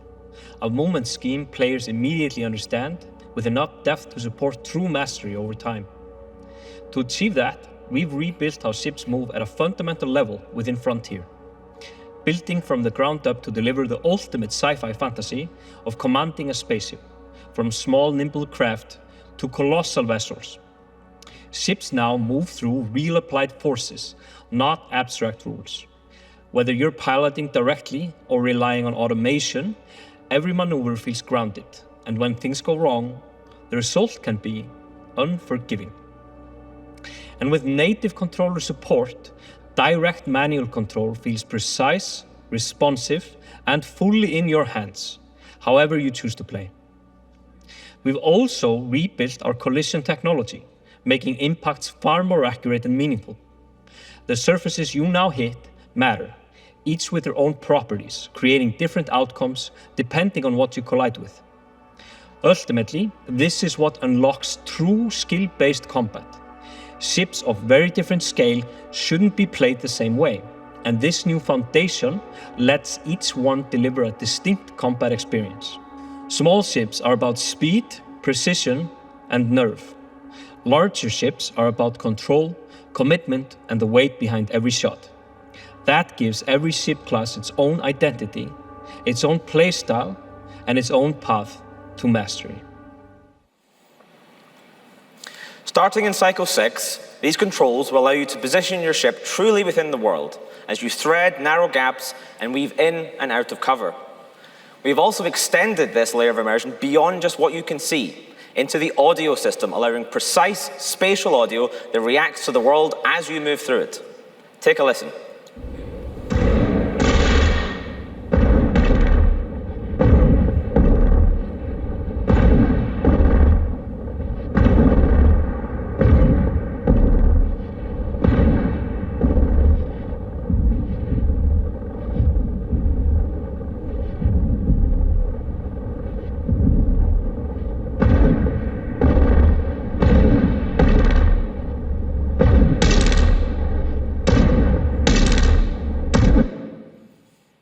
As you come out of the cavernous space, you see it for what it is. It is massive and ancient.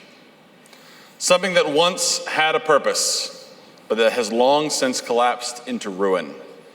It is a tomb. Around you are drones, larger and seemingly better equipped than those within the cavern. Dangerous, the voice says, as a beam of light passes over you. You quickly slide into the shadows before its owner can come to inspect you. In the landscape of information control that we're building within Frontier, visual identity matters. If something looks dangerous, it probably is dangerous. The same is true with feral drones, who will be receiving a number of visual updates as we introduce new feral clades and more drone classes to both enhance immersion and create opportunities for players to react based on sight, and not just a pop-up on the screen. As you try to find a path forward through the ruin, you come across the wreck of a mutilated hauler. You quietly hope whoever did this is not anywhere nearby. You aim your scanner at the wreck and reveal valuable resources hidden within those locked containers. Conveniently, one of the tools at your disposal is a cutting laser. You carefully aim it at the containers and pull the trigger, destroying the container and revealing the valuable cargo within. You grab what you can and flee before the ferals respond to the disturbance. Manual piloting and accurate line of sight is only the beginning. We'll soon be introducing manual fire controls for your primary weapons, a system that will act in tandem with all smaller automated guns. Doing this massively increases the skill ceiling for PvP and PvE, allowing you to take aim and fire not just at enemy vessels, but at individual components of those vessels. Now, more than ever, the decision on which weapons to fit matters. Do you fire the less powerful auto-targeting guns, knowing that they will track and fire upon the enemy for you? Or do you rely on your own skills to gun down enemies? To add to the interactivity of the universe, we've enhanced the way you gather information by building on top of our passive scanning layer with an active targeted scanning system. This system allows you to quickly and efficiently reveal much more information around you. However, much like a lantern in a dark forest reveals the path ahead, it is also visible to whatever is watching from between the trees. Active scanning unveils the secrets of the frontier and simultaneously announces your presence to every eye waiting in the darkness. Every pulse is a beacon, and every sweep is an announcement. Within the shattered wreck of the hauler, you come across something new. Your ship seems keenly familiar with it, a new component, perhaps. Your onboard crafting system reveals that it is a propulsion device capable of short bursts of incredible speed. Useful for crossing the feral-infested area around you, no doubt. You equip this module to your ship's hull and see it slot into place next to your other tools. Aiming at an open space between feral patrols, you activate the new drive and burn into the darkness. First impressions matter, and we are conscious of the truth that your first moments in any new game can determine whether or not you decide to commit to the universe. We are constantly striving to improve our new player experience with the goal of creating an introduction to Frontier that is both evocative and informative, giving players the confidence that they need to enter this harsh galaxy. You escape, for now. In this brief moment of peace, you pause to reconcile everything that has happened since your awakening. The things you've learned, the experience that you've gained, a host of new memories to categorize. There is something else, though. Feral corruption, something the leeches left on you in the ruin. You feel it creeping into the deeper recesses of your mind. You find a derelict shipyard, something you can dock to. Not quite a sanctuary, but it will suffice, for now. The voice speaks again. Ascend, renew. In Frontier, progression isn't just something that happens to you. It's a system that you shape. Your vessel, your body, and the most intimate aspects of the self. Skills are not simply passively collected, but something that is gained with experience. You earn memories by acting in the universe, and those memories can be woven into metaphysical crowns that shape your character. This active XP system rewards engagement and allows you to develop the skills that you use most frequently. Through use, a shell gains experience, becoming more specialized over time. But shells can be broken, and to cement that development to the self, you must sacrifice the shell. As you ascend, you empower the self with a portion of the transient knowledge gleaned from the universe. To tell you more about this, here is FC Dead. Progression in Frontier is driven by a simple path: face danger, adapt, and find safety. Players operate in a hostile universe, where every journey beyond the familiar comes with risks. To survive, you'll need to engage with that danger, venturing into the unknown to gather resources that keep you moving forward. But the environment pushes back. From extreme conditions to unpredictable threats, players must constantly respond to the pressures around them, learning, adjusting, and evolving with every encounter. Survival begins with the shell, the core of your presence in the universe.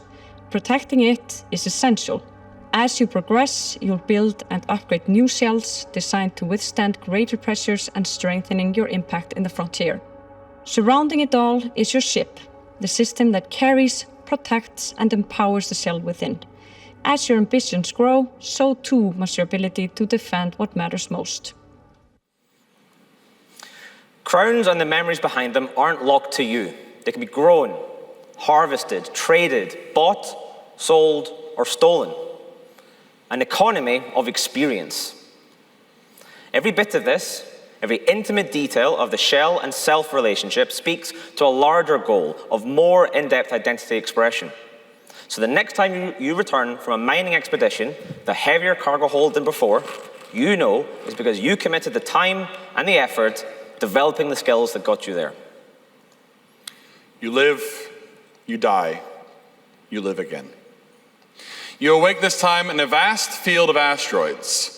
Your vessel alerts you that there are new tools at your disposal.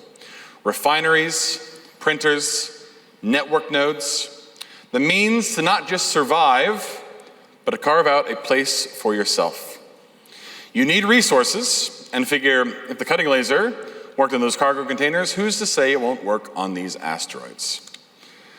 Your scanner illuminates a nearby rock. There, at its heart, a rich feldspar vein. Exactly what you need right now. You carefully cut through the outer layers of the rock, revealing the valuable metals within.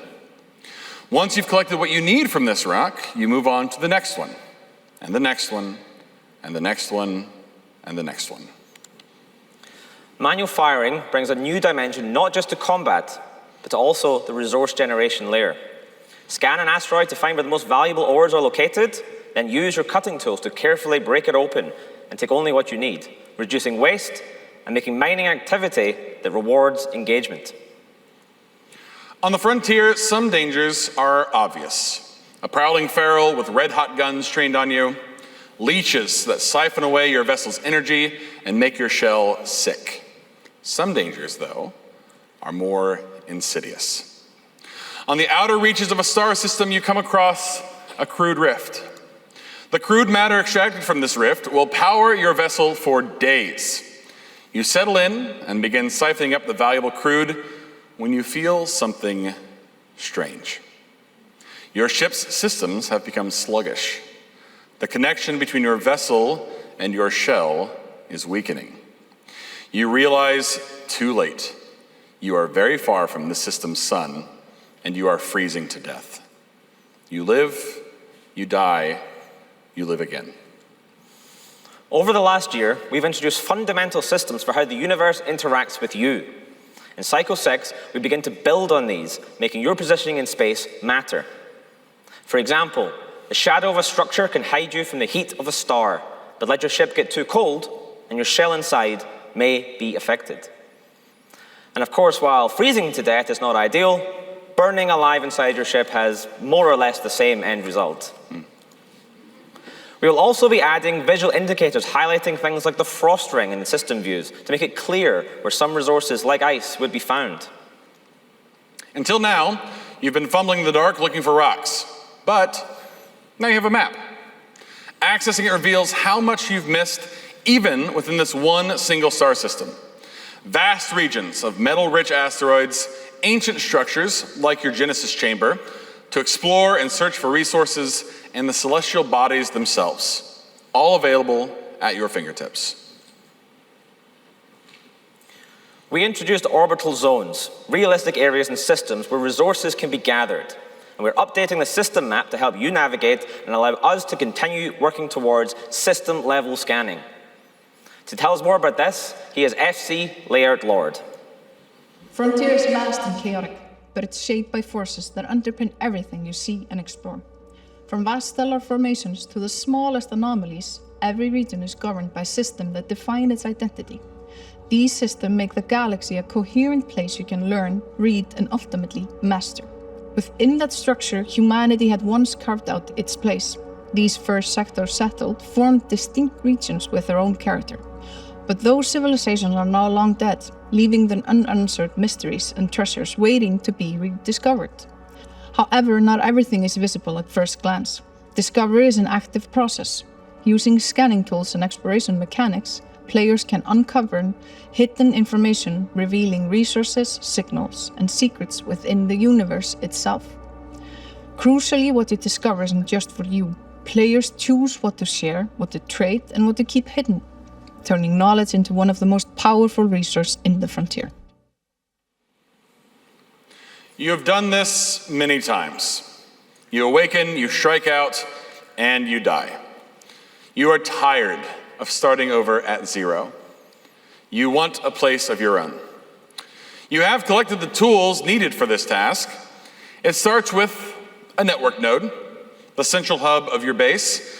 From there, maybe a refinery or two, maybe a printer, maybe 3. You never know when you're going to need the extra production power. For some, the cycle of exploration, ascension, and death may be enough to satisfy them. For others, their goal will be to carve out their own place in the galaxy. One person builds a home, then others join them. Soon, a village may form. What you see here are examples of bases that players are building together today in the frontier. We're continuing to build and develop the tools needed for players to put down roots, become a tribe, and build the first pillars of a new civilization. To increase immersion, we're bringing a VFX pass to various base structures, so you can see and feel the vibrant buzz of an industrial powerhouse and witness signs of life in an otherwise dead galaxy as you work to build a future together. But we're not stopping there. As you sleep, you dream of something new. Your vessel is your greatest tool, but it is not a perfect tool. You think often about how it could be better. If only its builder had thought to make it faster, or stronger, or smarter. You have collected pieces of ships, the rewards for your exploration efforts. They are just components, though. They are not a vessel in their own right. At least, not yet. And as you sleep, you dream of something new. For as long as you've flown in the frontier, a ship has been a role. A frigate is a frigate, a miner mines, and a hauler hauls. The shipyard handed you a tool and you went to work. That's how it's always been. Every ship, a fixed purpose. But Frontier was never supposed to be a game of presets. So we asked a different question. What if the hull was a canvas? And what if the role was a decision that you made? System by system, piece by piece. Every component, every thruster, every reactor, every weapon hardpoint, every cargo bay. A piece that you choose and a piece that you build. Not a class, not a role, your ship. The mining rig that bites back, or the combat frigate that's also a cargo smuggler, or even the capital ship that nobody's seen before because nobody's built it before. We are bringing modular ships to EVE Frontier. The ship is no longer the fundamental unit, the component is. Every hull becomes a foundation. Every loadout is a statement of intent. You won't pick a ship from a catalog, you will build one, piece by piece, until what takes flight is something that only you could have made. And in the future, you'll be building more than just ships this way. The dream of Frontier is a universe where the development of civilization is entirely in the hands of our players. While our growing community of builders works to develop the tools that will support these civilizations, we are seeking to put the tools of creative, expressive shipbuilding in your hands. Your ship's utility is no longer limited by a handful of tools that we provide for you. You'll have the ability to design, build, and adapt your vessel in whatever way best suits you. Everything you've seen here is in active development, and this is only scratching the surface of our long-term plans. Of course, none of this would have been possible without the efforts of our dedicated community of founders, some of whom are in this room, and all of whom who have been contributing to the universe we're building alongside them. Since we announced EVE Frontier as Project Awakening, we've been working hard to turn the Frontier vision into reality as its own distinct identity, taking us from this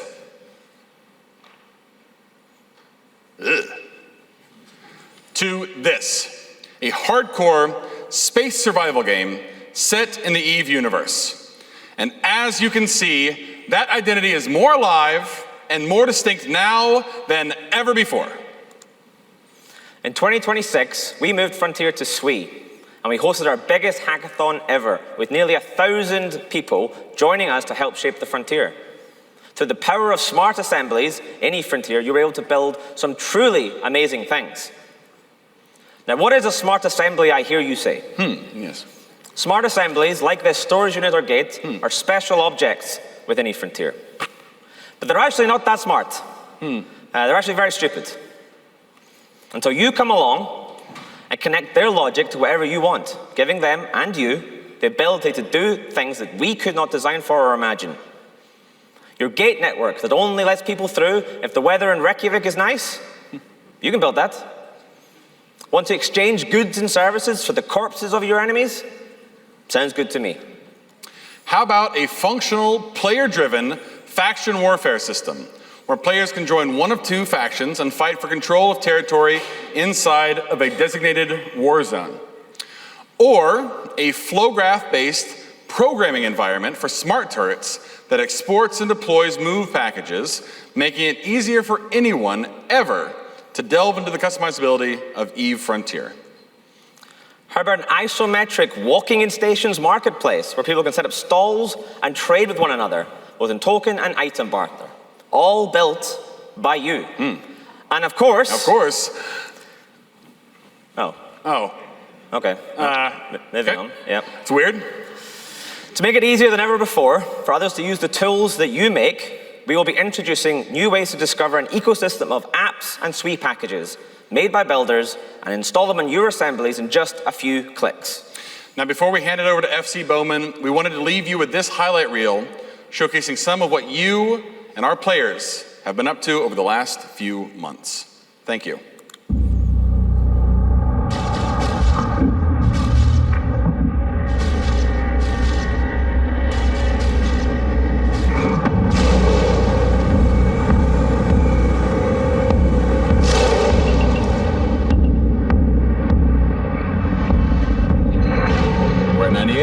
Okay, we've done 1% of damage, or 2% damage.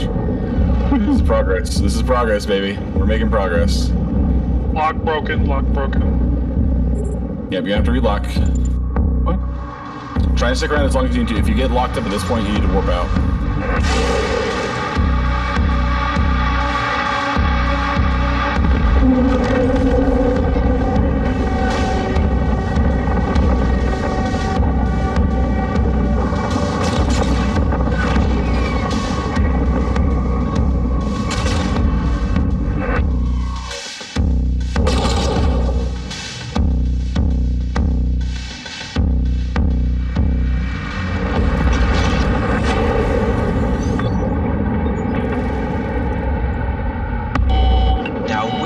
First drone go?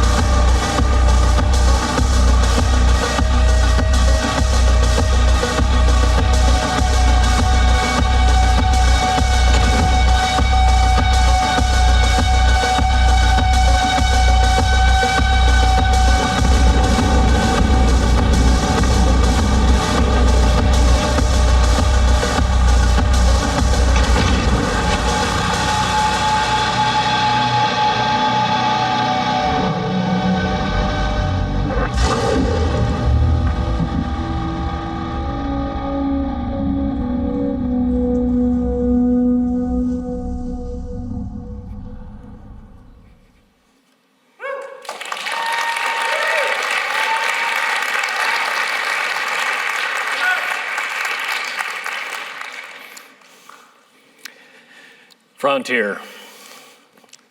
It's a virtual world that we're creating together. We create virtual worlds more meaningful than real life. You've heard that before. For 23 years, CCP, Fenris Creations, has worked to make this true. The Frontier team is now creating our virtual world using new technologies to deliver meaningful player participation in the creation of civilizations. This team, real human beings, working together, supported by many, many others, are creating the new, meaningful virtual world of Frontier. This is our world, all of us, the developers, the founders, players, and the builders, assemblers. We are doing this together. We survive, we thrive, hopefully we reach enlightenment. We understand the stage we need to build this, to allow this performance. We are building a stage right now. Maximum Cats told you about rebuilding new civilizations. FC Overload and Jotunn shared both our current playable world and where we are headed. So what's the next step in building the stage? In our next cycle, cycle 6, we're increasing the challenges to survival. Your tools to respond to this come in cycle 6 as well. As Maximum Cat said, this world is a world of transformative struggle. Before you can build your civilization, you must survive the hostile galaxy. Not just against players and the ferals, but against the universe itself. You must manage the extreme heat, the intolerable cold, before it kills you. Shell and ship environment effects are in for cycle 6. You will discover new forms of artificially intelligent drones. The feral artificial life continues to evolve. And in cycle 6, it can now infect your systems. To respond to this increased hostility, you will need to explore. There's a new system viewing and scanning data storage coming in cycle 6. Now when you scan, that information's persistent. Travel is continuing to evolve as well. You'll need to reactivate long dormant gates to explore the new star systems efficiently. By far the most significant part of cycle 6, we are executing on modularity. You'll be starting with a fragile, vulnerable ship. From there, hopefully, you'll survive by adding functionality to your ship, piece by piece. This will change the game as you currently know it. But where are we headed after cycle 6? Modularity means that we can bring in many, many new features and give access to the logic underlying the modules to everyone. The team will be delivering new and improved ship and structural modules and weapons, sanctuaries, collision damage, system-specific damage, and repair. There will be playable, programmable module behaviors, detection systems, countermeasures, social systems, system scanning, and data items. You'll also find drone industry and much more as we expand the frontier. The foundations of much what we've shown you, they're already in place. You can play today. With founder access, it's available. You can go in, you can start to survive, start to build a civilization. Manual ship controls, gamepad support, base building, shell extension, world bosses, those are all there now. In cycle 6, coming on the 25th of June, ship modularity version 1, status effects, dormant gates, new feral threats, manual firing and skill shots. Your skill will matter. Beyond this, where are we headed? Modularity will continue to expand. It is the basis of all that we do going forward. Sanctuaries, social systems, AI drone industry, cross-system scanning, and counter detection. Your ability to hide will matter as much as your ability to fight. Thank you.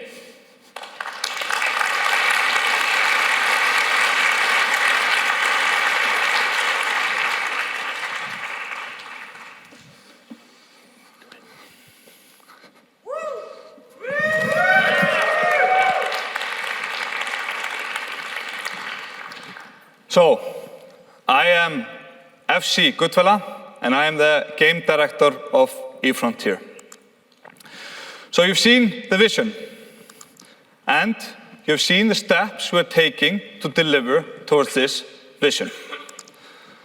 You heard about EVE Frontier's awesome community, and I can sincerely say this is the best time ever to join EVE Frontier. QR code's here. You heard about the impressive and inspiring things our builders are building.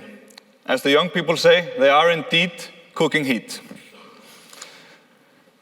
And for those of you here in Harpa, you have a unique opportunity to play a future version of Frontier.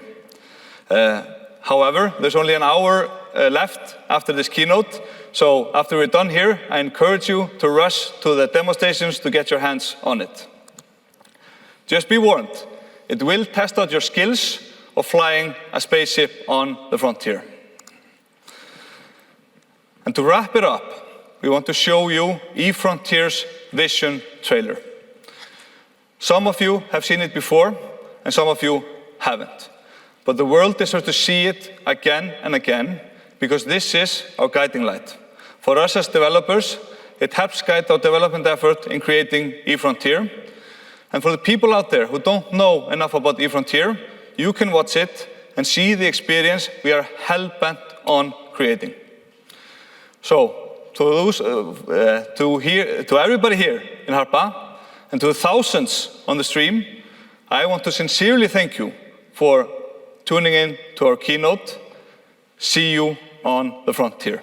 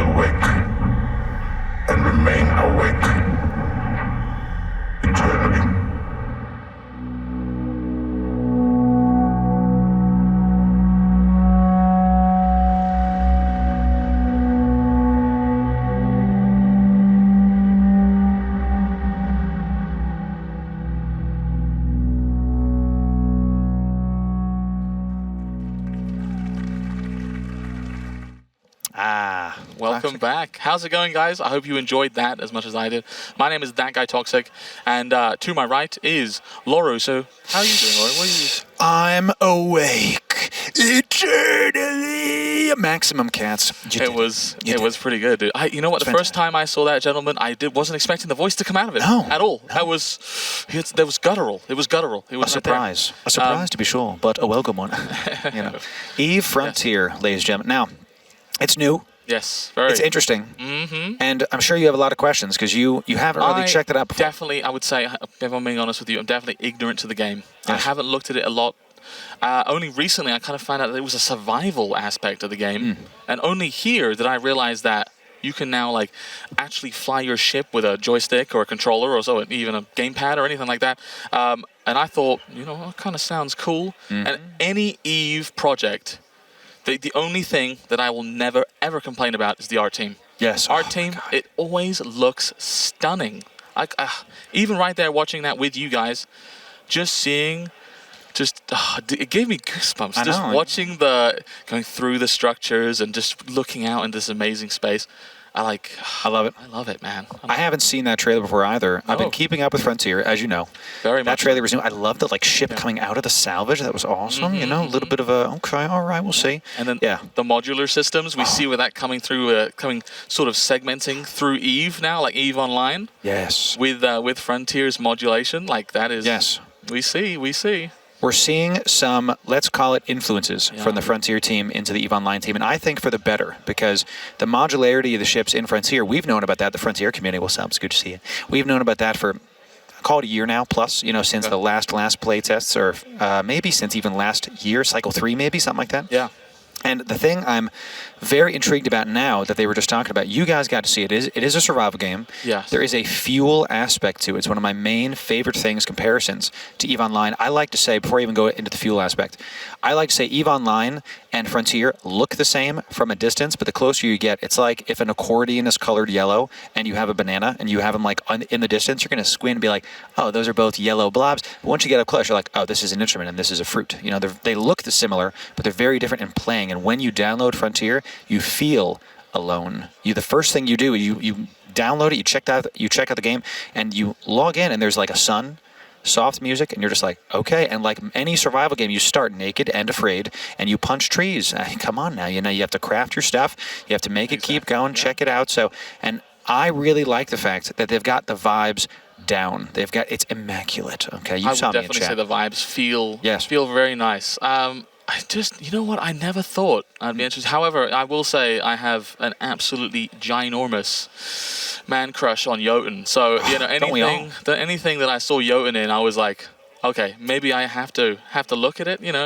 Anything that Jotunn does is just like, I'm jealous that he's a part of the Frontier team sometimes. I'll be honest. Oh yeah. A little bit biased, I guess. We love Jotunn. He's fantastic. FC Load. I almost said it. You can keep your energy drinks down, chat. No, so being a survival game comparatively to EVE Online, I like to call EVE Online a Navy combat sim. That's my elevator pitch for the game whenever we're talking to people. Frontier is more a survival game and is a survival game, and the fuel aspect is one of the biggest changes or biggest differences comparatively to EVE Online, where in EVE, you can be out indefinitely. You can cloak on that data site, the cloaked Tengu that's behind you, okay? You can be there forever. In Frontier, not so. Your capacitor, your energy costs fuel. You driving costs fuel. You warping costs fuel, and you have a finite amount of it. So you have to plan. Do I have enough fuel to get home? Yeah. Do I have enough fuel to take this fight? There's a level of counterplay to it that I don't see in other games, and especially not in EVE Online, and I think that layer is going to add a lot of complexity to the game and help the game to be differentiated between Frontier and EVE Online. So, and as two presenters here, you can definitely see who has the knowledge and who does not have the knowledge about Frontier. However, I was looking as a PvPer who enjoys the skill gap of EVE, because there is having knowledge of weapon types, ship types, understanding engagements and range, ammo types. It all comes into effect, even whether you're with the ship that you're flying or the ship that you're fighting. Right? Yes. It all comes down to knowledge, right? And I do really, really love the thought of skill shots, of actually there being a skill ceiling. Because don't get me wrong, it is great to have people coming into the game, but having people stay because they want to get better, or because they see that skill ceiling and they want to achieve it, because you can do a little bit more damage if you start hitting these shots and aiming directly instead of going with the auto-targeting weapon systems.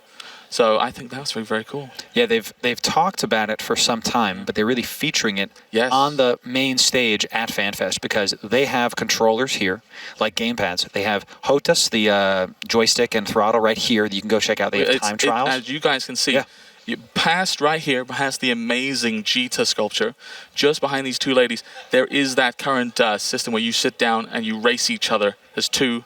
You race each other around, and there's like a track. And I think you get prizes. It's great. Stuff like that. There's prizes. Just like there is many amazing stuff around here. Like some of you may have noticed, my current little Band-Aid, it has got a Guardian and an Agora on it, as it Logi Bros. Logi on Killmails. Logi Bros everywhere. Okay, so that is upstairs. So if you haven't done it and you're watching by chance, or we actually are live throughout the whole place, so you can hear us, weirdly enough. So if you are listening and you want to get this stuff that is on the 4th floor, all the way upstairs, what are your loved things here so far? Like there's so much. Oh goodness, there's so much. We were talking about this yesterday. Thank you for that. Of course. Is he golfing? He's teeing me up. You saw it, Chan. Amazing. Thank you for that. Excellent. I'll take some penalties to my strokes. I'm not very good at golf. So there's been so much community stuff here, the merch, everything. And we were talking about it earlier today. Make sure you go, if you're at FanFest, go to the booth that's right by the bar on the 2nd floor where everything is. And you can go get a free dog tag with your gamer, with your EVE name on it if you go there. And it's for charity. So it's free. We got ours. If you go, you can donate. It's for a good cause. There's not just these are there. There's a lot of like stickers and shirts. There's a lot of little pins and swag. Amazing FanFest tickets. I got the NC dot pin right there. It's fantastic stuff. So yeah, even OnlyFans. Okay. Because everything's on there. It's great. So you can go there. It's for charity. Again, a lot of the stuff's free. You can give if you would like. Don't feel pressured, but everybody's got $1. Come on now. So head on down. It's for a good cause. Thank you very much. So that kind of stuff is all over the place. And to kind of get back to Frontier too. Of course. There's so many things that I want to go try now inside of Frontier. So skill shots. This is big because what we were seeing at FanFest and you were just seeing there is that there's a ship inertia and then there's a turret inertia that is going to depend on what ship you have, on what module you have. We already can see the reticle of the ship that's like a dot is going to go a little bit ahead of where the turret is. Now you have to choose another layer of counterplay when we're PvPing is do you want to go fast and potentially miss the skill shot or do you want to go like broadside it like fire and forget kind of thing? This is going to be very intriguing. I wonder if there's going to be some sort of, like there is nano content like kiting and stuff like that and within EVE Online. I wonder if there's going to be gas drifting around to try and like mitigate damage or anything like that. If there's going to be damage mitigation through speed or anything like that, like application like Missile has in EVE Online, that would be very interesting to see. Because who wouldn't want to get like straight around while you're shooting something really cool around a rock. Also, you were talking about the scanning, right? Yes. The scanning was very interesting to me as like a sci-fi fan of Star Trek and all these other. I immediately thought like Nausicaan Raider style, where they were like sitting on the back of the asteroid waiting for somebody to ping, so now they know somebody's in the system. One ping only, Vasily. Yes. One ping only. Exactly. Like EVE Online, when you're in a wormhole, the last thing you want to do is say, hi, and local. Now they can check exactly what you're doing. So, yes. And to make that clear, he brings up a fantastic point, Chat. In Frontier, in EVE Online, you descan. You can see stuff, people, right? But nobody knows you're getting descanned. There's no like, hey, notification that you got descanned. In the Frontier, you know. If you ping and just to see what's there, this is happening in the current build. If you ping and see what's there, everybody knows someone pinged. More layers of counterplays. Now you have to choose. I want to know all the information, but then everybody knows someone else is here, exactly like what Toxic was just saying. If you say hi, hello, in local, in EVE Online, in Wormhole Space, and Podgefin, good to see you, Triangle, Enjoyers, everybody knows you're there. In Frontier, if you get that information, now other people have similar information. The layers of counterplay. Very excellent. As he said, skills. Skills ceilings is always a fantastic thing for skills. me. Fun first. So yeah, we got the skill shots here. Yep. We have the time trials. There's also a Thunderdome for Frontier. You can go PvP against people in FanFest right now, and it's controller supported. I did also see it wasn't a Steam Deck, but it was a similar pad. I'm not sure. I think it was the Sui Play, something like that. Shout out to Sui. Thank you very much. So of course. This means that you can have a gamepad like that in your hands at some point. Hopefully Steam Deck 2, we'll see. God bless the devs that are porting stuff over. Sorry for giving you more work, okay? So when we get there, I'm very excited to be able to play this on the couch and other, I don't know, maybe even we'll see EVE and EVE Frontier and EVE Vanguard on the VR. We'll have to see. So I would love to be able to play this stuff on the couch, dude. Yeah, I love that. Yeah, being able to play Frontier on the couch is definitely very, I mean, with cloud controller support, that's kind of just like really, really cool. When I first started EVE, in a character that I don't use at all, because I played it and I pressed the undock button, and I quit about 15 minutes later because I couldn't figure out how to move my ship, because every space game that I've ever played was WASD or just full controller. So I didn't figure out how to do that. Now that being in the game is going to make me feel very good. Yes. Yeah. Even my shortcuts in the game are WASD instead of the F1, F1, 2, all that kind of stuff. So. That's a good question. Okay. You use WASD for your F keys. I use like 1, 2, 3, 4, 5. Okay. And then I do like for my highs, and then this is a great conversation actually. What are your keybinds?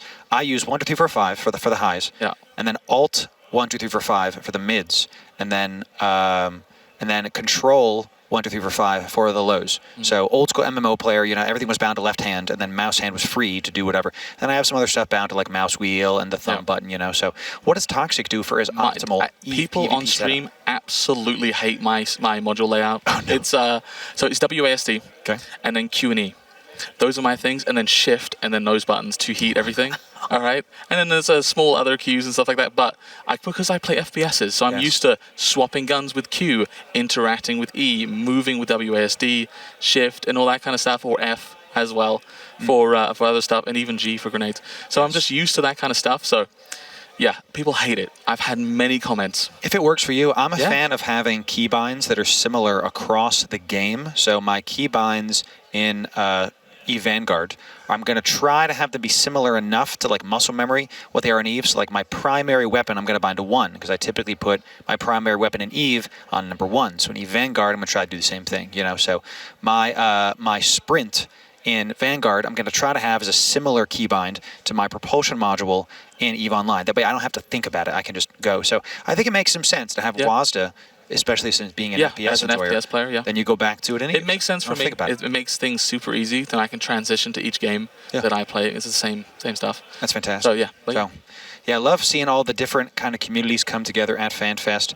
We just saw the EVE Frontier keynote. There's so many questions I have now that I'm only going to be able to get once I actually get my hands on it. You'll be seeing those guides, chat. So when we actually get to see the skill shots, the active scanning, the modular ships in Frontier, this is something very intriguing because they were talking about, and I don't know if you were here for when they were actually talking about it, they were saying that there's a layer of physics over Frontier, because when people hear you can make custom ships in Frontier, EVE Online we saw some more modularity happening as a preview of what's coming. But in Frontier now, today, you can build code your own ship, modders first. Yes, you were talking about the modding. Yes, the modding aspect first. That's really, really cool. Big. They're bringing all that aspect, having the actual people do that kind of stuff, and I wonder if there's going to be a little bit of memes with that. I'm sure there will be. Like, definitely. It's going to be a venture that goes, yeah, of course. It's a rocket out of a gun, Yeah. So, but this is how they've balanced it, and this was one of my main things Toxic and I were talking about before, is that there's a layer of physics over the game that you can't make a venture that has like Titan DPS. You can't make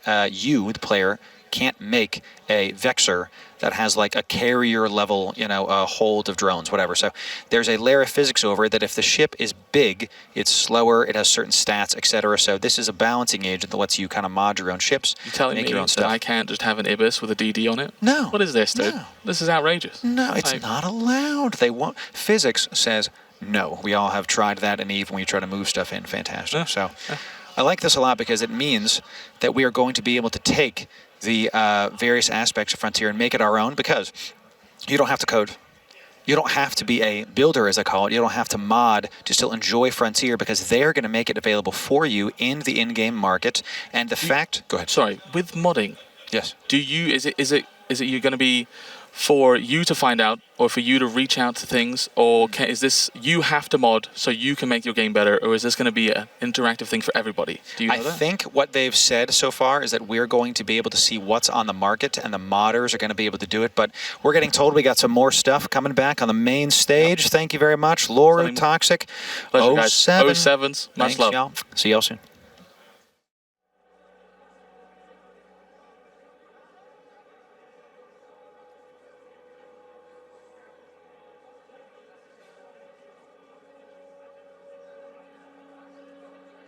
expansive Capsuleers, put your hands together for FC Okami, FC K1P1, FC Nikon, FC Havron, and FC Mercury.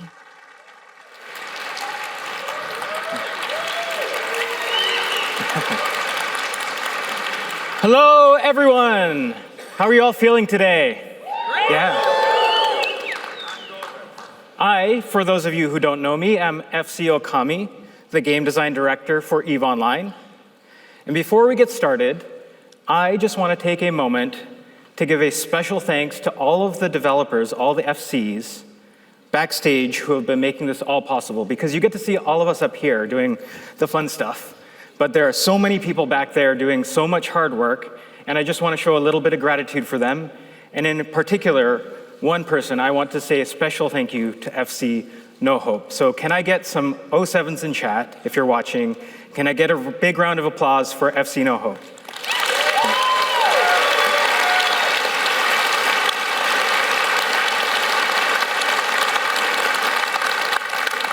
All right, thank you, FC No Hope.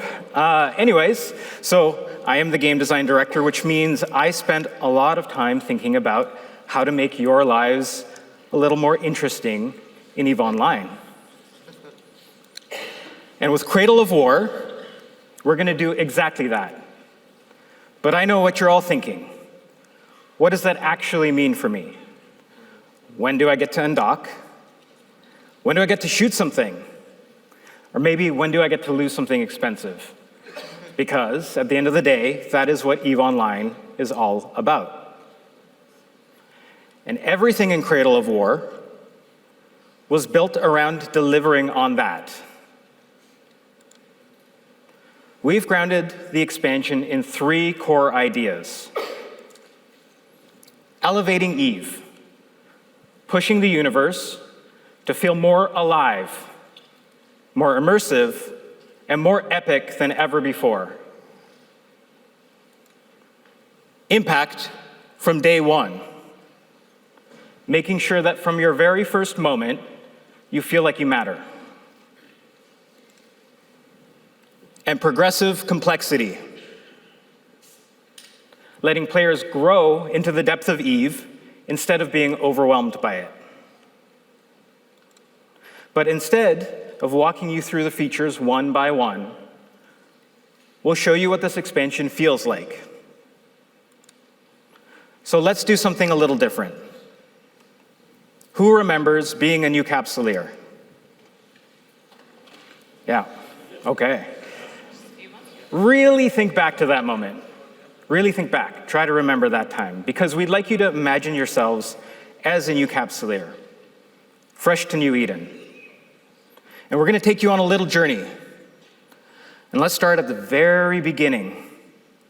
Our brand new Capsuleer, fresh out of the clone vat. No ships, no history, no idea what you've just signed up for. And you've probably clicked skip tutorial. We know who you are. But this time, you don't just wake up into chaos. You wake up somewhere new. Somewhere designed to prepare you not just to survive, but to take your first real steps into New Eden. A place where you begin to understand the universe, build confidence, and start to make that impact from day one. Every journey in EVE starts somewhere, and our new Capsuleers, yours, starts in Exordium. And here is FC Havron to show us how it begins.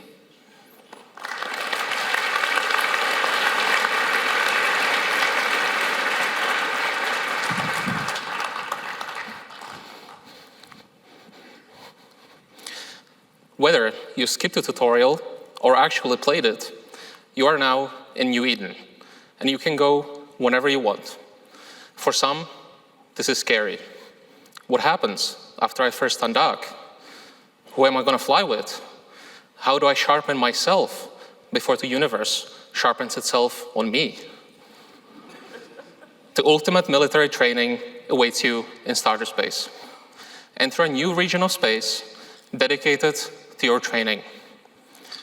Built to help new Capsuleers master the foundations of life in New Eden. Here, you can focus on exploration, industry, navigation, and cooperation without the immediate pressure of player conflict. And systems such as war declarations and factional warfare don't apply. There are no duels, and you can't deploy any structures. This keeps the environment clean and focused on learning. Economic limits are also in place to make sure that the region doesn't become the safe space for farming. You're free to come and go as you like, so you can explore at your own pace and leave whenever you feel you're ready. But what does starter space even look like? You begin in one of Erst's new stations in Exordium, a new region of space jointly overseen by Air and Concord, designed to prepare the next generation of Capsuleers for life in New Eden. At the heart of the region lies Manifest, a central trade and logistics hub system overseen by Concord and connected directly to Uli. The 4 major empires are also represented, each maintaining its own embassy constellation. In these constellations, you will encounter their cultures, technologies, and philosophies, giving you a chance to explore the wider political landscape of New Eden. As you travel towards career agents, you'll notice something important. You are not alone out here. All around you, other new pilots are making the same journey, warping between locations, docking up, setting out on their first missions. Some are figuring things out just like you. Others might already look a little bit more confident, flying bigger ships or moving with purpose. That's part of the experience. You are a part of a rising generation of Capsuleers, learning together, testing yourselves together, and ultimately stepping into the wider conflict of the universe together. This is the Air Labs Trade Center in Manifest. It's your central gathering point, a place where pilots come together to prepare, trade, and connect. Here, you can browse the market, pick up new ships and equipment, and get ready for whatever you need for your next adventure. But there are more things to do in the new region. You can try out mining. Okay.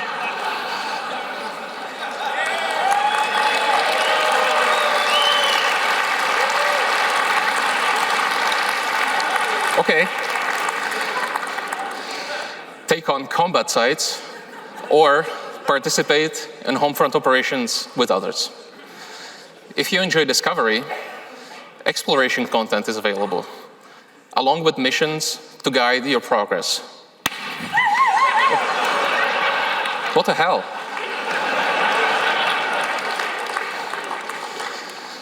You can also take on freelance jobs, giving you a taste of different career paths and ways to earn rewards. It's all about sampling what New Eden has to offer without the usual risks. Before you leave, you can enjoy a brand new epic arc, introducing New Eden's empires and taking you through the big battles and events that helped define their history. At some point, you will outgrow starter space, and that's a good thing. When you're ready, you'll graduate into regular space, where the full sandbox opens up. That means more opportunities, more danger, but also much bigger rewards. Starter space prepares you for that step, so that when you leave, You are not just surviving, you are ready to thrive. Each of the embassy constellations also contain a one-time use shipcaster, leading to the factional warfare headquarters of each of the empires, allowing players to join up and fight immediately, if they wish to.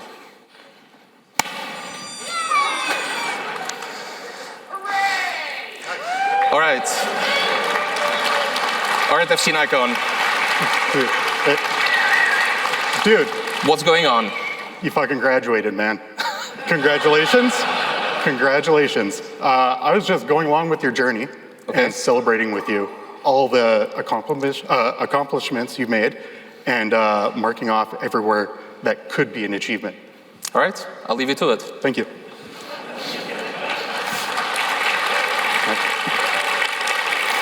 Achievements. Something that most people know and love from modern games. EVE players have already been setting their own goals and defining their own achievements since the dawn of New Eden. What has been missing, though, is a way to formally recognize those moments. This new achievement system will help guide new players by subtly giving them a nudge in the right direction. From completing certain amounts of combat and hacking sites to making ISK on the market, achievements will be there every step of the way. But don't worry, these aren't just for new bros in Exordium. They'll be available for everyone at launch in the new achievements window. We will have a selection of achievements available right away for all sorts of playstyles and of varying difficulty levels. A few examples are the High Noon for participating in duels, Marginal Victory for earning ISK on the regional marketplace, or my favorite, Ship Happens, which will track how many ships you've lost to other Capsuleers. Now, let's dive into the structure of an achievement. Here we can see the details of Ship Happens. All the various aspects of an achievement can be seen. We have a name, a description that tells you what needs to be done, and if there's any flavor text to set the mood. Now, not all achievements are one and done. Some of them have milestones to reach along the way. And of course, any rewards that will be given upon completion. At first, achievements will give you skill points. Evergreen achievements will provide you with an achievement score, and almost all of them will provide you with a title. This one gives you Meat Popsicle. Now, these are a new type of title, and are a way of instantly letting everyone know what type of Capsuleer you are. Do you want people to know that you're a sightseer? How about a rockhound? Or maybe you're a pod breaker. You'll be able to see these titles that you can earn and equip in the decorations area in your character sheet. Titles can be seen almost everywhere your Capsuleer's name is. A few examples is in the chat window and in the station listings by hovering your mouse over a Capsuleer's name.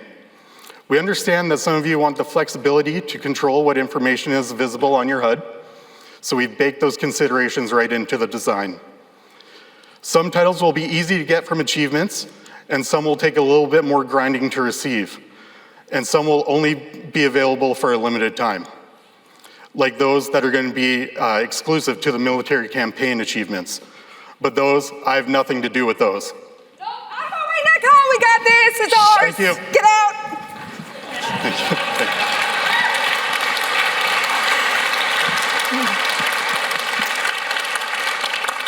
Exactly, because K1P1 here and I, along with the rest of the team, have been working on a series of campaigns coming with the Cradle of War expansion in June. Yes. Teammates, settle down. Yes, there's been a lot happening in New Eden over the past couple of months, not even to mention all the shit that you guys have been getting up to. But we've seen the Galente elections, we've seen the ushering in of the Moreau administration, and just earlier this week, we saw Jayess gain its independence. Not to mention the utter catastrophe that is the Caldari Navy. But I digress.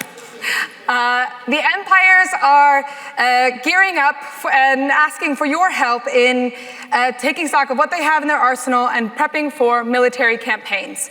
So they have a lot of plans for YC 128, and they need our help. And in doing so, we'll see permanent changes to New Eden.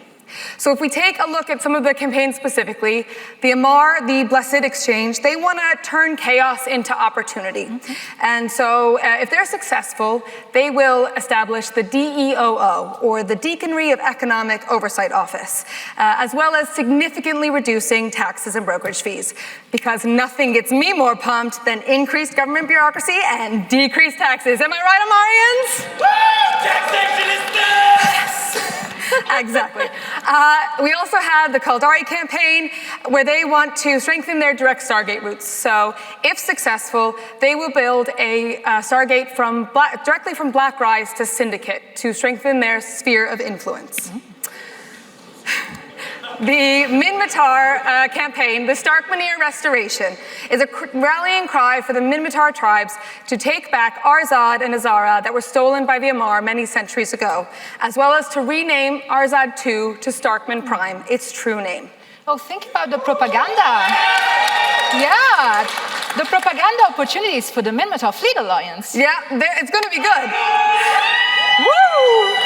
They got a lot of opportunities, I gotta tell you. But also, they hope to reveal some ancient knowledge that will reveal some phased fields in Minmatar Highsec. So if successful, they'll share that around with the other tribes. And last, but certainly not least, we have Operation Rogue Edge of the esteemed Galente Militia. And they aim to strengthen their military logistics by decreasing the amount of jumps between Didixi and Intaki to 6 instead of 10. And they're also working to develop new technology for a low-waste variant of excavator drones, if successful, or I should say when they're successful. Yeah. But the big question remains, how do we actually achieve these goals? Well, in short, for all of this to become reality, you need to make campaigns successful. So you will need to contribute to military campaigns and complete a series of objectives. But before we take a look at it, is there a faction you would like to support K1P1? No doubt about it. I bleed green! Go birds! So, Galente loyalists all the way. You really like try-harding, don't you? Okay, let's take a look at the Galente campaign. Here you can see you've completed 7 out of the 44 required objectives for the campaign to be successful. And on this overview page, you can see how many Capsuleers are currently contributing and how many days are left before it all wraps up. But let's scroll down a bit, because this is where things get interesting.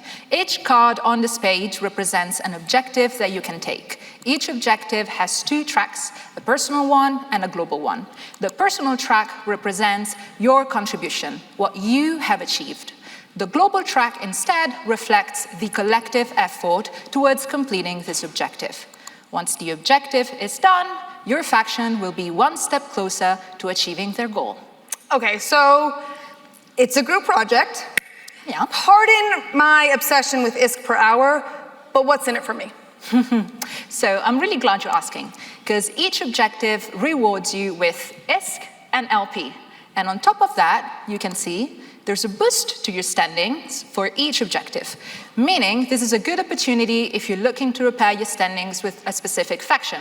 So for example, if you're starting at -2 with Galente and you fully commit to the campaign, you might end up in positive territory, a +2 or even a +3. That sounds so bad. Yeah, it's not bad. But it's important to note that these objectives won't all become available at once. They will unlock over the course of the campaign. And if we go to the upcoming tab here, you can see which objectives are scheduled and when they will become available. So this gives you an opportunity to plan ahead or simply decide what's worth coming back for. Okay, so can I just pick any one of these Johns that's active? Yes, you can. But since you're such a die-hard Galente loyalist, why don't we take a look at the factional warfare objective? I mean, is there any other gameplay worth diving into? Yes, there's plenty, K1P1. But let's take a look at this. So this one is asking you to go in the Galente war zone and capture or defend large to medium plexes. As you know, these sites already give you a payout, but if you decide to opt in into this objective, you will receive the additional payouts that we just saw. Okay, so can I accept these objectives for any of the factions? I'm not saying sabotage, but I'm asking for a friend. I knew you would think about sabotage. No, you cannot. You can opt into different objectives, but PvP ones and factional warfare ones will require you to be enlisted with that faction. Okay, that I guess makes sense. But that also does go really nicely with a lot of the FW releases that we've been doing since the beginning of the year. Yes, it does. So back in February, we removed derived standings in FW rank promotions, as well as we followed that up with removing standings lost for bubbles in Corruption 5 systems. That was a busy month because then we also removed derived standings from Final Career Epic Arc missions and removing the derived standings from level 1 FW missions for some of our newer players. Then in March, we removed derived standings from level 4 FW missions, for our veteran players, and we found a way to add modulated standings based on mechanics, added modulated standings mechanics based on locality. So you won't get as much of a standings hit if you're fighting around a Metanox versus if you're AWOXing in a Plex. And then just last month, we removed drive standings from level 2 and 3 FW missions to round out the group, and we applied an amnesty to Capsuleers that were listed in FW Corps, so that if you were below a -4.5, we reset you to a -4.5. I will say, though, that we somehow missed the very small issue of seagulling, and I was quite surprised that no one here mentioned that ever at all. Never heard about it. No? Well, it's a good thing that in the next expansion, we have updates aimed at picking off those seagulls. Yay! We are rebalancing battlefield rewards to focus more on lootable items instead of just flat LP payouts, meaning that Capsuleers who actively participate and kill the NPCs on the site will be able to collect the majority of the rewards, including skins, skinner components, and some new modules, like for Keldari and Minmatar, the missile guidance pop-up computers, and for the Amar and the Galente, the drone hybrid modules. Yes. These are all new. Yeah, I think that, these look pretty good. And I will say, we're going to start off with trying this out in the battlefields, see how they go and tweak them as necessary. But then we can look at adding them to other types of sites like ice heists for our pirate enthusiasts. So I've got then to keep track of my FW updates. I've got to make sure I know where the pirate insurgencies are that are breathing down my neck. And now I've got to have an idea of what's going on with these military objectives. What gives, Mercury? I know, that's a lot. That is why we're putting everything together into one Theaters of War dashboard. This is a place where you can check the latest flips systems in the war zones, keep an eye out for pirate insurgencies and where the pirate FOBs have spawned, and also track your personal progress as an enlisted Capsuleer in factional warfare, and the military campaign achievements. From this hub, you can also navigate between all of the war-related dashboards that you already know, so the factional warfare one, pirate insurgencies, the enlistment, and of course, the new military campaigns. Nice, okay, well that does make it a little bit easier. So who do you think that you'll support in the military campaigns? Which faction speaks to you? To be completely fair and not destroying the mic, I am not really fussed with loyalties. I would consider myself more of a mercenary. Basically, I go where the ISK is. So why don't we take a look at the opportunities and see what's going on around me? It looks like there are new sites hacking and mining in high-sec for campaigns. Wait a minute, wait a minute. Are you telling me that you can affect my factional warfare gameplay by doing high-sec Care Bear activities? Okay, so first of all, these are very honorable activities. And secondly, no, these activities only affect military campaigns. They won't have an impact on factional warfare. Okay, I was gonna say, thank you, thank you. Yes, but this is good because these activities will be familiar for new players, especially those coming from Starter Space, but they will also be familiar to some of our veterans here, especially if you've played in the Shadow Wars. Are you potentially teasing the idea that we'll see a return of the boosters that we saw in the Shadow Wars? Yes, yes, you will. Okay, that sounds good. Okay, so you're going to check out these mining and hacking sites, but why does it say hack in Caldari Bulwark? What is a bulwark? Great catch. So these are systems that are bordering the war zones. It's a new paradigm. They are high security systems, and although they're not sites of direct conflict, they will have opportunities for Capsuleers to participate in and help their faction succeed in their campaign. Nice. Yep, but these hacking and mining sites aren't the only new sites that we're adding in the next expansion. In fact, we are adding four new complexes. Don't oversell it yet. The first one is a battlefield. It's a battlecruiser and below plex. This plex is designed for 3 Capsuleers, and it will give a lot of victory points. However, it will have a slower respawn time. Is there any specific reason we went with battlecruisers? Yes, so this is our first moderate-sized plex, and inside the site, battlecruisers will receive a buff to their skill level bonus, meaning that they will, let's say, if you enter with a battlecruiser level 5 trained, then you will be flying functionally a level 6. Nice. Answering the age-old question of what would a battlecruiser level 6 be like? Yes. We also have our first elite tech restriction complex for Tech 3 destroyers and smaller that we've affectionately dubbed the Chaos Complex. So this is exclusively a frontline complex designed for 10 people, but it has a bit of a unique twist. So every time you enter that site, you'll get a new set of 3 random effects that will be applied to everyone in the site, giving you always a somewhat different experience every time. So if you go to the next slide, we'll see a list of all the different types of effects. You'll always get 3 of them in a random amount, and you'll never know exactly what you'll get. So with these 3 columns, you've got about 396 different combinations that you'll see. So the optimal ship will change every single time. I hear the chatter. Take out your phones quickly, Yes. take a picture, or get it a screenshot. There you go. Yeah. Our next complex, it's the first of 2 solo plexes. This one is for interceptors only. As the name says, it only allows interceptors to enter, and it has a capture timer of 10 minutes, and it will exclusively spawn in command operation systems.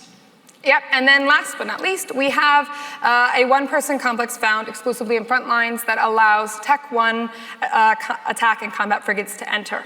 It has a 5-minute capture timer instead of a 10, and it respawns faster as well. That's nice. What's the catch? No, I mean, I know that you'd ask. These FW plexes so the NPCs that guard this plex, they will spawn twice as fast, or twice as frequently, and they're more than likely to have warp disruptors. So it'll keep the level of danger high while, despite the short capture time. So I do want to note that I know we're trying these out in the plexes, but in general, this is an opportunity for us to kind of take a risk and try out some new different types of content. They're not limited to plexes specifically, but it's more tools in our tool belt. So this time you see an interceptor only, but we could do another site that would be a different type of hull. So we're curious to hear what you think about them, so please give us your feedback. These sites themselves will take place of similarly sized complexes during the duration of the Cradle of War expansion, with more victory points and better rewards for the taking. Yes. While we were taking a look at all these plexes, it seems like you've completed a couple extra objectives for the Gallente, which has granted you the completion of the first milestone for the Gallente achievement. No confetti? Okay, thank God. Okay. The first milestone has granted you a new skin and a new title. Yes. I hope we're done. I really hope so. Yeah. Yes. More? No, please. No more. Does anyone have a dodgy heart? Yeah. I'm just worried. But yes, so as you were doing your objectives, Capsuleers all across New Eden have been doing the same. And if everything goes according to plan, this is what you will see in the theaters of war. Yes, I knew it. We can do it. Well, D-A-L-L-E-N-T-E. The kids are in the audience. I couldn't have done it without you. Thank you so much. Amazing. So good. Yeah, right? She should take the moment of glory. Because if you ask me, I don't think you'll ever see the victory screen in game. What's victory to the state? Treason! I can't believe it! She's a squid! You can go and follow complaint to HR. I think I've seen them in the back seats. But all jokes aside, you will have from June to September to complete all of the necessary objectives for a campaign to be successful. And if you do so, the aftermath will be tangible in the winter expansion. Yes. And every Capsuleer can make a difference and turn the tide for victory, whether it's fighting over plexes in the war zone or even mining in high sec. Mining, hacking, okay. You know what, K1P1? I think today nobody has mentioned anything about the new ships. We wouldn't actually release an expansion without new ships, would we? It'd be a bold move, Cotton. But maybe Okami has some tea and can share some secrets with us. So let's get him back on stage. Let's see.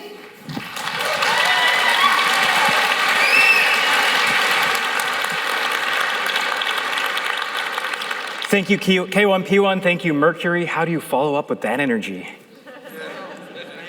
Yeah, how about with some new ships? All right. So we've seen how your journey begins. How a new Capsuleer finds their footing and builds confidence and starts to take part in something bigger, but in EVE, you don't stay small for long. The deeper you go, the more New Eden opens up. You begin to understand its systems, its weapons, and the choices in front of you. And with that understanding comes more ways to fight.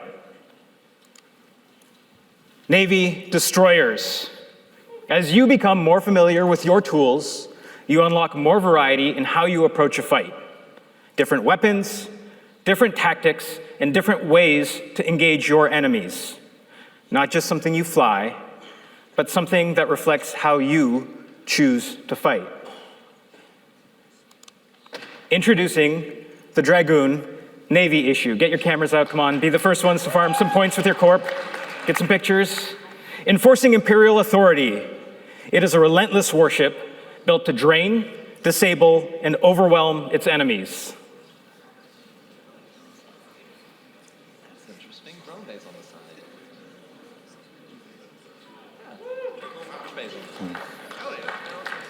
The Corax Navy issue. Robust shields, greater flexibility of fitting, and significant improvements to the force of its attacks. The pinnacle of Caldari excellence.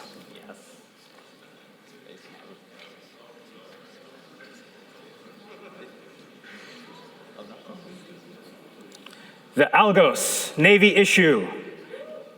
Integrating superior weapon systems, web drone linkages, and a tougher shell is just some of the systemic improvements. Oh, and we're ahead here. The Talwar Navy issue, it combines a stalwart fortitude with the flexibility and efficiency that is, well, let's go back, let's finish that. With the efficiency that has made the caravans of the great wildlands uncontested with their home space. And that's not where the journey ends. Because eventually, you are not just flying in the fight anymore. You're leading it. And at the very peak of that journey, we wanted to create something new, not just a bigger ship, but a different kind of power.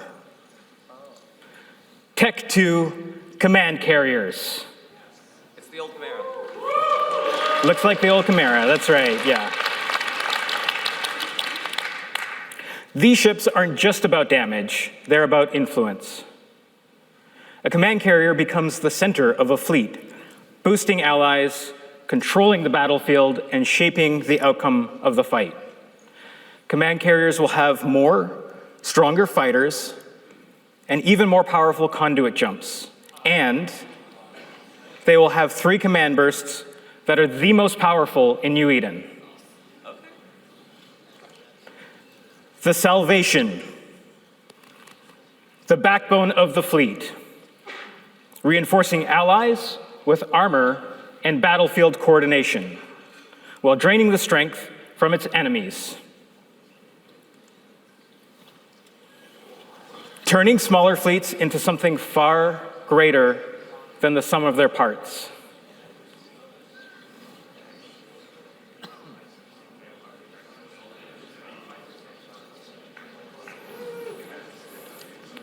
The Simurg, a mobile command center, strengthening shields, enhancing fleet awareness, and disrupting enemy systems through electronic warfare.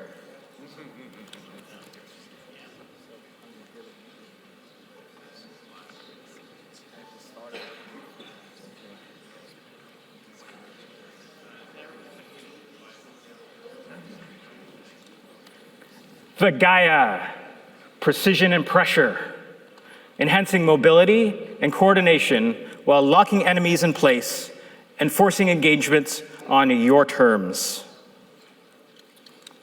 Built for commanders who dictate the flow of the fight.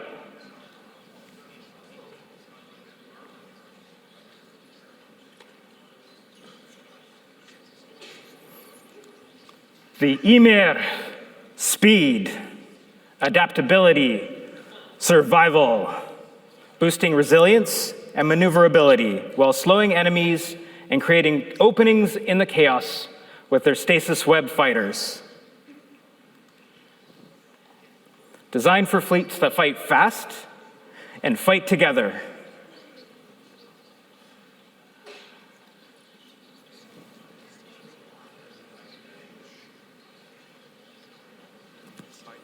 So, from your very first undock to the moment you're commanding fleets, to shaping battles and leaving your mark on New Eden, this is the journey we're building. This is Cradle of War. Thank you, everybody. Thank you so much for the wonderful FanFest. I can feel all your love and energy, and we are going to make this an awesome expansion together. See you out there. Let's take a look one more time at Cradle of War. This war reaches beyond the front lines.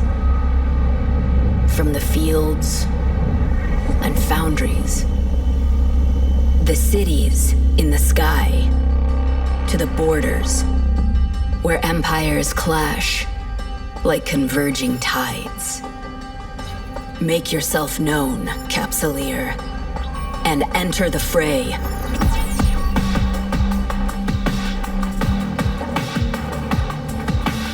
Heroes emerge in defining moments, and your moment is now.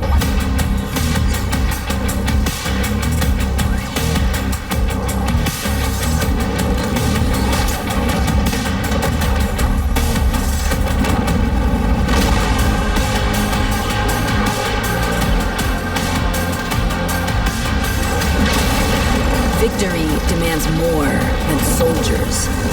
It calls on you, the builders, hackers,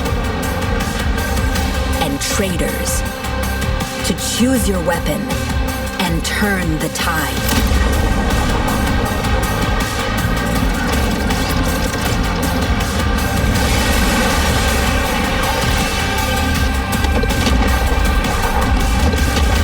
Your deeds will become legend. Today's battles will end, but your impact will be eternal.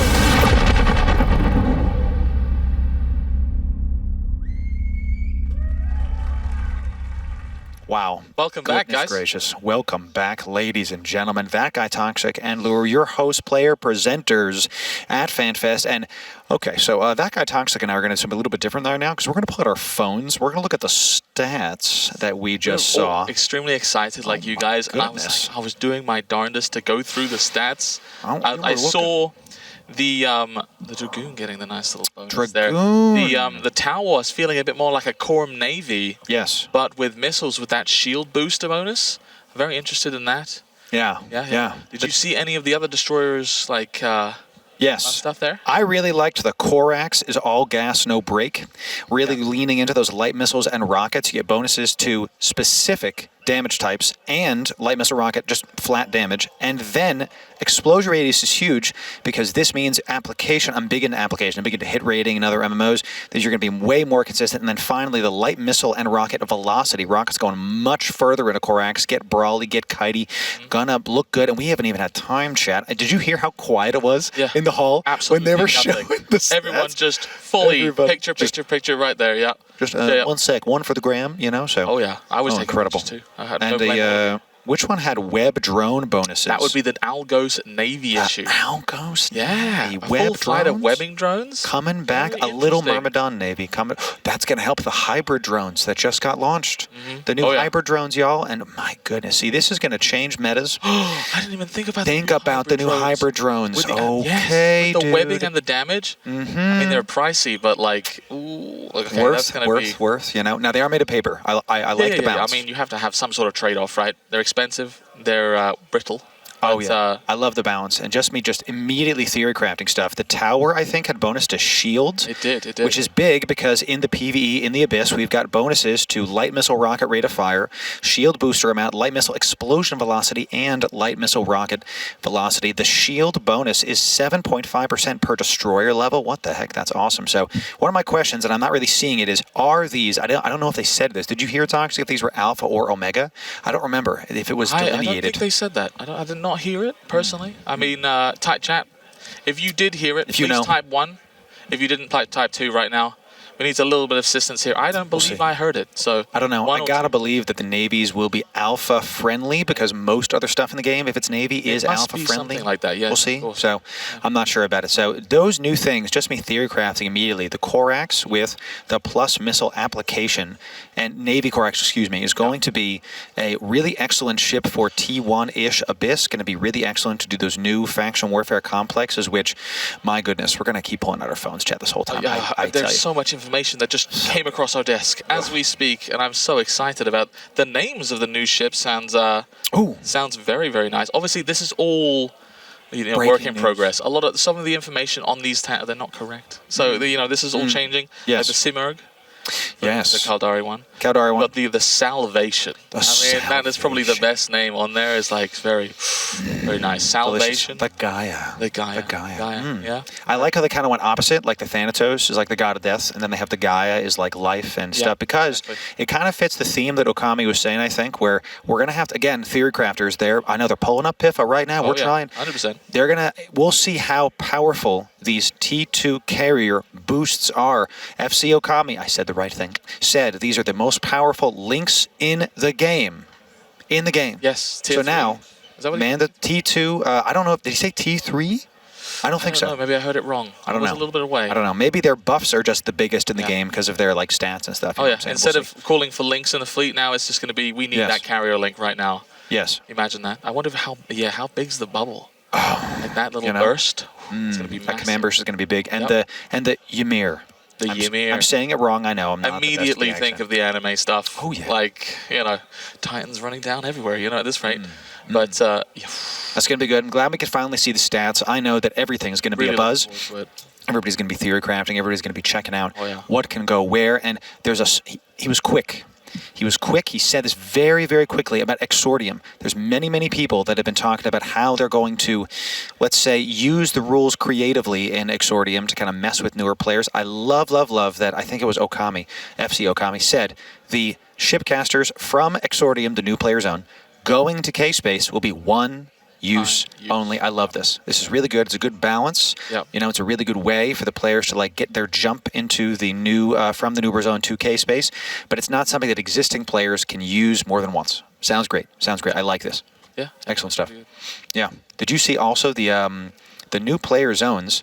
They're now not just in the character creation screen. Yeah. Oh, yes. Please. That was awesome that you actually finally have to, because I feel like everybody that starts the game, you have no idea about the factions at all. Most of the time you get told, what is the easiest? Caldari. It's an easier start because of Jita and all that kind of stuff.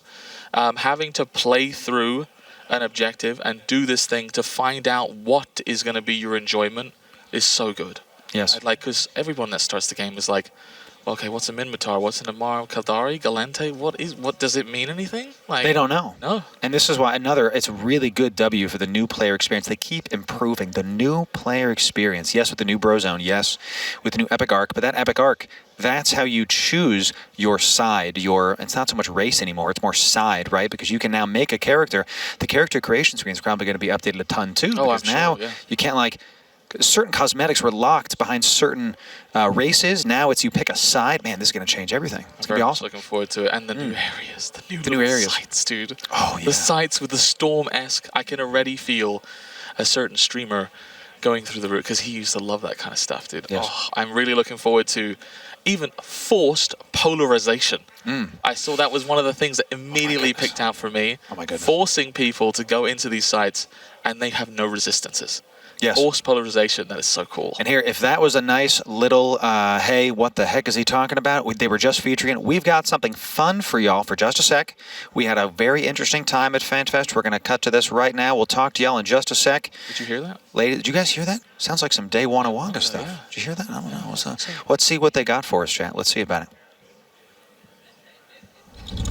Hey guys, my name is Crash Snaps. Just got out of the lava tunnels. We're taking a little tour around. Pretty sick boats. Let's go in there and see what's going on. What's up? We're here. Live from FanFest. I'm such a big fan, Loru. Hello. I love your videos. Hello. I love your PvP. Is there anything you guys can tell us, the audience, about? Is there any secrets you can tell us what's going on? I mean, some would say we're not semi-reliable. We don't really report straight from the front lines. I do know somebody who does. You know. Maybe someone right next to us, even this person right there, Warlock Industries. Ooh, yeah. Did you know? She sounds nice. We're reporting live, straight from the front lines. Warlock Industries here. I'm here with a very fabulous man. I'm here with EVE Guru, Moon Swarm's top intel guy. Can you guys tell us any secrets that could potentially be revealed? I know the expansion stuff's not out, but people are really eager. Titans 2. Wait! For those of you wondering how I get all my ISK for blowing up all my shit, I joined EVE Guru and I became a trillionaire. So thank you for that. Yes, you're welcome. Nice to meet you. Very tall. And he's very sneaky. You wouldn't expect it, but he's very quick and I can move. He can move. Do you have anything to say about this cold weather? It's quite nice. Oh my god, I'm out of here. Crash Snaps! Yes. Crash Snaps! Yes, hello. I heard you had struggles at the lava stream? A little bit. I have a question. Yes. What are you expecting inside Harpa? Lots of nerds. This place is amazing. Where's the food? It's a secret. You're not supposed to tell them yet. You heard it here first. Semi-reliable reporting. Titans 2? Two? What is Hey, actually, I take it back. Titans 3.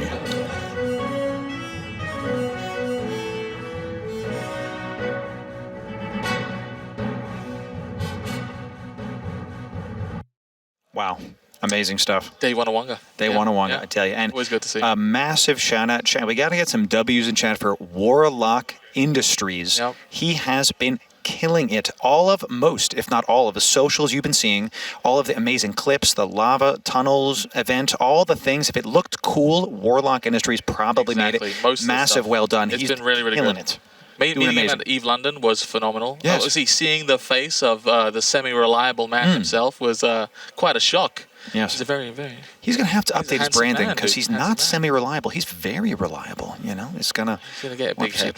He's going to get a big head. So we were talking about before the new T3 Cruiser specific faction warfare sites. More details coming. We'll have to look at the patch notes. Yep. And the specific bonuses that were randomized as you go into they these were faction randomized, warfare yes. sites. I think one of the ones...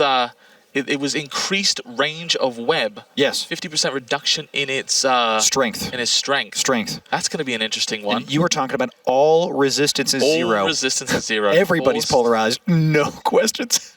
There's just full damage all the time, every time. That's amazing. All gas, no break. Would you like 30% increase armor reps for everyone? Well, now you can. Would you like more hybrid weapon damage? And it's going to be interesting how these activates. We'll have to look at the patch notes, have to look at all how these go, because in the specifically new T3 Cruiser faction warfare site, there's going to be these are randomized, is what FC Okami was saying. How they're randomized, when they pop in, we'll have to see. Is this going to be a time frame thing? Is this going to be a system-wide event that is only going to be for this, so you know it's a polarized thing, or is it going to be completely going in blindfolded? We don't know. It'll change the landscape, because what if I'm shield fit and all of a sudden it comes in that like, hey, plus shields? What if I'm shield fit and it says, hey, armor guy gets better stuff? Well, now there's that level of counterplay. Do you warp off? Do you stay? I'm very intrigued by this because a lot of this is, you mentioned the web stuff, lock range increased, module overheat better, 30% increased top speed, but reduced agility. So big booty buff. You are all of a sudden, you are overpropped. Yes. So all of a sudden, you go faster, but you cannot turn for anything. So when that's everyone's gonna be overpropped. Oh yeah. No one is. Everybody.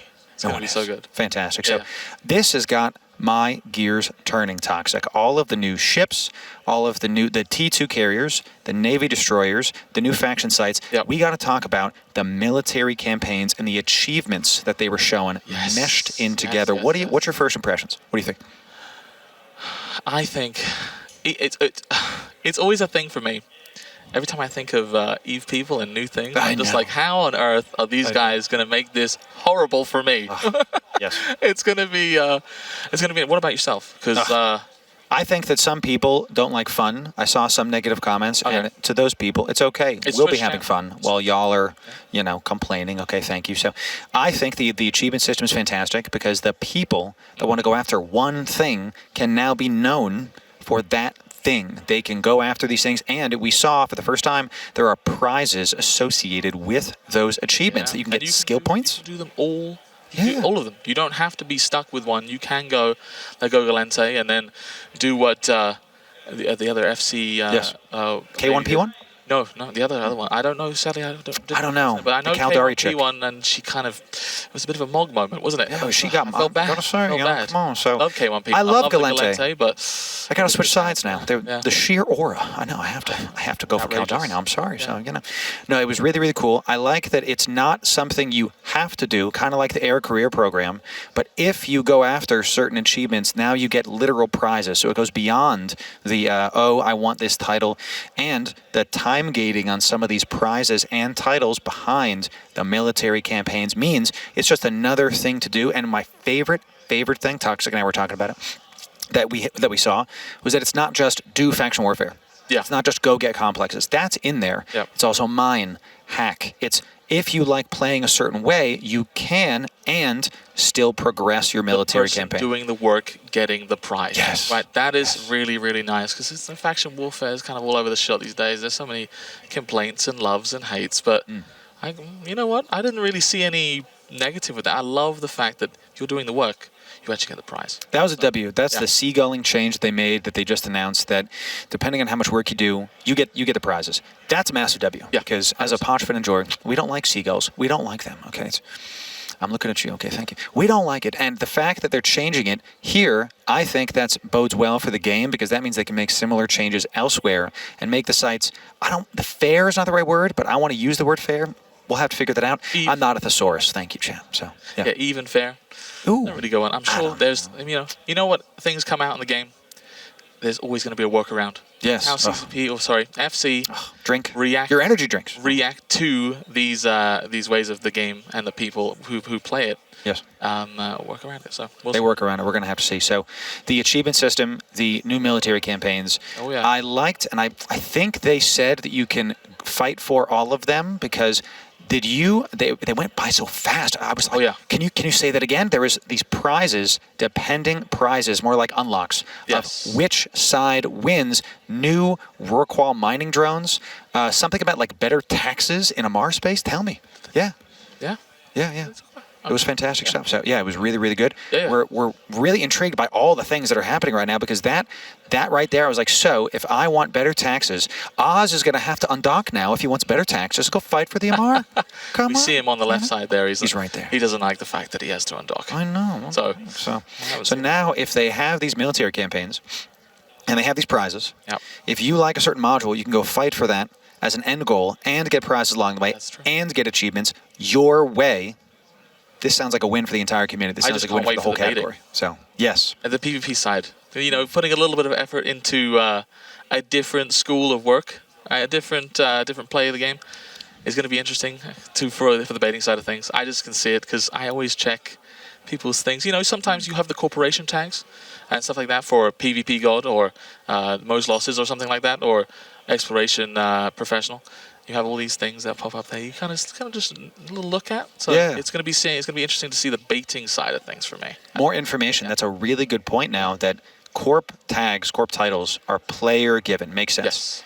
The achievements are player earned, so I can choose where to display it. Now, what displays when, we'll have to see what that happens when it actually comes out. You know, like, does my achievement cover up my corp title? I doubt it, but we'll see, you know. So do I want to hide the fact that I'm an Abyss God, you know, as I run 7 million T6s and make a bunch of Abyss, which I do.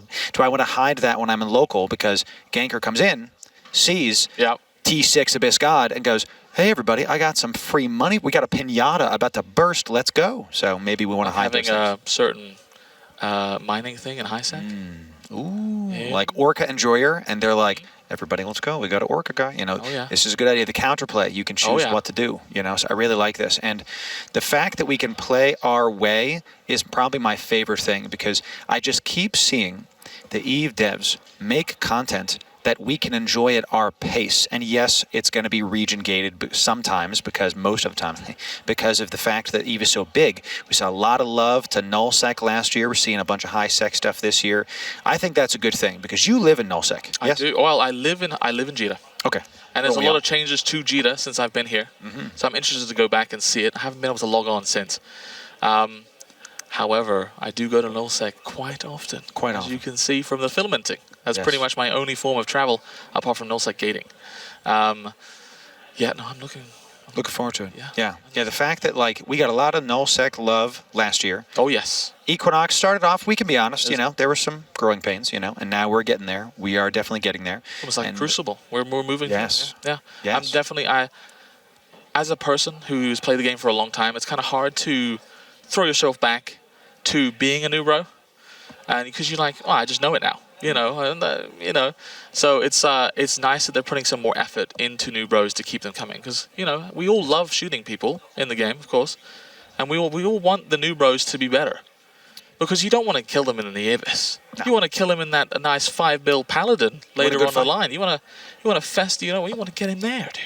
Yes. Nice and slowly. And now they can, in Exordium, the introduction of a new player-only zone with a new player-focused epic arc, in addition to the other tools that are in there. That, chat, I don't know if y'all knew this. Type 1 in chat if you didn't know this. There is in EVE's client today in the game. If you look up like hacking or something, if you right-click a module or whatever, you can find literal tutorial videos in the game showing you how to do this. Type 1 if you didn't know that. I type 1 right now. I did not know that. There you go. See, ThatGuyToxic typing 1. That's right. Yeah. This is the point. They're trying to make it easier, more approachable for you to get involved and play the game, because nothing's more annoying than starting an MMO and getting like popped by some nerd you have no idea. I say nerd with love. I think nerd is gendered. I think we're all nerds here. We're at Fanfest. We're playing a space game. Okay, yes. I think we're good with that. I think you know what? There's always a little bit of hate.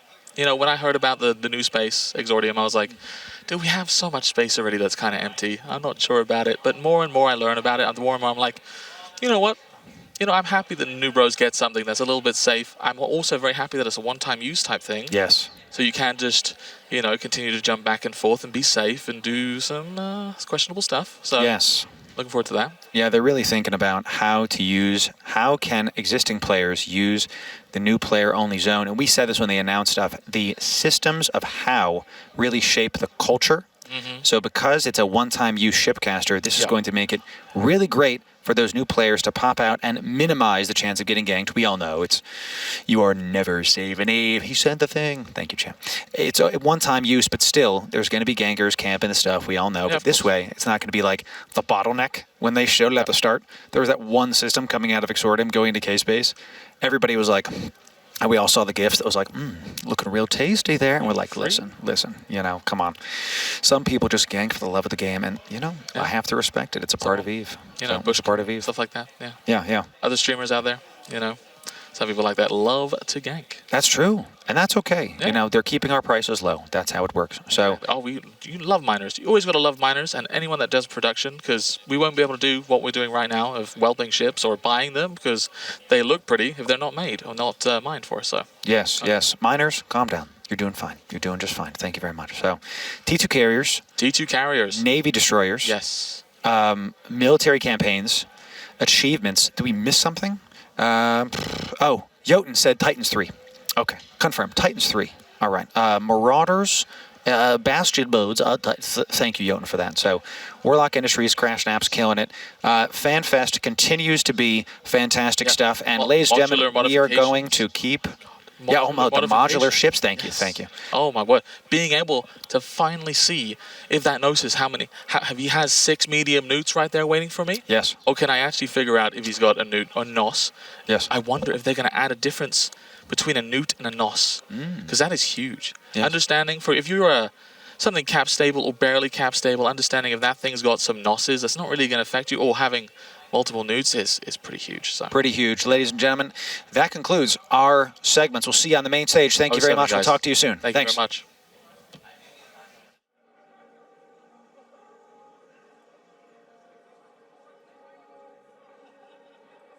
All good things must come to an end.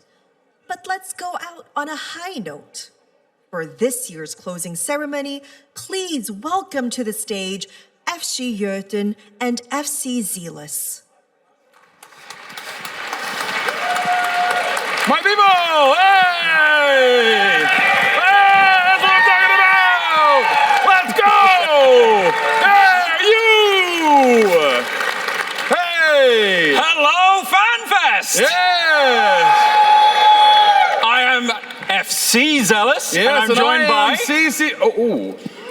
Oh. Great start. Oh, you know what? This is going to be a tough one, and it's going to take a little while. Yep. Thankfully, I prepared a visual aid. Oh? If you'll join me. Oh. I am... Any awoos? FC Jotunn. Awoo! Hey, there we go. I am not wearing this all day, so we're just gonna toss this one. Oh, yeah. I think they want ears. They want the ears. Okay, all right. If they want the ears, we'll do it. This is gonna look really silly when I do another thing here in a few minutes. So.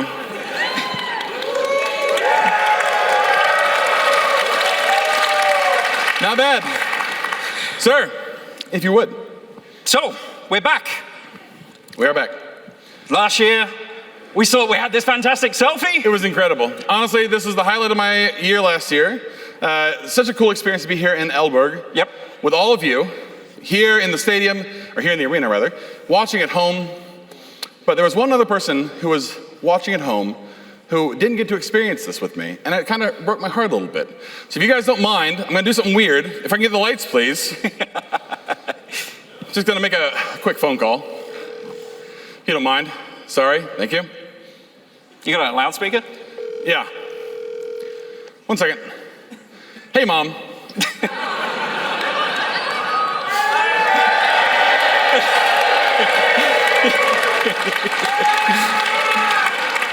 Just wanted for you to say hi to all my good friends. And you're watching yourself on the TV now. That's insane. Listen, I'll call you later. Tell Dad I said hi. I love you. Bye. All right. That was very fun, but I do want to get another selfie real quick. We were going to do this every year. This is insane. So if you all will join with me. Give us a countdown. Get those hands up. Let's go. You need to change your camera, you spoon. Here we go. 3, 2, 1, look out! Insane. Yeah. All right, you can sit down now. Beautiful. Expertly done. I just got a text from my mother. I'm sure she's like, what are you doing? All right. So, during the opening ceremony, FC Lumi and Swift mentioned some of you should touch some grass. Right? Desperately need to. Yeah. So, it turns out you went on a bit of a tour across Iceland to try and touch some grass. It seems you touched snow. Not grass. Not grass. No. More snow. Definitely not grass. Still not grass. You touched beers and kegs. You touched a lot of beers. A lot of beers. Yeah. You touched cards that's and also cardboard not and grass. wood. Yeah, that's weird. Still not grass. You touched sand. Do you guys know what grass is? You touched boulders. Okay, rocks. That's closer. You get each other. Eventually, you found moss. And it counts. In Iceland, that's grass. It counts. Grass. You did it. Well done. Congratulations.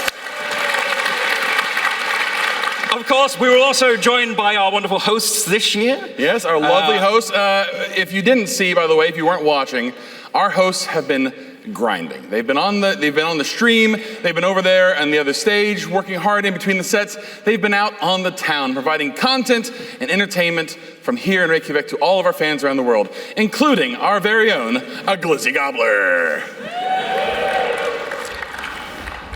Oh yeah. Oh yeah. Enjoying the local cuisine.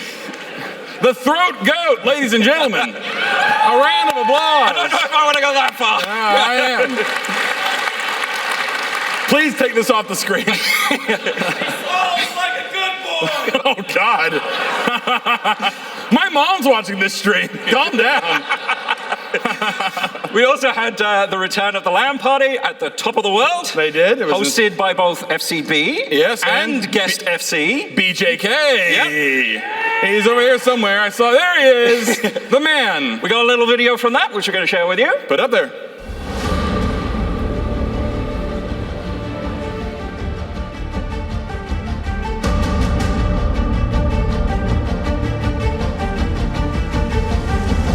So we filament in, we immediately see a Concord crab beacon, we warp in and kill a dread, and then all chaos just let loose.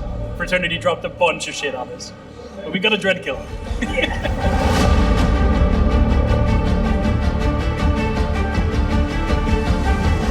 How do you feel that the fleets you guys are running are only feeding to Frag? Oh, it's just insane. Like, they've got very fast reactions, they've got very good people online. Well, like 3 fleets there in one go, like they know what they're doing. If we can roll that random filament somewhere else, I don't know, who knows, but they're a pretty good spot. I'm gonna blame Bjorn B for that incident, for riling them up over Rev Navy. How come you're alive? Because I'm in Winterco and I'm being repped by the faxes that we're attacking.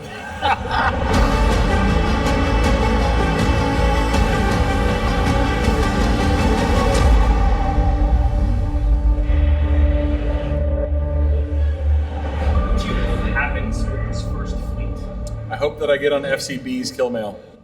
Filament immediate chaos. Not bad. I did not get on that kill mail. Tragic, I know. There was an attempt, though. There was an attempt. We did our best. Listen, it's hot up here, okay? These lights are bright. Give me a break, guys. Sheesh.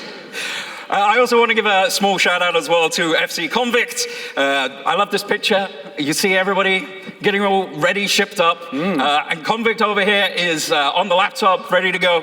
And by the power of enhancement, we can get even closer and we can zoom again. Thank you, He's Google. actually spreadsheeting. Ah, look at that. Incredible. Yes. Also, we want to give a shout out to our volunteers, right? Yes, seriously.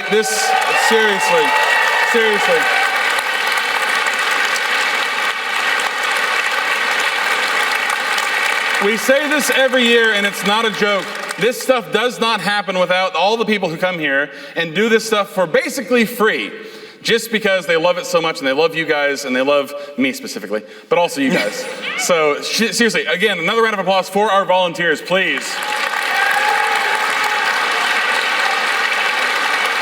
So thank you to Grey Gal, Jana Brill, Nick Paw, Insidious Sainthood, Badkiss, Ines Jayanara. Yeah. Sure. Raven Wolf Sinuf, Estreria. Sure. Good. That's a nice easy one. This one's easy. Yeah, that's good. Runa. Yeah. And Henry Katrin. We also have Master Connie Arodi, Mrs. Insidious, Olaf Alier Rarigus, Siggy, Marshy Whitson, Gamelson Baboli, Lord Haku, and Iverness. Another round of applause, please, and thank you.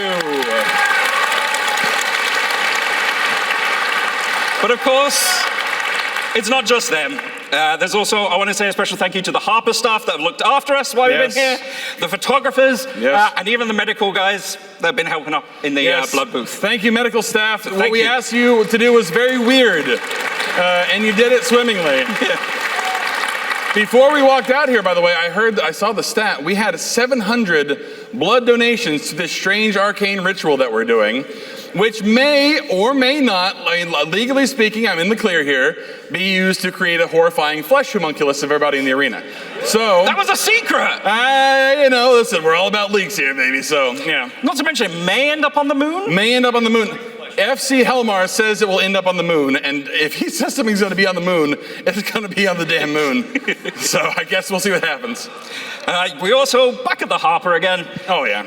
I mean, look, it's so heartwarming. Yeah, digging through all the activities here, we had nearly 300 people come and paint ship miniatures, 59 of which became submissions in the little competition that we had. So a few examples of some of the designs we saw. Just actually, super cool. legitimately insane. Honestly, extremely cool. Well done, guys. Seriously.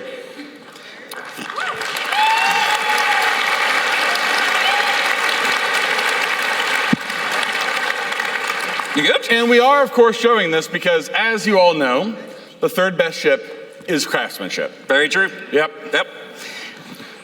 But speaking of which, there can only be a handful of winners. Yes, there was 3 categories that you could win prizes for, which was Best Painted Model, Best Newcomer, and the Tiabra Award for the Best Ship Skin Idea. Cool. That was a really long title. Yeah. Where he's going to be trying to take the design and make a skin out of it, which is a pretty cool idea. So, to announce our winners, the first mini prize winner, the Varga, was Sycamoria. Congratulations. Congratulations. Well done.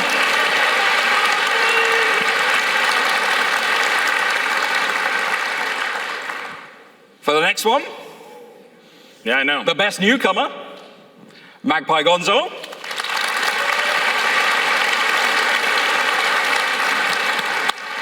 And finally, for the Tiamba, for best skin idea, Boat. Hell yes. Let's go, boats! But yeah, on the other activities at the Harper, of course, we just talked about the donation of blood. Over 50% of the guests here with that statistic donated blood, so thank you very much again. Wow, well done. You viewed your history in the history area, and you played your history in the Crucible area.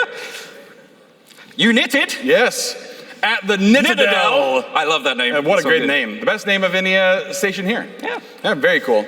You pub crawled. So much pub crawling, my God. Led by a suspicious person. What am I doing? Oh, God. I love the shame here. It's like, I don't even want to be associated with this guy. Beautiful. Love that for us. But of course, there was also a series of charities going on here. As always, and has always been expected, our community continues to go above and beyond to raise money for people who need it the most. You guys have been doing this over the entire history of our game and our universe, and once again, you've done it again. The Icelandic Children's Hospital, which was our sponsor from last year as well. Indeed. And again. And you guys raised all sorts of... We had ways of contributing. A lot of different ways of contributing. Lots of different ways. Yeah. So, Goon Swarm, thank you very much. Had your own little raffle. Goons! Yes! Yes! The volunteers were taking donations for swag, just outside swag. here. Yes. And of course, the Wheel of Misfortune, of course. as I keep calling it. Yes. But even here at Fenris, we had a charity dinner that was generating the money, as well as over at the data booth, where you could, request information for a small donation. So finally, I just want to say thank you as well. Sorry for those that also donated in the silent auction. That was the other big one. Yes. But we have gathered the numbers. We have the number. We think we have the numbers. We have the metrics. We think we have raised, let's see it, based on the numbers so far, a whopping $59,000 US dollars.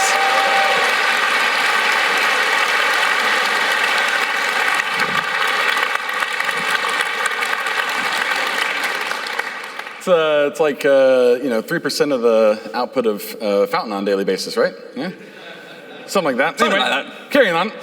But also, I want to give a shout out to another group, Gorgon Alliance, who reached out to say that they wanted to raffle off a year's worth of Omega to a random FanFest attendee. Yes. One of you is getting a random year, full calendar year of Omega. we pressed the RNG button. Indeed.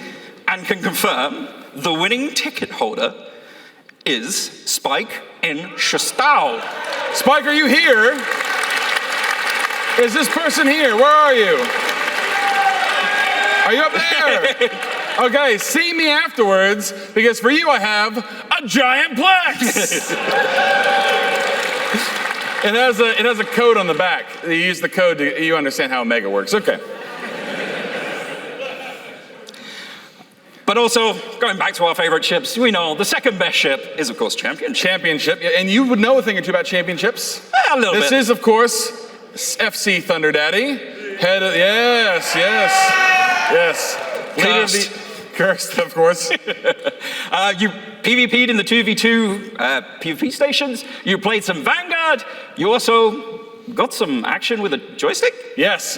We brought out the most obnoxious monitors on God's green earth so people can try out the new manual flying controls on Frontier, which is extremely cool. We had a couple of cool tournaments.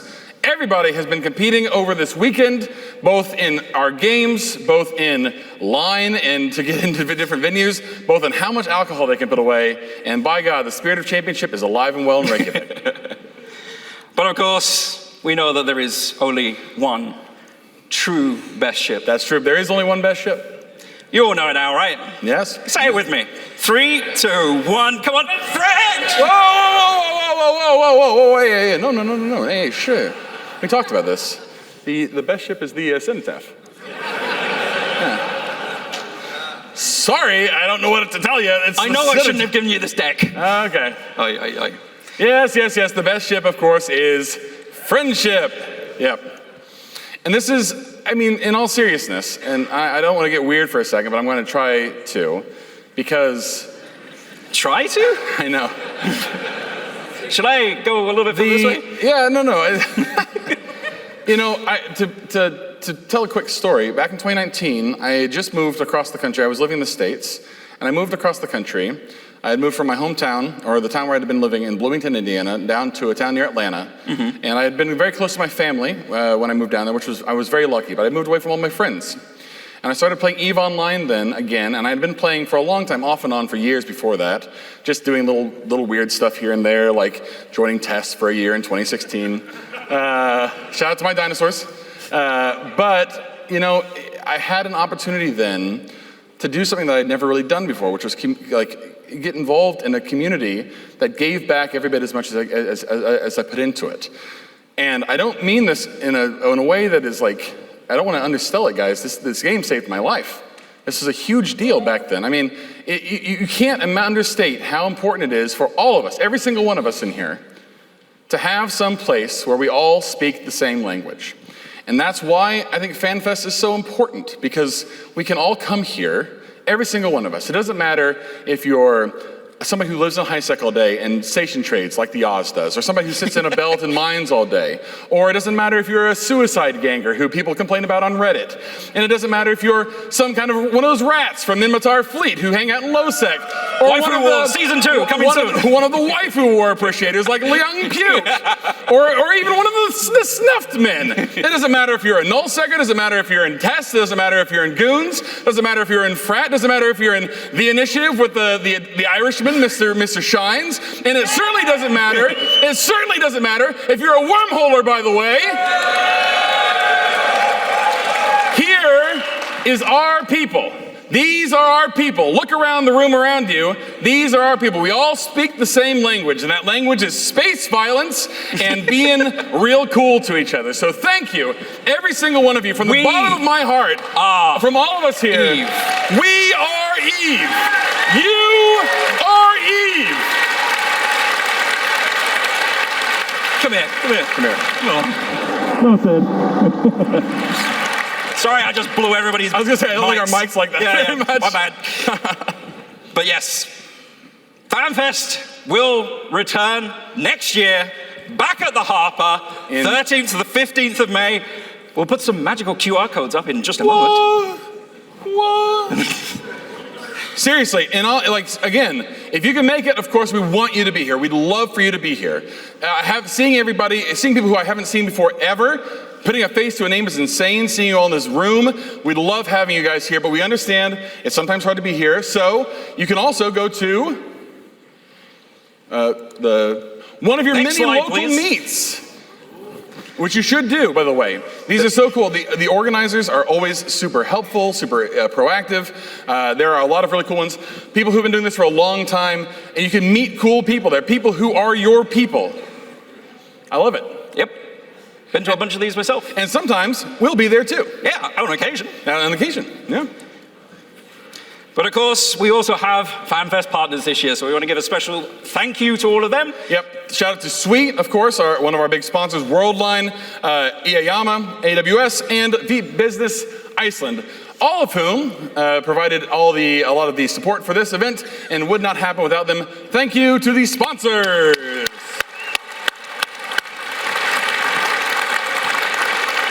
We do have a message from Worldline, though.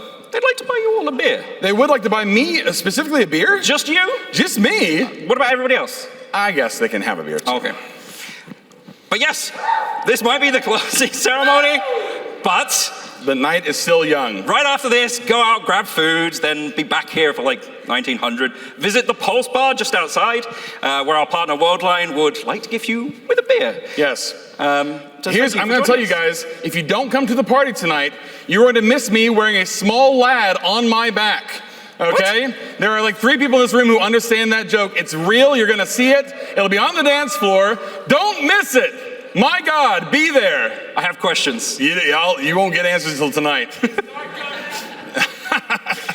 But yeah, not long after that, you'll have the Creator Awards at 1930. For those of you at home, I don't know. Oh, I wasn't talking about the party yet, was I? Not yet. Okay, go ahead. Yeah. For those of you at home, I don't know, just go do a dread ball or something. Yeah, do that. Yeah. So yes, the Creator Awards will feature lots of this year's. It's a new tradition. Yes. Celebrating a lot of creators within the community. Yep. We have this fantastic award that will be displayed. Very cool. Very cool. Passed out to several individuals, Indeed. including the Polaris Award, which is really nicely named. Yes. It's very stylish. Yes, indeed. Then finally, this is the one I was talking about. This is the bit that you were getting. I got ahead of myself earlier. So, party at the top of the world. Yes. Anyone been to the party before? Okay. Again, lad back. You got to see it. Be at the party. It'll be great. Nice summary. I'm telling you, it's gonna be great. Yes. That it? Yeah, that's it. Join us to celebrate the conclusion of yet another FanFest at the party at the top of the world. We'll see you there. That's it. Go home. Get out of here. That way. That way. Goodbye.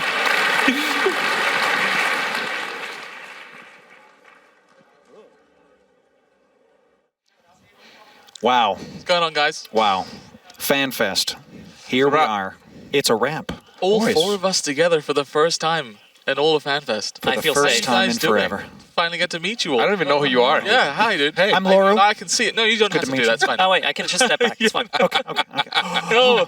Movie Version is magic. broken. No. Movie magic, chat. We're here. It's done. FanFest. We've got a little bit more tonight. The Creator Awards. May the best Capsuleer win. We'll see who. Ooh, I want to see you see the. I just want to point out good. just congratulations to the 3 best ones right here. 100% video. Toxic's We'll going to win. No. We'll see. When Toxic sweeps, reverse sweeps, we'll have a good time with it. No matter who wins, the community does, in fact, win. Y'all, it's been a pleasure. It's been fantastic. It's been so great. I mean, like, just hanging out with you guys, hanging out with all of these Capsuleers, it's been an experience of a lifetime. Really. Yeah. So much fun. Yeah, as I mentioned before, in the evening, the smiling face starts to feel weird on your head. So you did good. So I'm happy. We did good. We did good. Yeah. I'm excited for all the Sounds theory right, crafting. Yeah. I'm excited for all the theory crafting, all the new stuff coming in. It's been an absolute pleasure getting to know these guys, seeing what FanFest has to offer.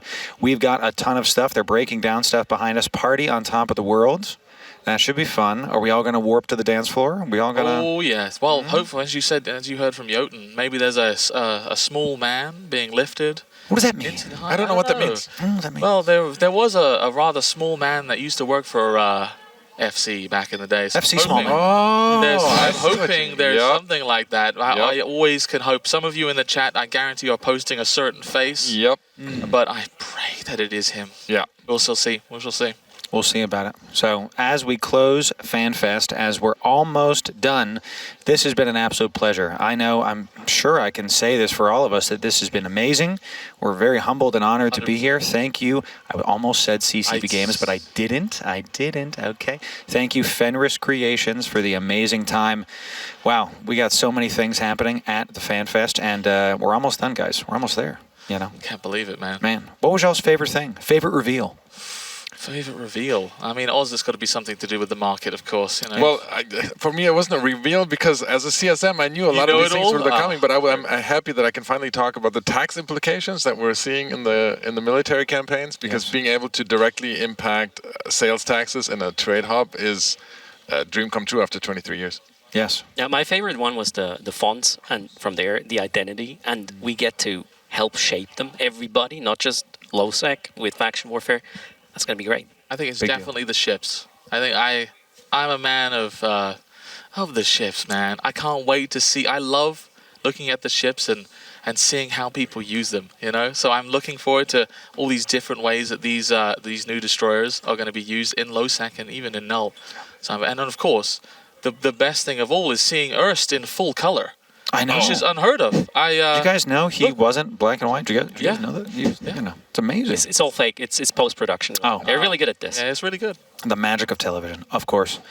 I think my favorite thing is the fact that the content they keep putting out is about you, the individual, the Capsuleer out there, being able to play the game your way and getting rewards therein. This is just really great. I just keep seeing Eve improving, Eve increasing. Very excited about that. I do like the Gaia, though. Ooh, that the Gaia. T-tooth It looks great, doesn't it? It's a good name, too. It is a good name. I mean, the other one that was Salvation. Salvation. Come on. It's like the Valravan, It just rolls off the tongue. It's great. It's fantastic. So, which Navy destroyer are y'all going to take out first? Algos. I think the Algos is going to be probably the all-round special one. I think so. Am I good at PvP if I agree with you? Obviously. You're the best PvPer I know, Erst. You don't know many. When you see a black and white Navy destroyer, spoilers, it's Erst. Yeah, okay, right it's Erst. So we were talking about it on the panel earlier. The new drones, the new webbing and damage drones with the Algos. It's kind of scary. I'm interested to see how that will work. It's going to get nerfed. They'll come out first. I mean, we'll see. I will just be buying them all and trading them. I will not be flying them. My man. I'll supply the market. When you see... Crazy stuff. Oz trading. I was just like... Oz trading? What? Who knew it? When you see a freelance contract from Oz, that's work for the Amar Empire. He's trying to get better taxes. That's a great idea, actually. You're welcome. See? Thanks. You already probably thought of that, though. Come on now. So, cool. I love it. Well, we're almost done. We're almost wrapping up. FanFest is almost at a close. We got the party on top of the world. If y'all are there, come say hi. We'll all obviously be, welcoming y'all and shake your hands as long as you've showered this week. We got you. Okay, thank you. And make sure you tune in for the Creator Awards, because that's going to be not hosted by us, but by our CCP friends, Fenris friends. Drink your energy drinks. Yeah. Got it. And that's going to be epic, though. So make sure you tune in for that. Yeah, everybody, ships are ammo. Fly. Ships are ammo. Remember always. Play the game and enjoy it. Please do. Yeah. Well, I'm hearing some music play out. We're almost got a little bit of time left, and we're just going to keep going. FanFest, EVE Vanguard, EVE Frontier, EVE Online. I loved what Jotunn said. Got a little bit choked up there at that excellent hug with Zelus and Jotunn. It was the largest hug. It was the best hug. And Oz catching strays on the main stage. It's always great. I love that part. In the year of our Lord, can you believe that? Amazing. So it's just great to be here with y'all. It's fantastic stuff. We are wrapping up. Ladies and gentlemen, 07 from us to you. 7 all. Thanks very much. We'll talk to you soon. Thanks.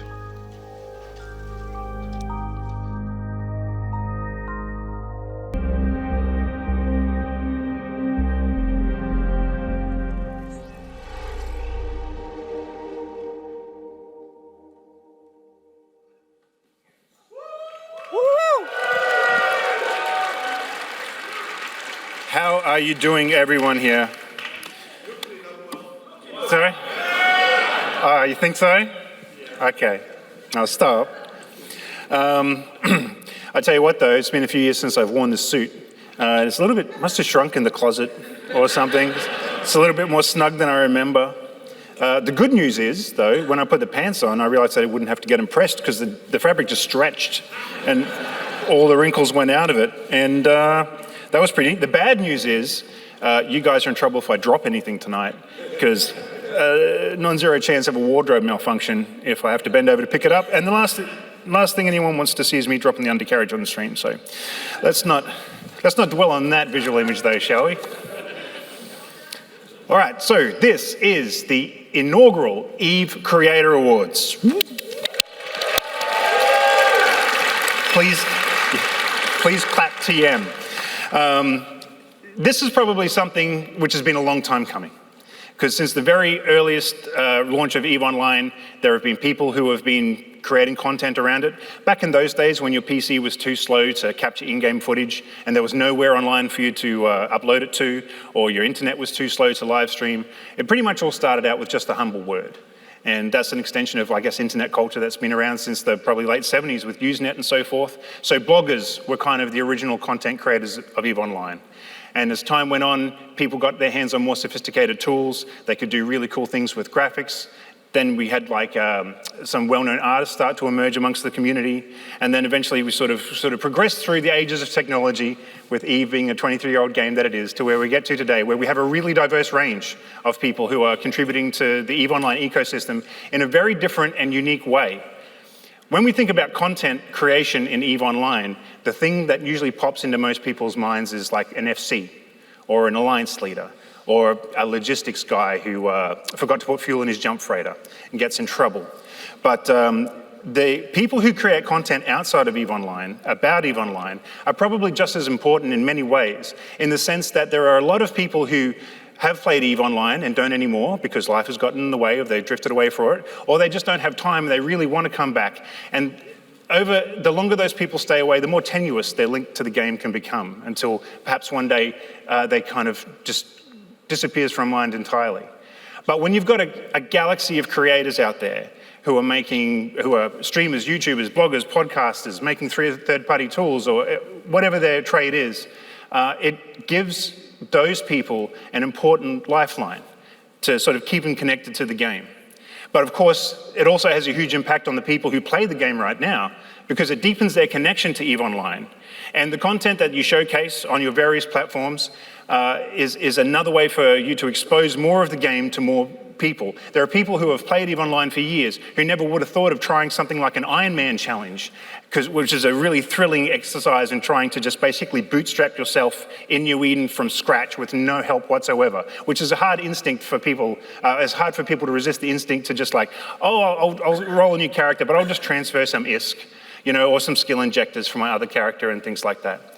So the content creators who make entertainment and develop and third-party tool content incredibly important, not just to Fenris Creations, but I think to just about every other player, whether you've viewed or used their content or not. So tonight is about honoring them, and we have 8 categories for you tonight. As FC Orca mentioned last night during the keynote, the EVE Keynote at the end of the day, this idea was hatched several months ago, and back in February, we did a call for people to nominate their favorite content creators across 8 categories. The categories are New Content Creator of the Year, New Developer of the Year, Non-English Creator of the Year, Third-Party App of the Year, Written Content Creator of the Year. I should just stop saying the year part, really. It's kind of redundant at this point. Written Content Creator of the Year, Podcast of the Year, and Streamer of the Year, and Video Creator of the Year. There's also a special 9th category called the Polaris Award, which we mentioned, and I'll talk more about that when we sort of come to it. So, over 2,000 creators were nominated. I knew this was a very industrious and productive community, but I wouldn't have guessed that we had that many people to be nominated for the Polaris Awards. Nonetheless, the 2,000 nominations came in across those categories. Once we gathered all of those nominations, we didn't treat them like votes. We just gathered them and shortlisted them, and we looked at the creators who had the most sort of like consistent support, or who filled particular niches, and sort of balanced the decisions that way. And then that shortlist was pared down into the nominees by 2 separate juries at Fenris Creations. I've now said that name twice and my own name once without screwing up what company I work for. That's just going to make my fall from grace all the worse. So the two juries that made the selections, there was one jury that was focused basically on creatives content, and one jury which was based on the technical content, or the third-party apps. So you wouldn't want me, for example, I wasn't on either juries, just saying, but you wouldn't want me, for example, trying to judge the merits of a third-party application, because I'm just like, you know, like a monkey hitting an Apple Mac with a rock or something. It just wouldn't be good. So we had people at CCP who were very knowledgeable and expert in each area. Oh, God damn!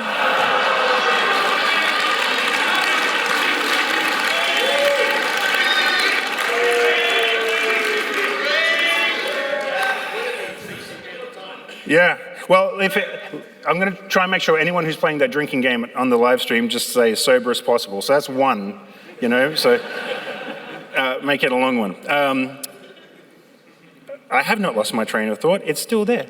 So those shortlists were taken, separated by their platform to those two different juries, and then each of the creators in those two sections was then sort of like pared down till we got our list of nominees based on their perceived impact, their overall creativity, the quality of what they produce, and just the technical excellence of what they've done. So that's the cocktail that sort of got mixed together, unlike our blood that everyone was giving today. The melange of thoughts that went into developing the Creator Awards. So I've yapped on enough, so I think we should probably move on to our first category. The New Content Creator of the Year. And in this category, we have 5 nominees. Bad Man Larry, a streamer. All right, go for it. He's a streamer who roams null. He drops on nerds. He's a really brash guy, no-nonsense sort of personality, and he's won a lot of fans through that. We've also got G Money McSwaggins. His YouTube channel is excellent. He makes PvP videos, which I love to watch because they really capture that sort of old-style EVE PvP video where it would be just like a fight that's been recorded, sped up to like 300%, slap some music over the top, sprinkle in a few memes, and it's just a delight to watch because it gives me that, the fights are current, but it gives me that sense of nostalgia when I watch them as well. We also have Nastra Moonlight. Nastra Moonlight sort of arrived on the scene for a lot of people, I think, as a bit of a surprise. During our summer guest stream last year, where we invite various streamers to stream on the FC channel for the month, Nastra Moonlight was one of those people who signed up. And I don't think many people who tuned in to watch their first stream realized that we now had a VTuber, you know, or in EVE Online. And there was some very enthusiastic reactions to that. But anyway, Nastra streams are fantastic. It's awesome that they've been nominated. Serpent Power is up there too.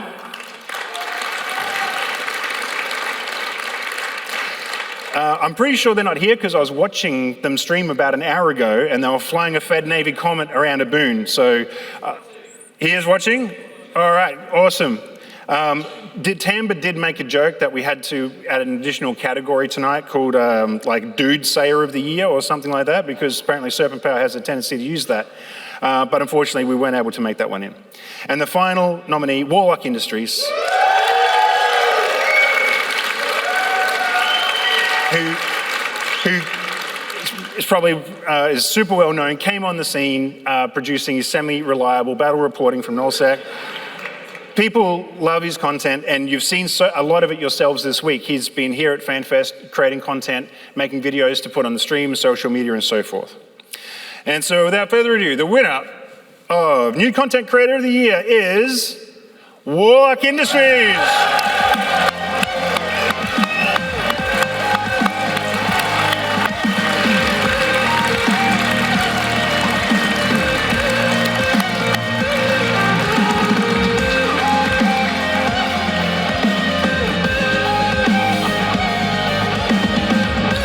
Fingerprints. He has to navigate the intricate rabbit warren to get backstage and get up here. Here he comes. Don't trip over the light, Damien.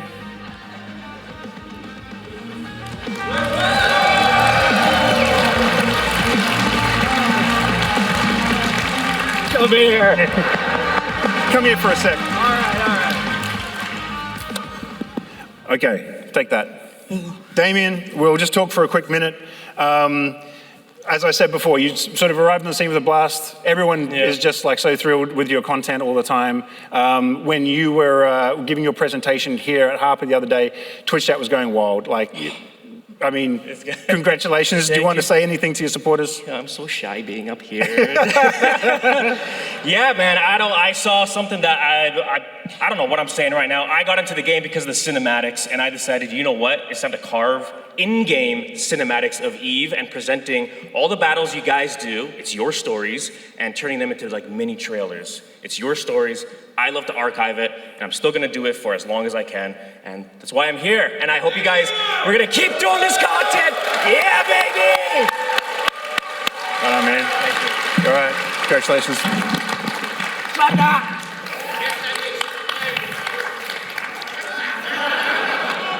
Oh shit. Yeah, you're gonna have to scrub up. Become more credible. All right, we'll just move straight on to the next one. Staying on the topic of new things, the next category is the new developer of the year. So this was for third-party tools or interesting, tech-ish related platforms, just anything that didn't fit into anything that might have not fit into one of the other categories. So you didn't necessarily have to make a third-party tool to be nominated for this, but if you made like a really cool and useful website, maybe you could call that a tool, but that was enough to get consideration for this category. So the candidates, the nominees, excuse me, for this category, a beautiful MIM,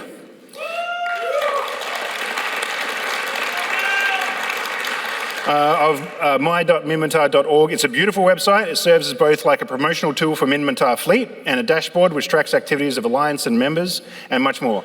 May Rat Cheeses bless you with delicious nibbles.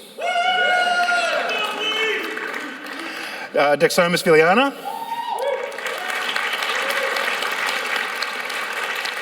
The creator of Socket Kill, which is a low latency kill mail stream with a myriad of useful filters. If you've just committed a space murder and the thrill is wearing off and you want another hit of dopamine, and you want to get that kill mail fast to share with your friends, you can go to Socket Kill and pick it up there. Then we've got Faffy Waffy, creator of Theory Crafter. It's a fast and ergonomic and very slick looking, modern looking EVE fitting tool. Give it a try. That's theorycrafter.pro. And finally, Nexus. They're the creators of RustyBot. It's a suite of tools. There's like a Discord bot that you can fetch market data for you. It can pass your D-scans. There's also just a giveaway plugin for Twitch streamers and several other things on their page, including like a BPC calculator. And you can also use it as a gaze checker. That's rustybot.co.uk.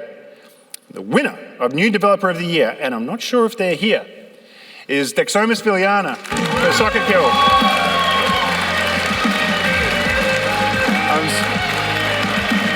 I'm scouring the room to see if they're in the house or at home, but at home. Oh well, congratulations, Dexomus. We'll get your award to you as soon as we can.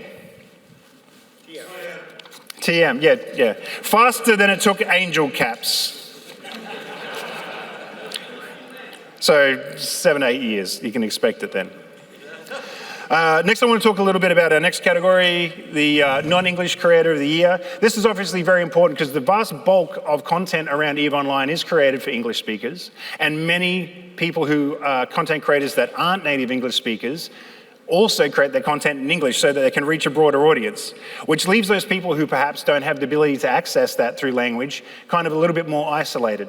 So people who make content for EVE Online in other languages is a huge help to CCP because we produce... Fuck!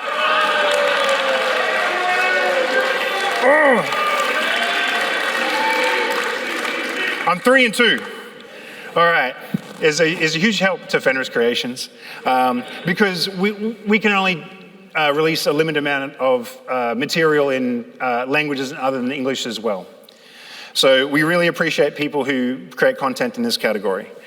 And the nominees for the non-English creator of the year are Ahont Sabirski, a Russian creator with content directed to new players. He has a series on his YouTube channel called Start, which is like dozens of videos and dozens of hours long. It's incredible. It takes you from character creation through to everything else. We also have iBeast. Also, probably the most ironic alias in EVE is worst player ever, because he's an absolute demon at PvP, and he showcases those skills on his stream and on his YouTube channel. We also have Michael Starlight, a prolific German streamer who showcases solo PvP on their channel for that very, very important group of players for us. Rist Ozawara, also known as Risk Gaming, from a very small but passionate Japanese community. I don't speak Japanese, sadly, but I do still like to go to Risk's channel because he makes hilarious, just like meme-laden videos, which you can I just chuckle along to it like a toddler who doesn't really understand what's going on because I don't speak Japanese, but I can still enjoy his videos anyway. Also, I was just looking at the other day, looking at the About section on his YouTube channel just to do a little bit more background. And it's mostly in Japanese, but there is one phrase that stands out in English, and it's just, "I love space game." Me too, Rist. And finally, Series Pro, another Russian language creator who demonstrates amazing PvP chops, particularly roaming in low sec. And the winner of the non-English Creator of the Year category is iBeast.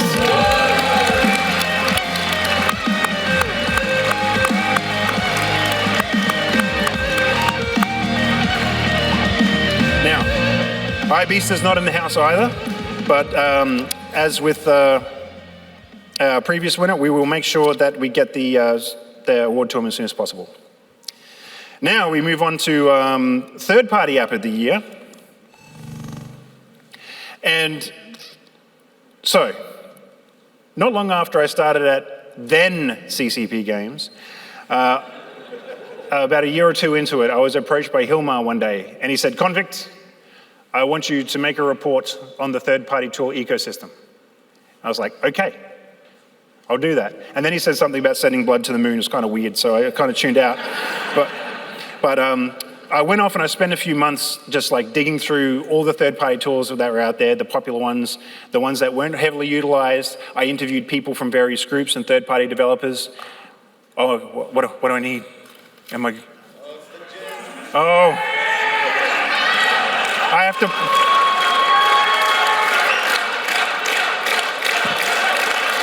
Oh, thank you.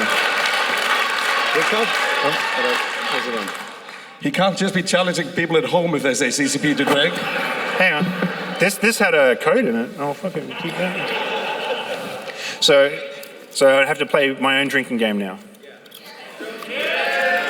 All right, well, I'll continue with my anecdote while FC Monty prepares my punishment. But I went away for a few months. I did a really thorough dive into this. I interviewed third-party developers as well. I even spoke to some of the bigger alliances, had their own IT wings, and I spoke to them about some of their bespoke in-house tools that they perhaps don't use. And there were multiple takeaways from that. How many were you up to? Three. Shut up! I don't have to do three of these, do I? I'm just doing the one, all right?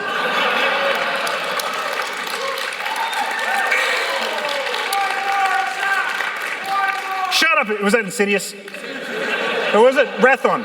That was you, Rathon, wasn't it? Yeah,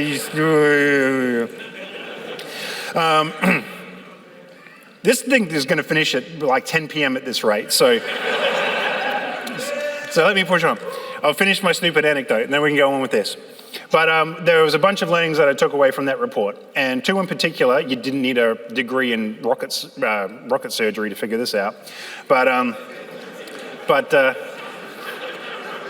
that's just a classic showbiz joke there. One of them was that many third-party tools enable people to play EVE Online at a certain scale or in a certain way at all. And if it weren't for third-party tools, it would make it incredibly hard for people to sort of like sustain their current preferred method of gameplay. Immediately, wormhole mapping tools and things comes to mind like that. It would be really hard without that. The other one I've forgotten. But I'm sure someone at CCP remembered the other really good takeaway from it. Fuck!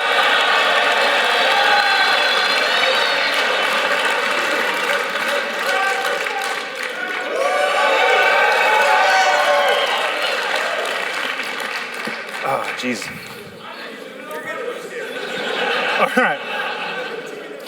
All right. Enough of this.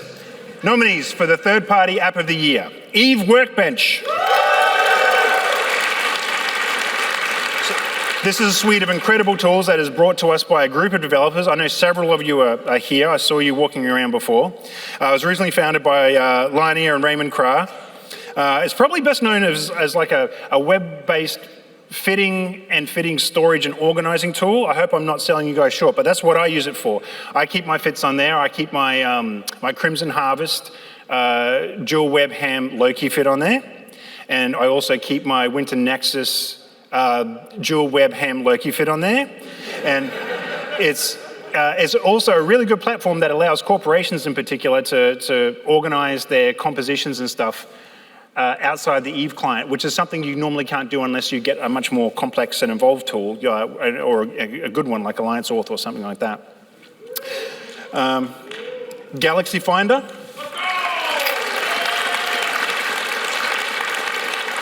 It's a powerful wormhole mapping tool, as intimated before. A really cool feature of it, it allows players to contribute intelligence to it collaboratively. So one of your fleet mates sticks a pin in it, and somebody else on another computer can see that as well, which is really cool. Then there's Rift Intel Fusion tool. This one's really got the lot. You can monitor Intel channels, you can set up alerts, you can watch your PI. It's got an awesome 2D map in it as well, and route planner plus a whole bunch more. But my favorite thing about Rift is it has the shared assets tool.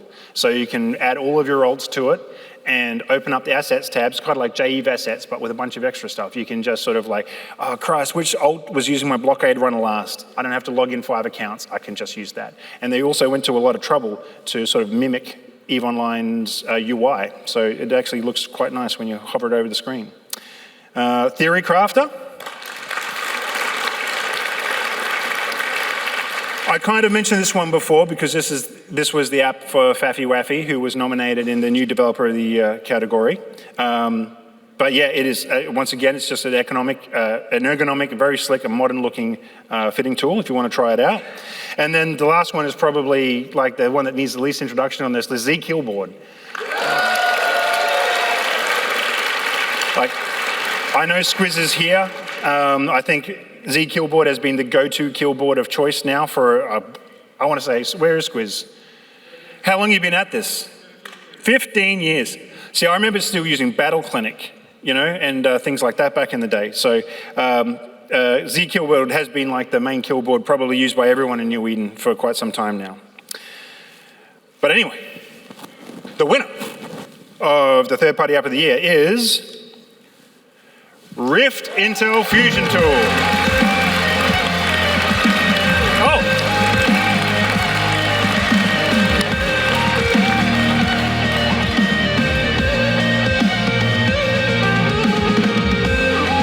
I've lost track of which award is which.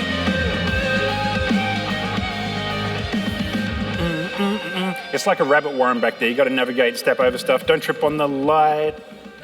Hey.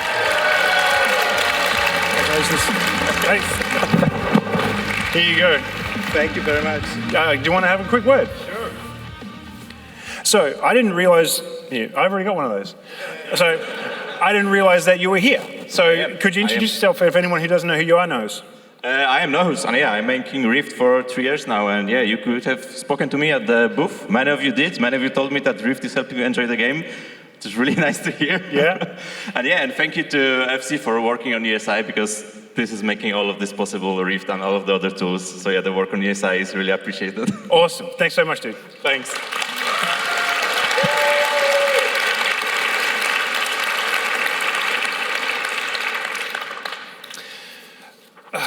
I love it when folks are in the house, and also 1 out of 1 for using the correct company name, I should point out. So running better averages than me. All right, Our next category is Written Content Creator of the Year. When I started yapping up here tonight, I talked about how bloggers were probably arguably the OG content creators, unless you were just shitposting about EVE on Usenet or something like that in 2001, which if you were, more power to you, that's really cool. Bloggers reach a really important audience, people who probably don't have the, who don't necessarily just want to consume sort of like frenetic YouTube videos, or just want to sit in peace and quiet, scroll slowly while they sip their tea and peruse and scratch their chin and read what they have to say. The nominees in the category are Black Rise Regional News, in-character reporting from the Caldari Frontlines and Factional Warfare. They're published on the CaldariFW.com website and made into really cool newspaper-style images that you've probably seen popping up on Reddit a lot. The next one is EVE University. The EVE University wiki is probably the closest thing that EVE Online has to a manual. Everyone uses it. It doesn't matter if you're a brand new player or if you're a veteran. Like I haven't hung out in a wormhole for probably 5 or 6 years, but I know that next time I jump into one, I'll go, what the fuck is a cataclysmic variable? And I will find out. On the EVE Uni wiki. Or I should have just listened to that presentation the other day from Paul Sutter. I guess I would have found out then if I did that as well. The Grey Bill. This is a long-running EVE blog that covers a variety of topics from in-game news to ship-fitting meta. It's full of interesting thoughts, entertaining stories, and useful information for people who want to check it out. Then shout out Bear That Cares.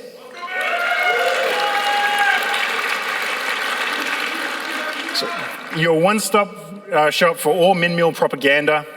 Also presented as like really, really beautiful made newspapers, bulletins, and even comics on there. And then Zeronin.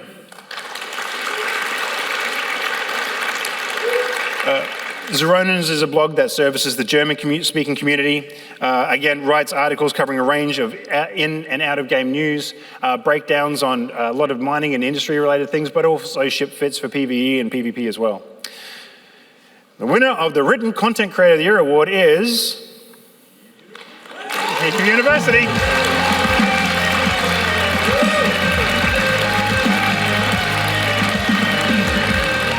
Do we have anyone from E-Uni here to accept the award? No? Yes? I see waving. Oh, Laura's here. Oh, then on your feet, Laura. Let's go. I've got a shiny thing to give you.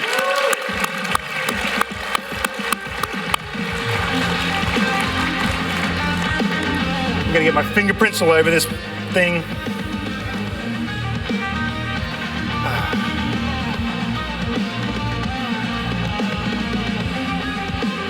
Woo-hoo. Are you good with a hug? Thank you very much. No worries. Here is what. Do you mind talking for a minute? Okay. Here you go. So, in addition to maintaining EVE Uni Wiki, because there's a big team of people that contribute to it, obviously a body of work that large cannot just be maintained by one person. Is there anyone at the university in particular you want to give a shout out to for their work on the project? All of the staff, to be honest. We've got loads of staff in EVE Uni who keep everything running, but the most important thing is everybody can contribute to the wiki. It's a public access, so just log in the bottom left, make any changes, and help us keep it up to date. How are things going with EVE Uni, by the way? Yeah, going really good. All right. Still recruiting, I take it? Always. Yes. All right. So see, for your funny, adorable new bros, send them her way. Thank you very much.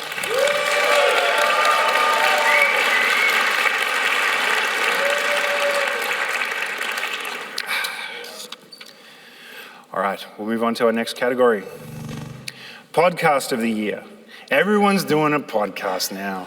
And EVE players are no exception, but our podcasts are actually pretty rad. This is an excellent way for people to stay attached to the game when they're not near a computer at all.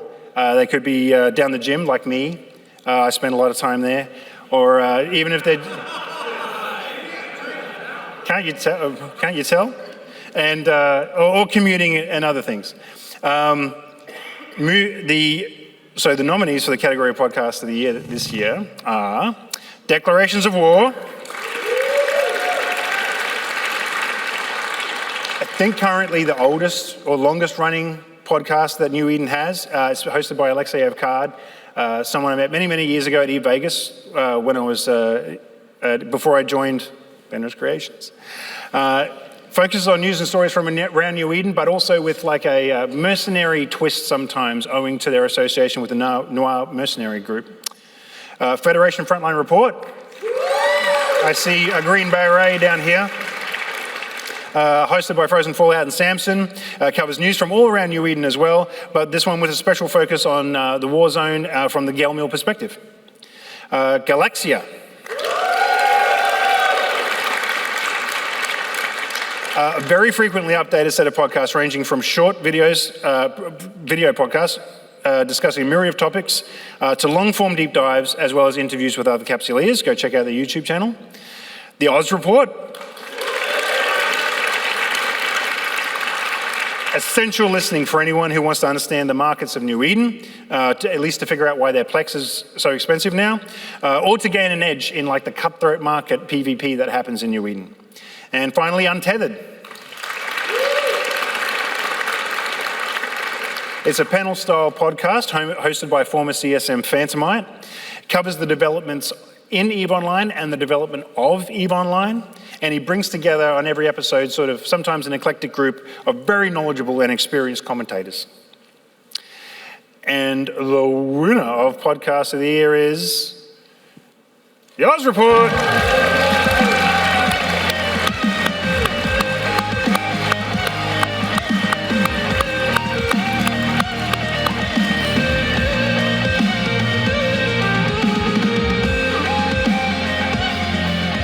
Summoning him through the door. You know what? You know, he stopped to hug like 5 people backstage as well. Oh, shit.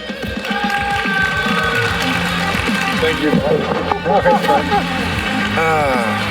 This is yours.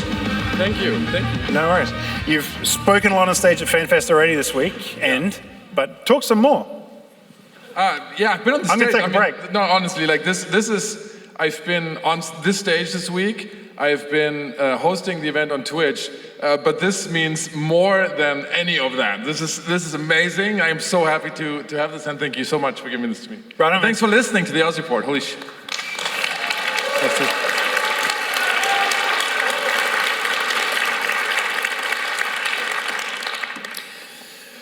Okay, the next category we have is Streamer of the Year. Yeah. So I don't know if I consider myself a streamer or not. Me and my colleagues, we do a stream every Friday. I'm normally just yapping in the background though while my friends fly the spaceships and get blown up. And I'm heavily involved in the live streaming project at CCP. So the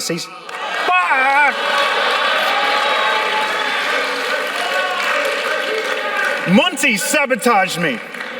He knew what he was doing.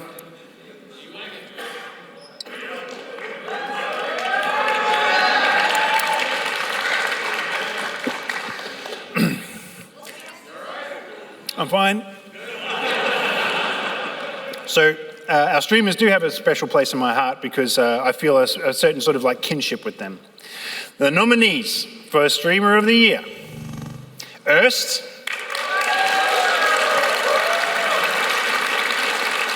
now Erst is very prolific, but the interesting about Erst is that he's usually streaming every day at around downtime.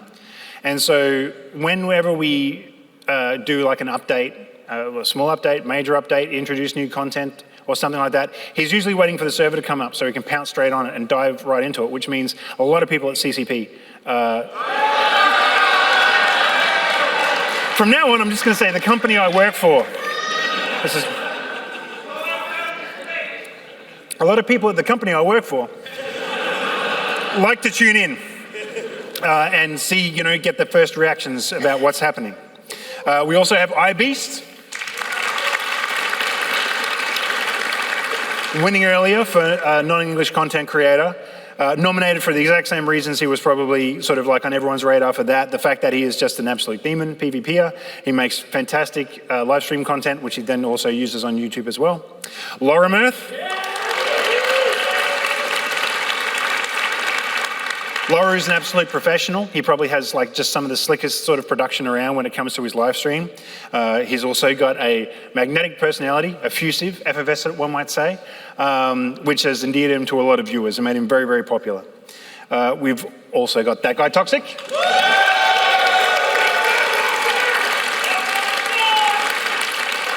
He streams his PvP content. He's got like a very chill and relaxed personality. He's almost like the yin to Lorimer's yang in that sense. People like to just like, if you just want to tune in and watch a chill guy blow some people up, Toxic's an excellent good choice and has made him very popular with his community and earned him a solid audience. And finally, there's Pando. I'll just call him Pando. When Pando's not FCing for the initiative, which isn't often, he streams his own solo and small game content, and he covers a lot of larger battles that take place in New Eden as well. He also does host talk shows from time to time where he gets other sort of influential FCs to come on and sort of pick apart the meta of the game. So he has actually a fairly broad spectrum of content that he offers on his channel. And did I say something funny? the streamer, I'm paranoid now. The streamer of the year is Erst.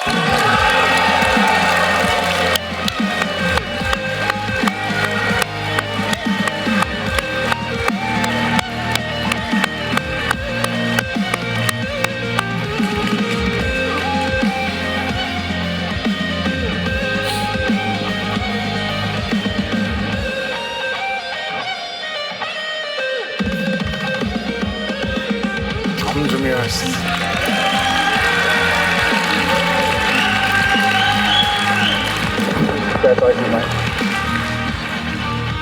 This is yours. Thank you very much. Nice. Would you like to say a word? You have to. You do not have to. I will. Okay. I won't force you to do something you don't want to do, Erst. Except stand on your feet.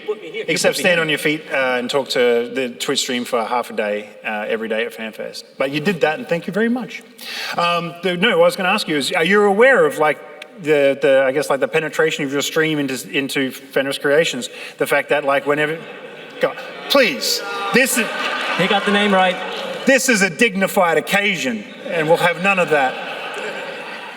Are you aware that like often when you start streaming in the middle of the day after like a new patch or something is rolled out, like that people at Fenris Creations are often glued to the screen? The company I work for. Some people speak up, and it is an honor. The game I love, and then the people working on it showing up and then are interested in an opinion I obviously utter almost every day. Yeah, thanks for that. Thanks for having me, and to the community, thanks for showing up. Thanks for saying hi. That's why I'm here. So thanks for having me.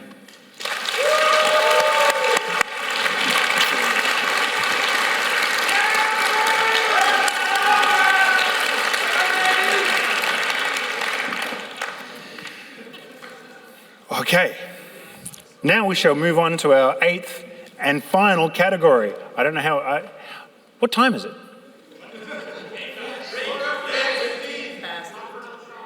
Sorry? Oh, okay, I'm doing all right for time. I thought I was rushing through this too fast, but this is good. Luckily, I'm excellent at speaking. I'm not excellent at making sense, but I can make sounds with my face, and that's pretty good. Not as loud as FC Jotunn though, but maybe one day. Oh, yeah. Well, I heard you from here, so, case in point. But you were awesome during the closing ceremony, Ray. I loved it. We're on to the Video Creator of the Year. This is the last of the sort of nominated categories that we have tonight. Video creators, many video creators and live streamers share a kinship as well. Live streamers will often live stream, pare down their content, use that on YouTube. Other people are just pure video creator output. They like to go and record their gameplay for hours at a time and then come back and just sort of like cherry pick those like little nuggets and put them all together, sometimes spinning them into incredible narratives, making very, very long videos. The nominees in these categories: Aceface,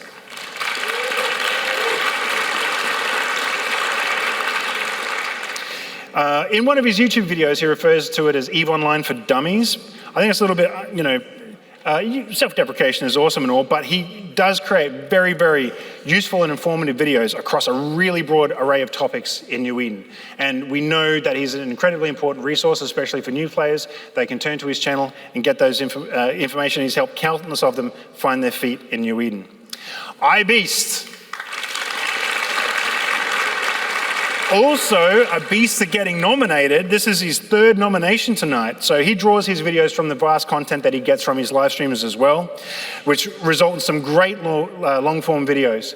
But he takes the time to sort of take those long streams, find the narrative thread that connects a 3 or 4 hour stream, condense it down into like a 30 or 40 minute video so that you don't just sort of sit there and watch someone who's great at EVE blow shit up. You get to get a cool story as well. Many of his videos, although sort of made in Russian, will have English narration or subtitles if you want to check those out as well. Loru again.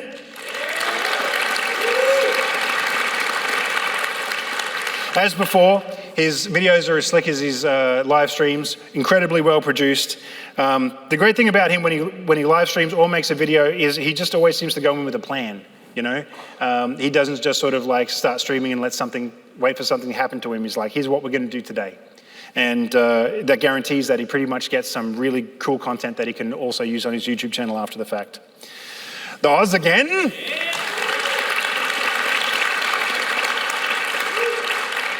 One for his podcast, but the podcast also exists on YouTube. So he sort of like falls into that YouTube creator category as well and was heavily nominated by the people that support him.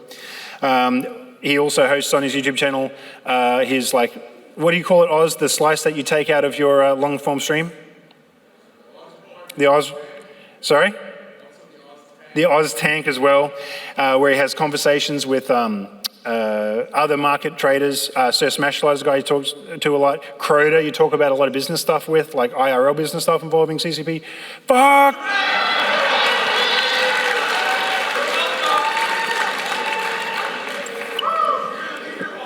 I know, I'm trying to get there, jeez.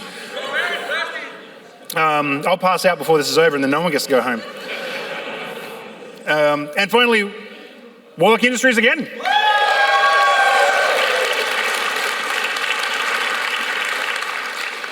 But the winner of Video Creator of the Year is Loru.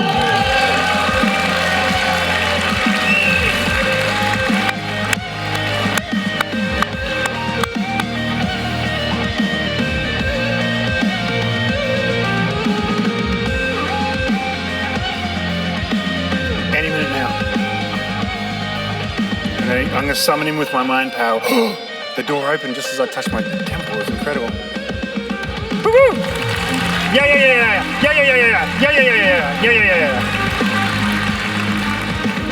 Congratulations, my dude. This is yours. Come and talk. I'm going to do with you the same thing I did a little while ago. Just go. Let's go. I want to check if this is water. Is this, you know? What do you guys think? No. Y'all, wow.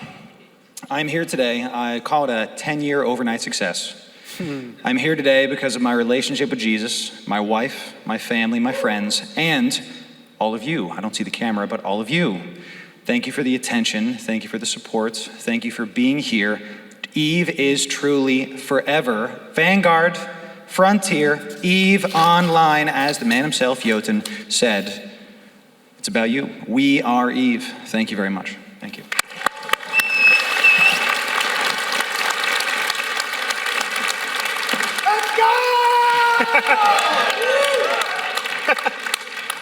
Awesome, dude. Congratulations, Loru. So, that concludes the 8 categories which we took in nominations for. So, I know this is like the cliche thing to say, but if you didn't win tonight, but you were nominated, that's a sign that there is a community of people out there, a community of people that you've cultivated that have been charmed by your content or your personality on the stream, intrigued by your blogs, or, you know, somehow your third-party tool has like improved their life in EVE Online, saving them time, or just generally enabling them to do something that they wouldn't have been able to do otherwise. So we've been giving a lot of applause tonight to these guys, but I also want to just acknowledge the people who were nominated and didn't walk up here tonight. But also, Like I said, 2,000 creators were nominated. Like all those people who didn't necessarily make it onto one of these slides, I'm sure a lot of them are watching right now, and I encourage everyone just to give them a round of applause for the contribution that they make.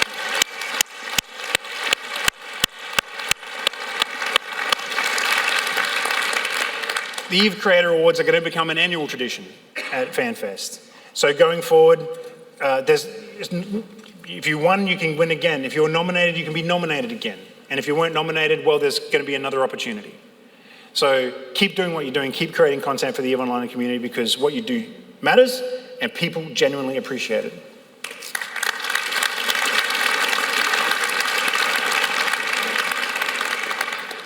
Is my fly down?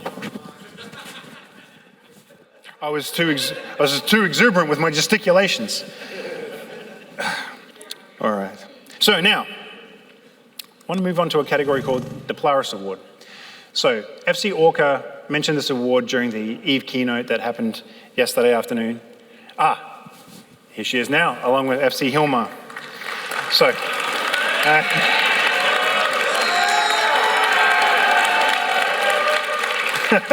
he doesn't have...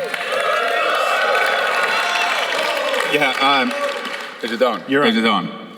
Yeah, I made an error in the keynote. This is my punishment. So the Polaris Award is sort of a difficult thing to explain. It's not really a lifetime achievement award. It's not a Hall of Fame thing, but it is intended to acknowledge someone who has contributed a significant body of work to the EVE community over a long period of time. So call it what you will. But there's a very good reason why we created this award. Oftentimes there will be creators who have left a lasting legacy due to the things that they've created, but they're just not active anymore. Sometimes they won't be with us anymore. But tonight we want to honor two creators in particular who thankfully are still with us, who have made a significant contribution.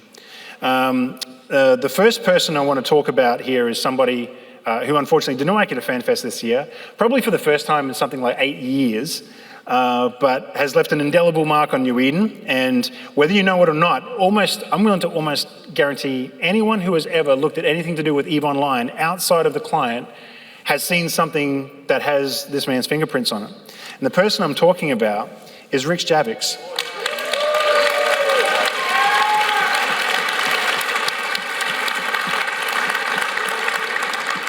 So many people know about Rick's from his blog Evoganda, which started in January 2010, and he's still writing in it regularly today. He writes about everything. He writes about how much he loves EVE Online. He writes about when he's angry with EVE Online. He writes about how cool CCP... I didn't finish it. He writes about how cool Fenris creations can be, and also what a ball ache we can be sometimes. I just said that next to my CEO. I didn't think this through. But far beyond the blog, you'll know his content from the art that you've seen. Much of it is really incredible, very, very original and inspirational. Much of it adorns the walls at CCP. Well.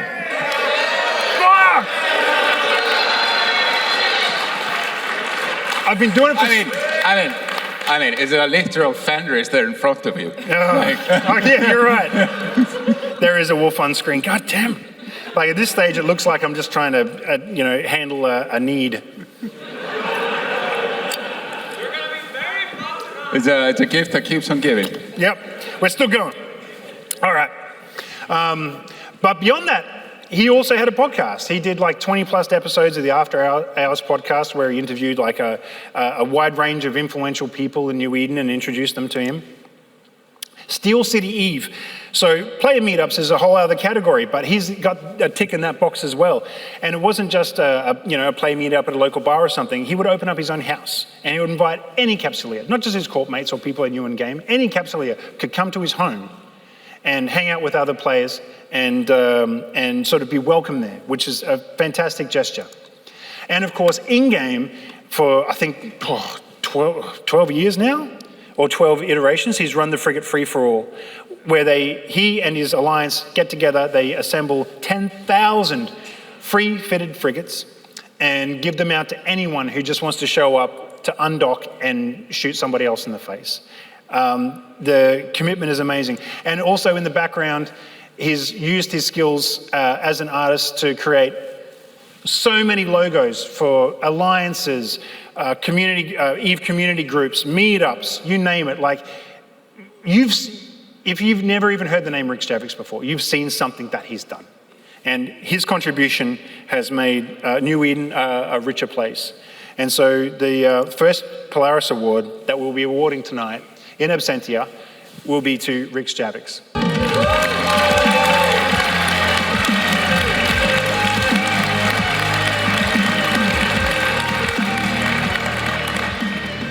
The next one, though, the next person is in the room, and they don't think they know it yet. So just in case you're wondering, these guys aren't just hanging out.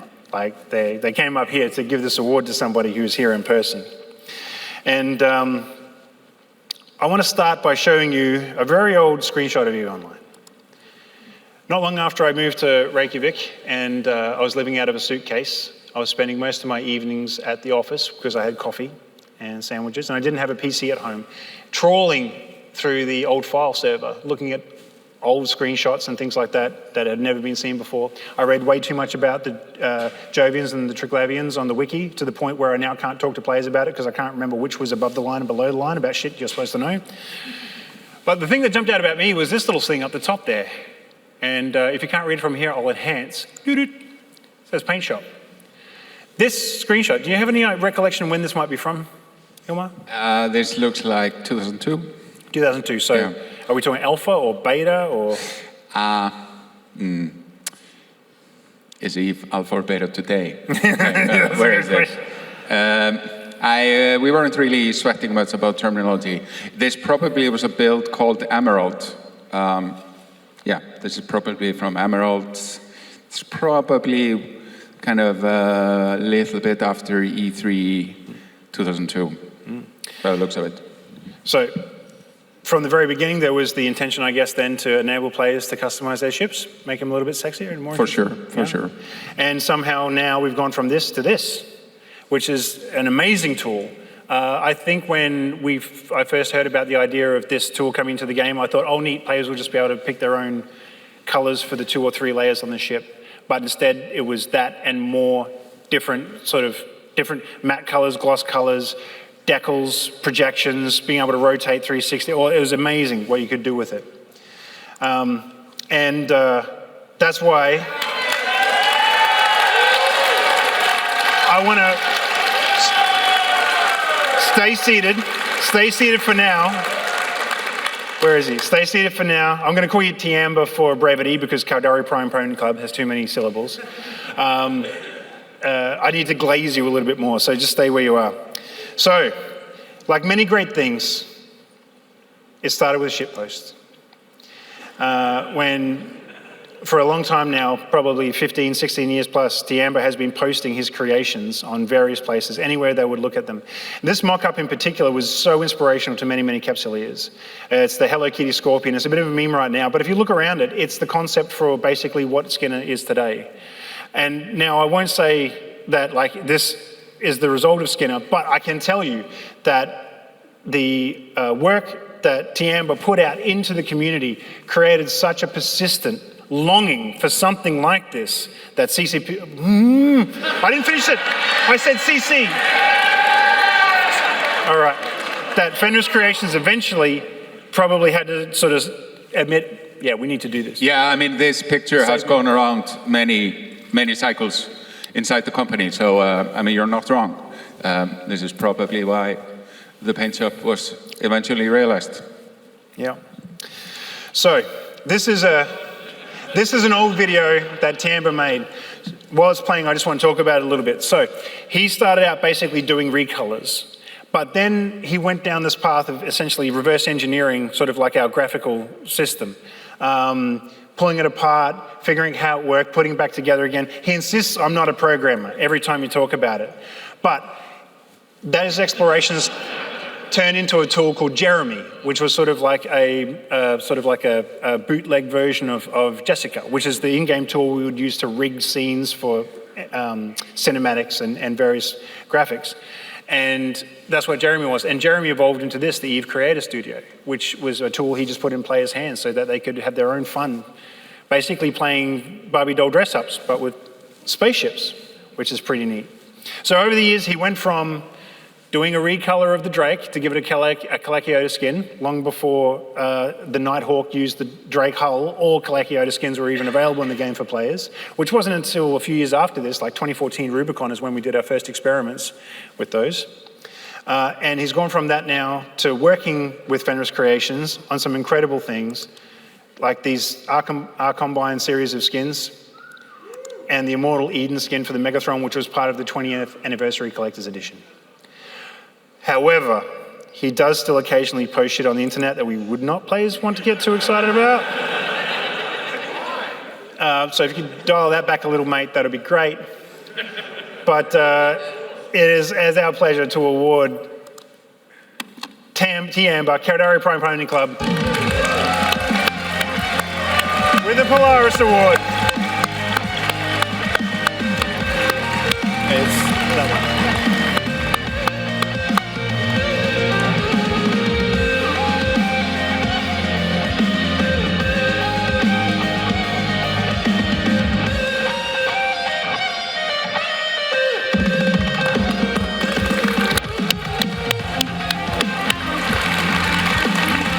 Do you have the microphone? Do you want interviewing?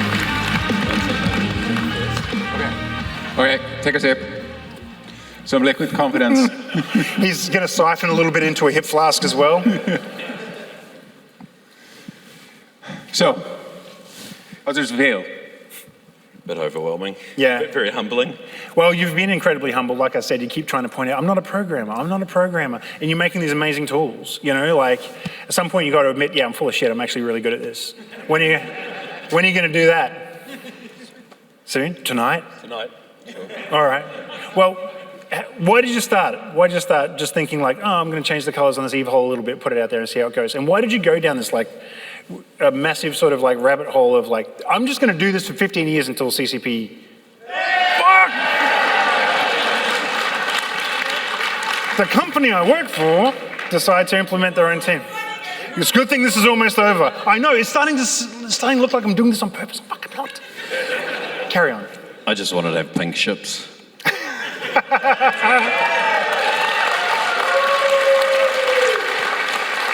That is an excellent reason in itself. And now you can.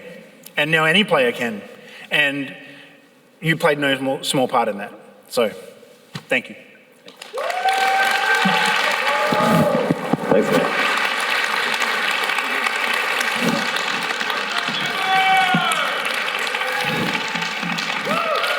All right. I think we can probably put a pin in it there. But I will say that the Polaris Award will be returning every year. We started with just these two. There are literally probably more than 100 people we could have just sort of would have fit the criteria for it. And even if they weren't on it tonight, even though we're putting these two creators in particular on a platform, in the years to come, because EVE Online is going to live forever, we're going to grow the pantheon of people who have earned a Polaris Award every single year, and they'll all stand side by side in our hearts where they belong. And that brings us to the conclusion of the inaugural EVE Creator Awards here at FanFest 2026.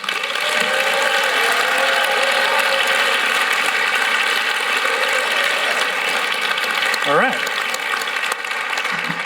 Well done. Congratulations, everyone. What a kickoff for legendary awards for decades to come. A new initiative, yeah. And I encourage everyone who's interested to apply for the EVE Partnership Program. Yes. That's a great starting point for everyone. Right on. All right, everyone. You got a party to get to.